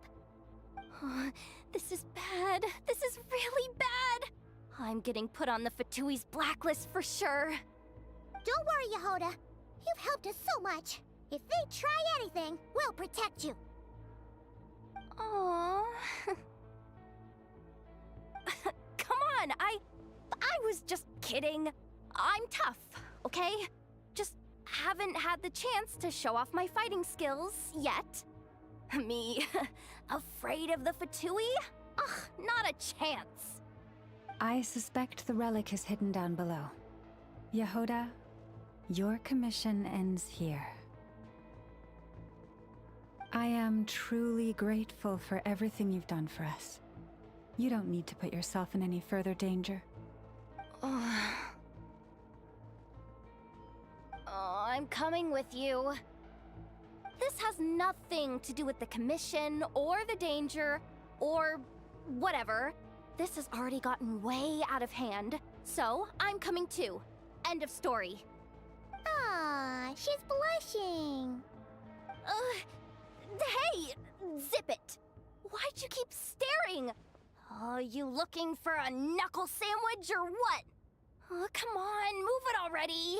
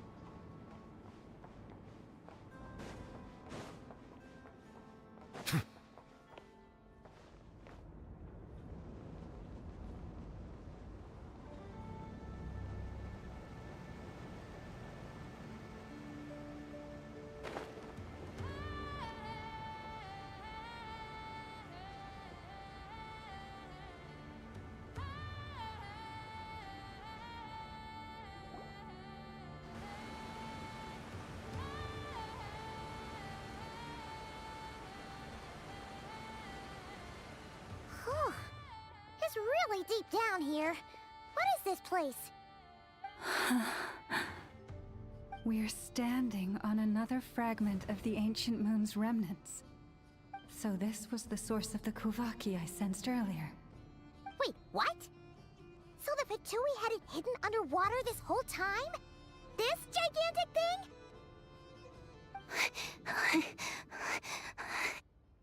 Yehoda, you've been kind of quiet since we got down here. What? Me? Have I? nothing. Really. We're doomed. How are we even supposed to get back up from here? Oh, my grappling hook's not nearly long enough. And if someone spots us here after all that commotion, we'll be sitting ducks!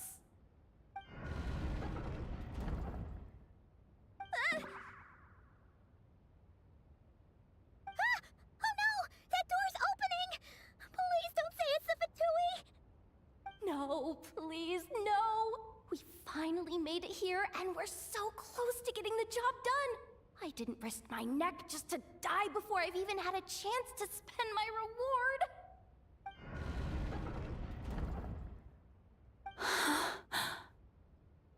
What happened?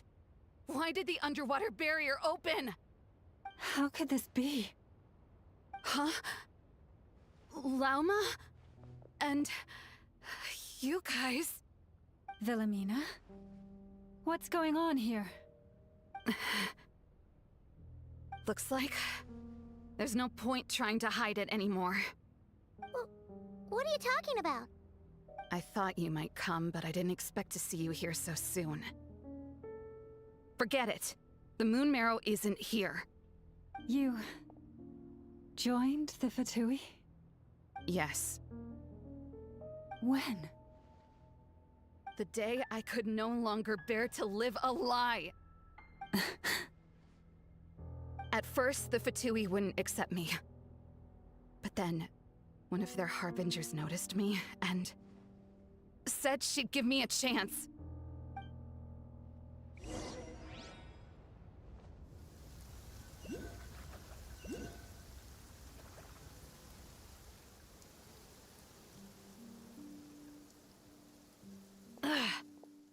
Lost them again.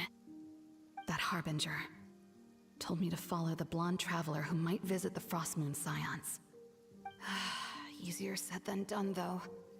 The animals are on alert at night. If they see me, Llama will catch wind of what I'm doing sooner or later. Am I really doing the right thing? No. It's too late to turn back now. The empty prayers, the stubborn displays of faith like Cappy's today. This isn't the life I want. Huh? Is that... the Traveler's back. I won't let him slip away this time. Wait, who's that with him? They look so alike. They seem to be heading towards the statue of Kutar.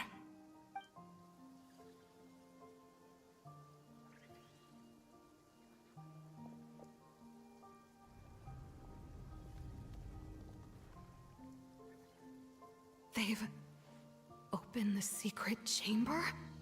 But wasn't it meant to be sealed? Wait a second. The Moon Marrow! Surely they're not after the Moon Marrow. I'd better go report this straight to... Hold on. If they do actually make it to the final room, then maybe I'll be able to get my hands on the relic. The one thing the Fatui have been after this whole time.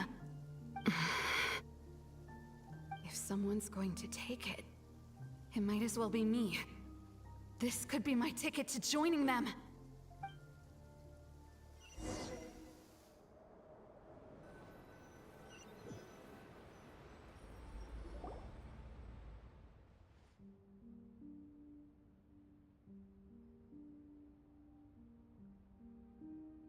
Yes. And in your final moment of hesitation, I took the chance. And then you gave it to the Fatui? But when we talked to you before, you seemed so genuinely worried about Lauma. Because I thought she was as fed up with the Frostmoon Scions as I was. We grew up together, Llama. I know you were chosen to be the next Moon Chanter when you were just a child. They never gave you a choice in that. I saw the look in your eyes when you were treating that child. That sense of helplessness. Surely you too must see that this blind, inherited faith of ours is simply holding us back. If our prayers are never answered, then why keep praying? Do they really deserve all of your devotion? Or are you trapped by the responsibilities they imposed on you? So those are your reasons for wanting to leave the Frost Moon Scions? Isn't that reason enough? When we pray to the moon, we do so to show our gratitude for the life it granted us long ago. It reminds us to strive for something higher within ourselves. But I know that's not what you want to hear. You're right, Philomena. I have indeed kept secrets from you.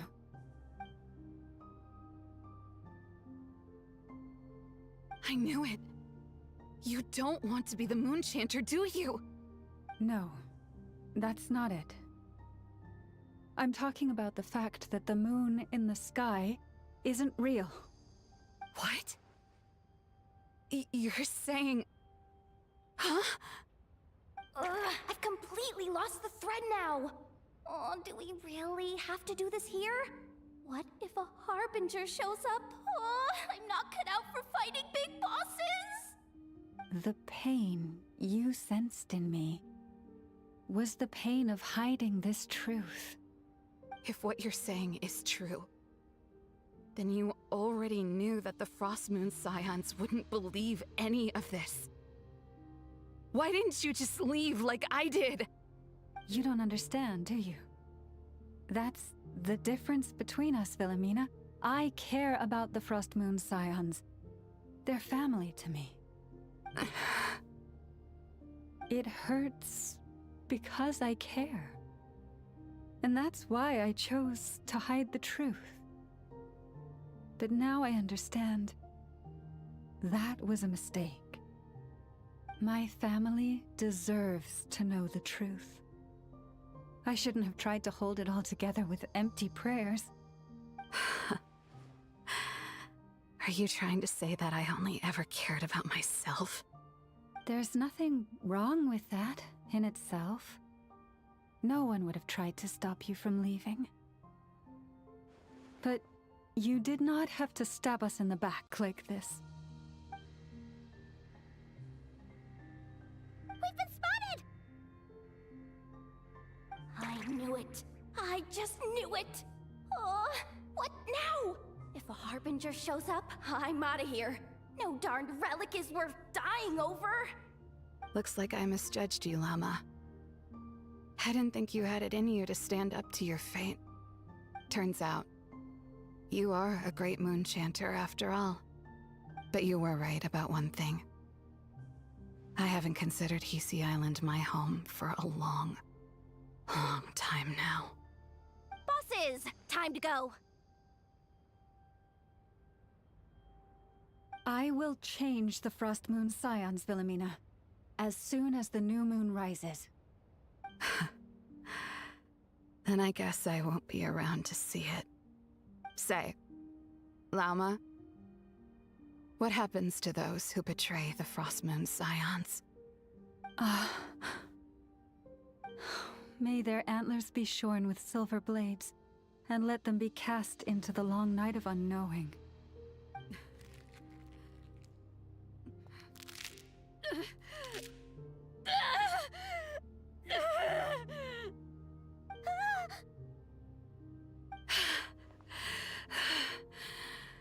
I have honored the ways of the Frost Moon Scions one last time. Think of it as a gesture of respect, Llama. There they are! Llama? Marionette has the Moon Marrow. She went to Star Sand Shoal. Don't flatter yourself now. I'm not trying to atone. I just don't believe you'll actually be able to change them.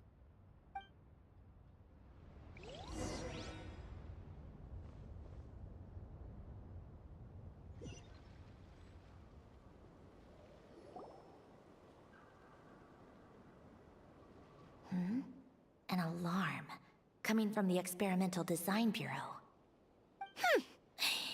Interesting. Hey, wrap things up and get yourselves ready. Looks like we might be having some guests. Yes, milady. Perfect timing. This job's been boring me to death. Time to test some hypotheses.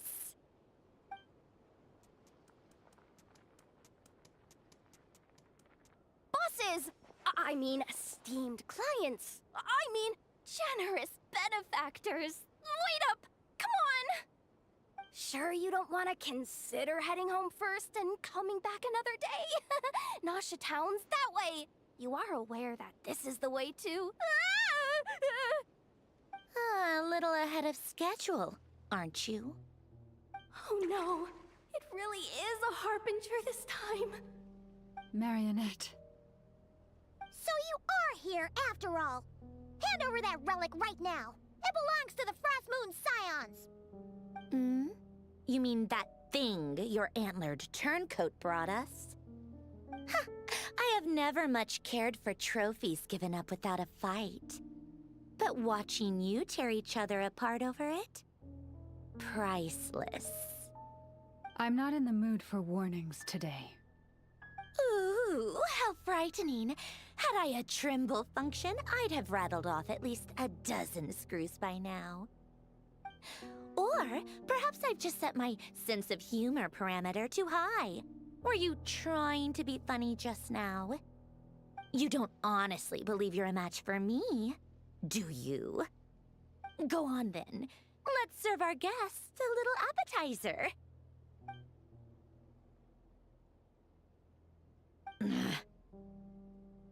Hey, didn't you hear me? I said let's serve our guests a little... What's going on? Oh no. Watch out. It's the Wild Hunt.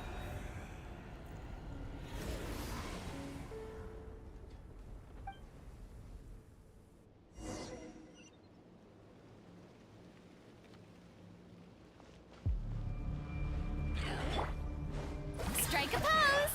Time to shine! Hear the echoes of the valley! Wind Strider!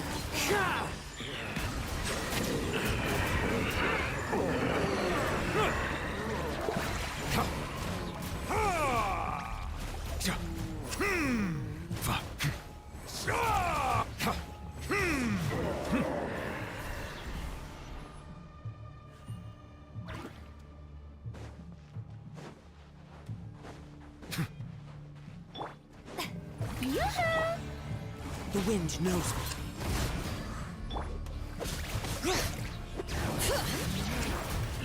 Settle down. The things just keep coming! Isn't there anything we can do?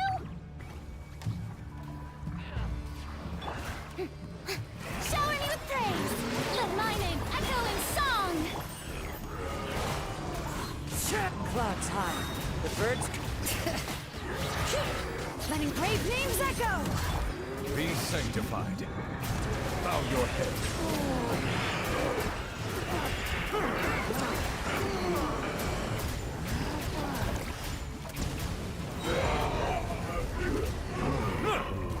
Settle down. Use that device to seal them away!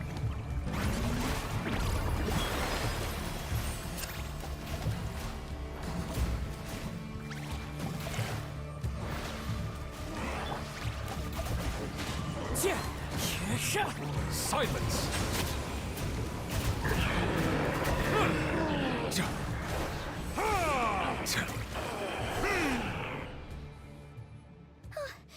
that... it? Oh, at least that's what the Lightkeeper's Handbook says. Careful. It's not over yet.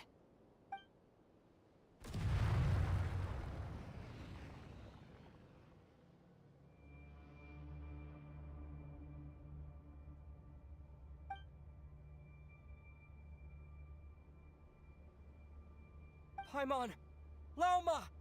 Yehoda!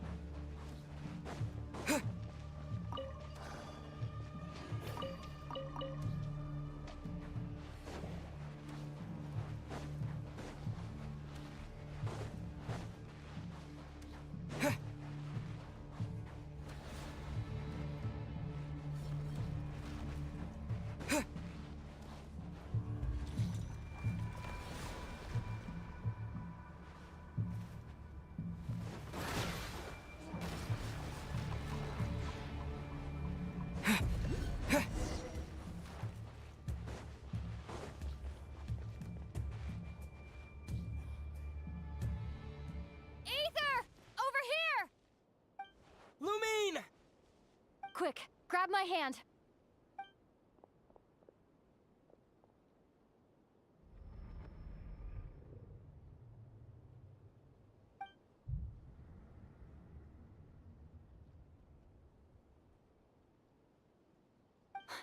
Ether? What's wrong? Why are you here at all, Lumine? What do you mean?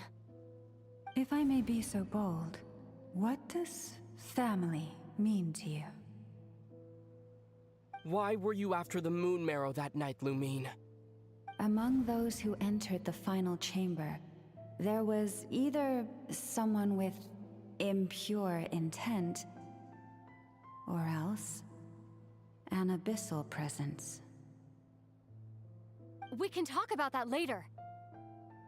Tell me why, Lumine.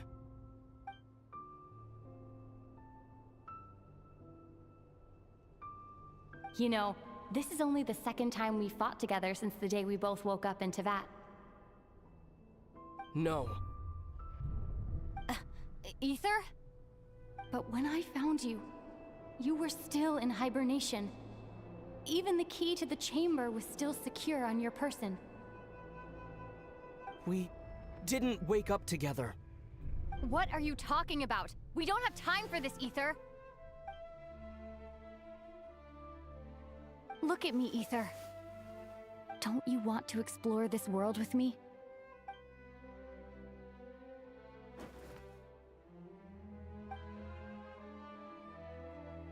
You think I'd lie to my big bro?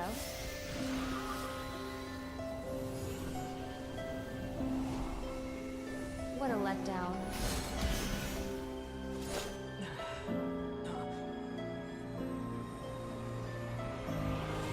Go get it for me, Ether. It belongs to me. I never believed it. I didn't want to believe it. That strange feeling that something was off. I wanted it to be real so badly, even if it only lasted a moment. But you're not my sister!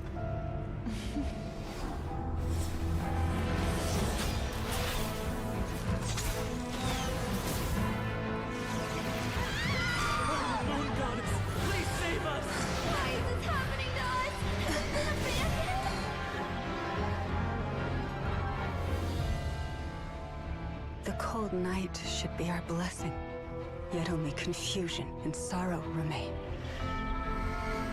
The truth may yet lie beyond the sky, but must we become lost because of it?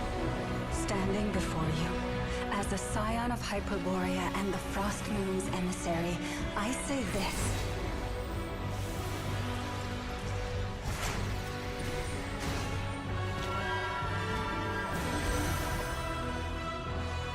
Should the false sky above dim the light of the moon, then from silver blood that flows as rivers, let us weave moonlight anew.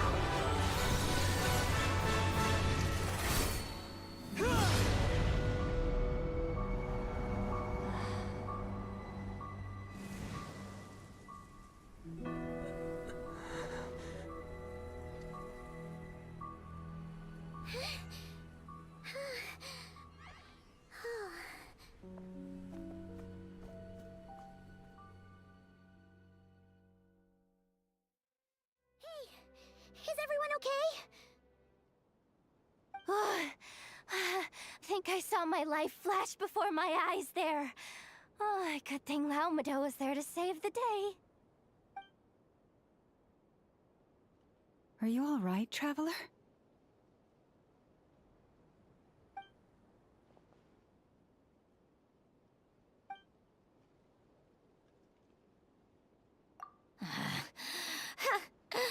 Well, that took you long enough. Seriously, how many of you are there? Pathetic. Oh no. Oh, I spoke too soon. Totally forgot we still have a Harbinger to deal with.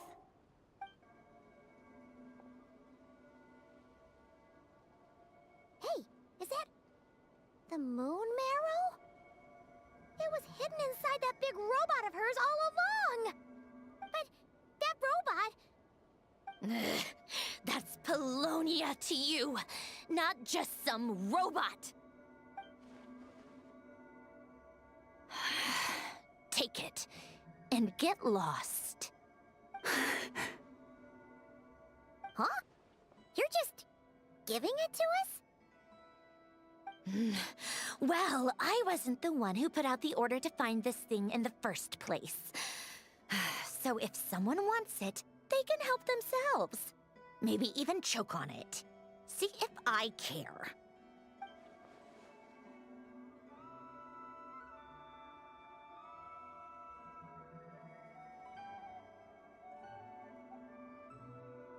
So, are you waiting for me to change my mind or what?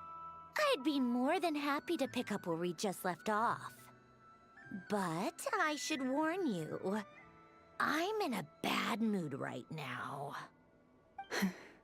Let's go.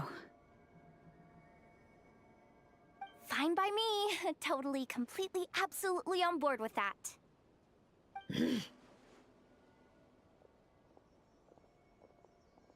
It's finally over. If that doesn't make the most thrilling commission of the year, I don't know what will. Looks like the Fatui are all gone now. Lauma?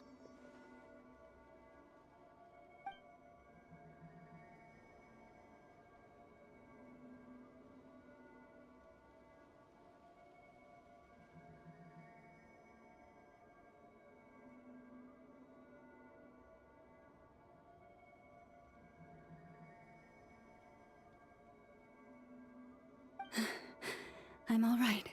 It's just been so long since I truly felt the power of the moon. I thought I sensed the wild hunt nearby. Don't tell me you've already taken care of it. Hey, it's Flint's! Hey, he's that Ratnik.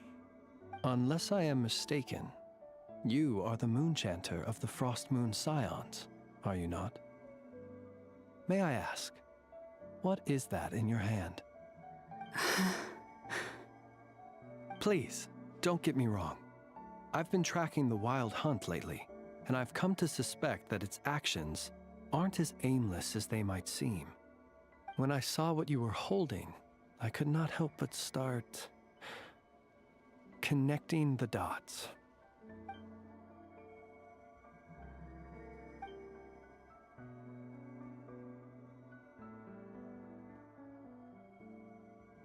You better be extra careful, Flint.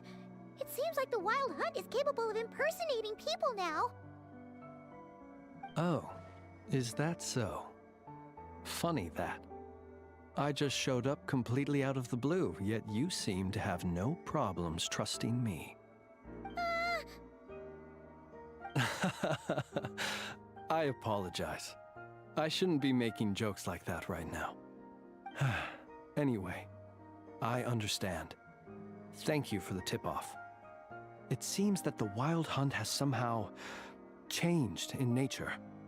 I'll have to report this to HQ right away. For now, let us part ways here.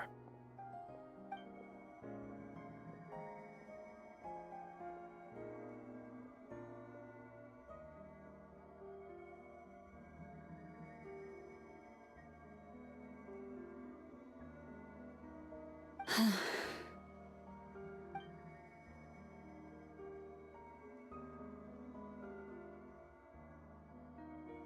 little joke of his just now sure scared the bejeebies out of Paimon. Are all the Red Nikki and Notcry like that? They're usually stationed in remote areas and tend to keep to themselves. So, it's not surprising they end up a little eccentric? No, he's different. Really? How so? The animals. They've told me they're afraid to even go near him.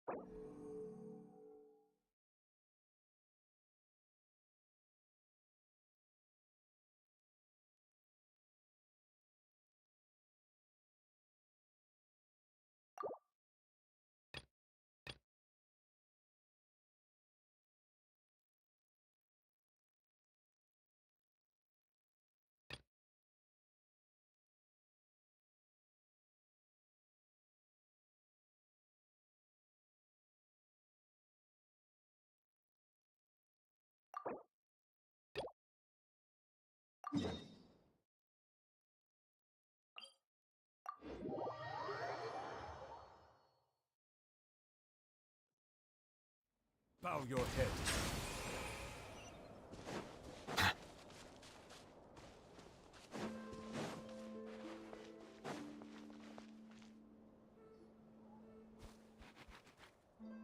Yes, I'm sure you have very many friends indeed.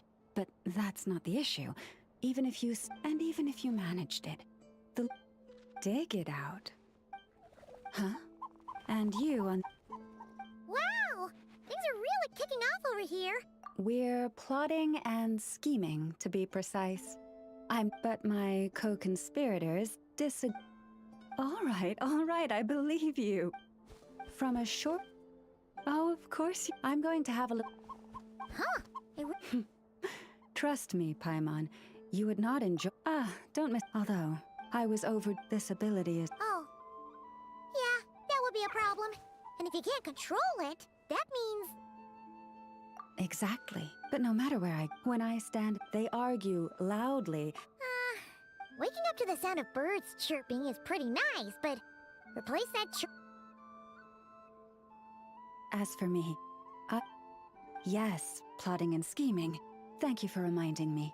I got a little sidetracked. No, just you will suffice. This job involves breaking in... Don't worry,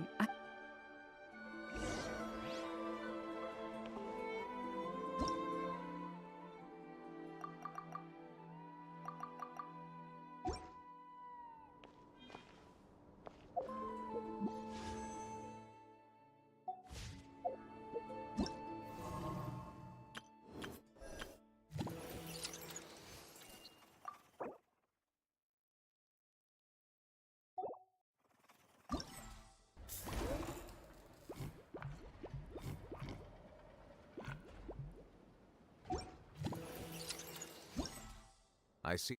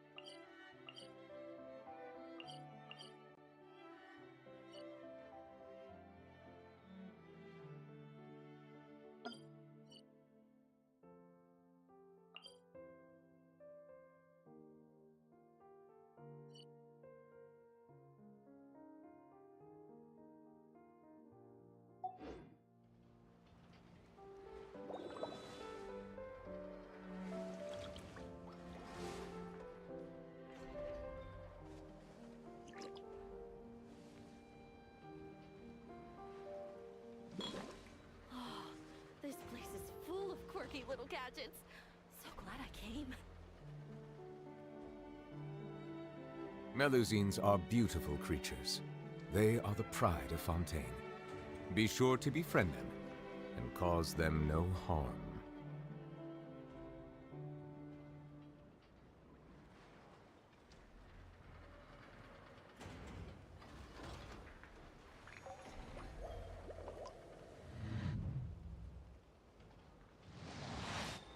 Oh, this place is full of quirky little gadgets.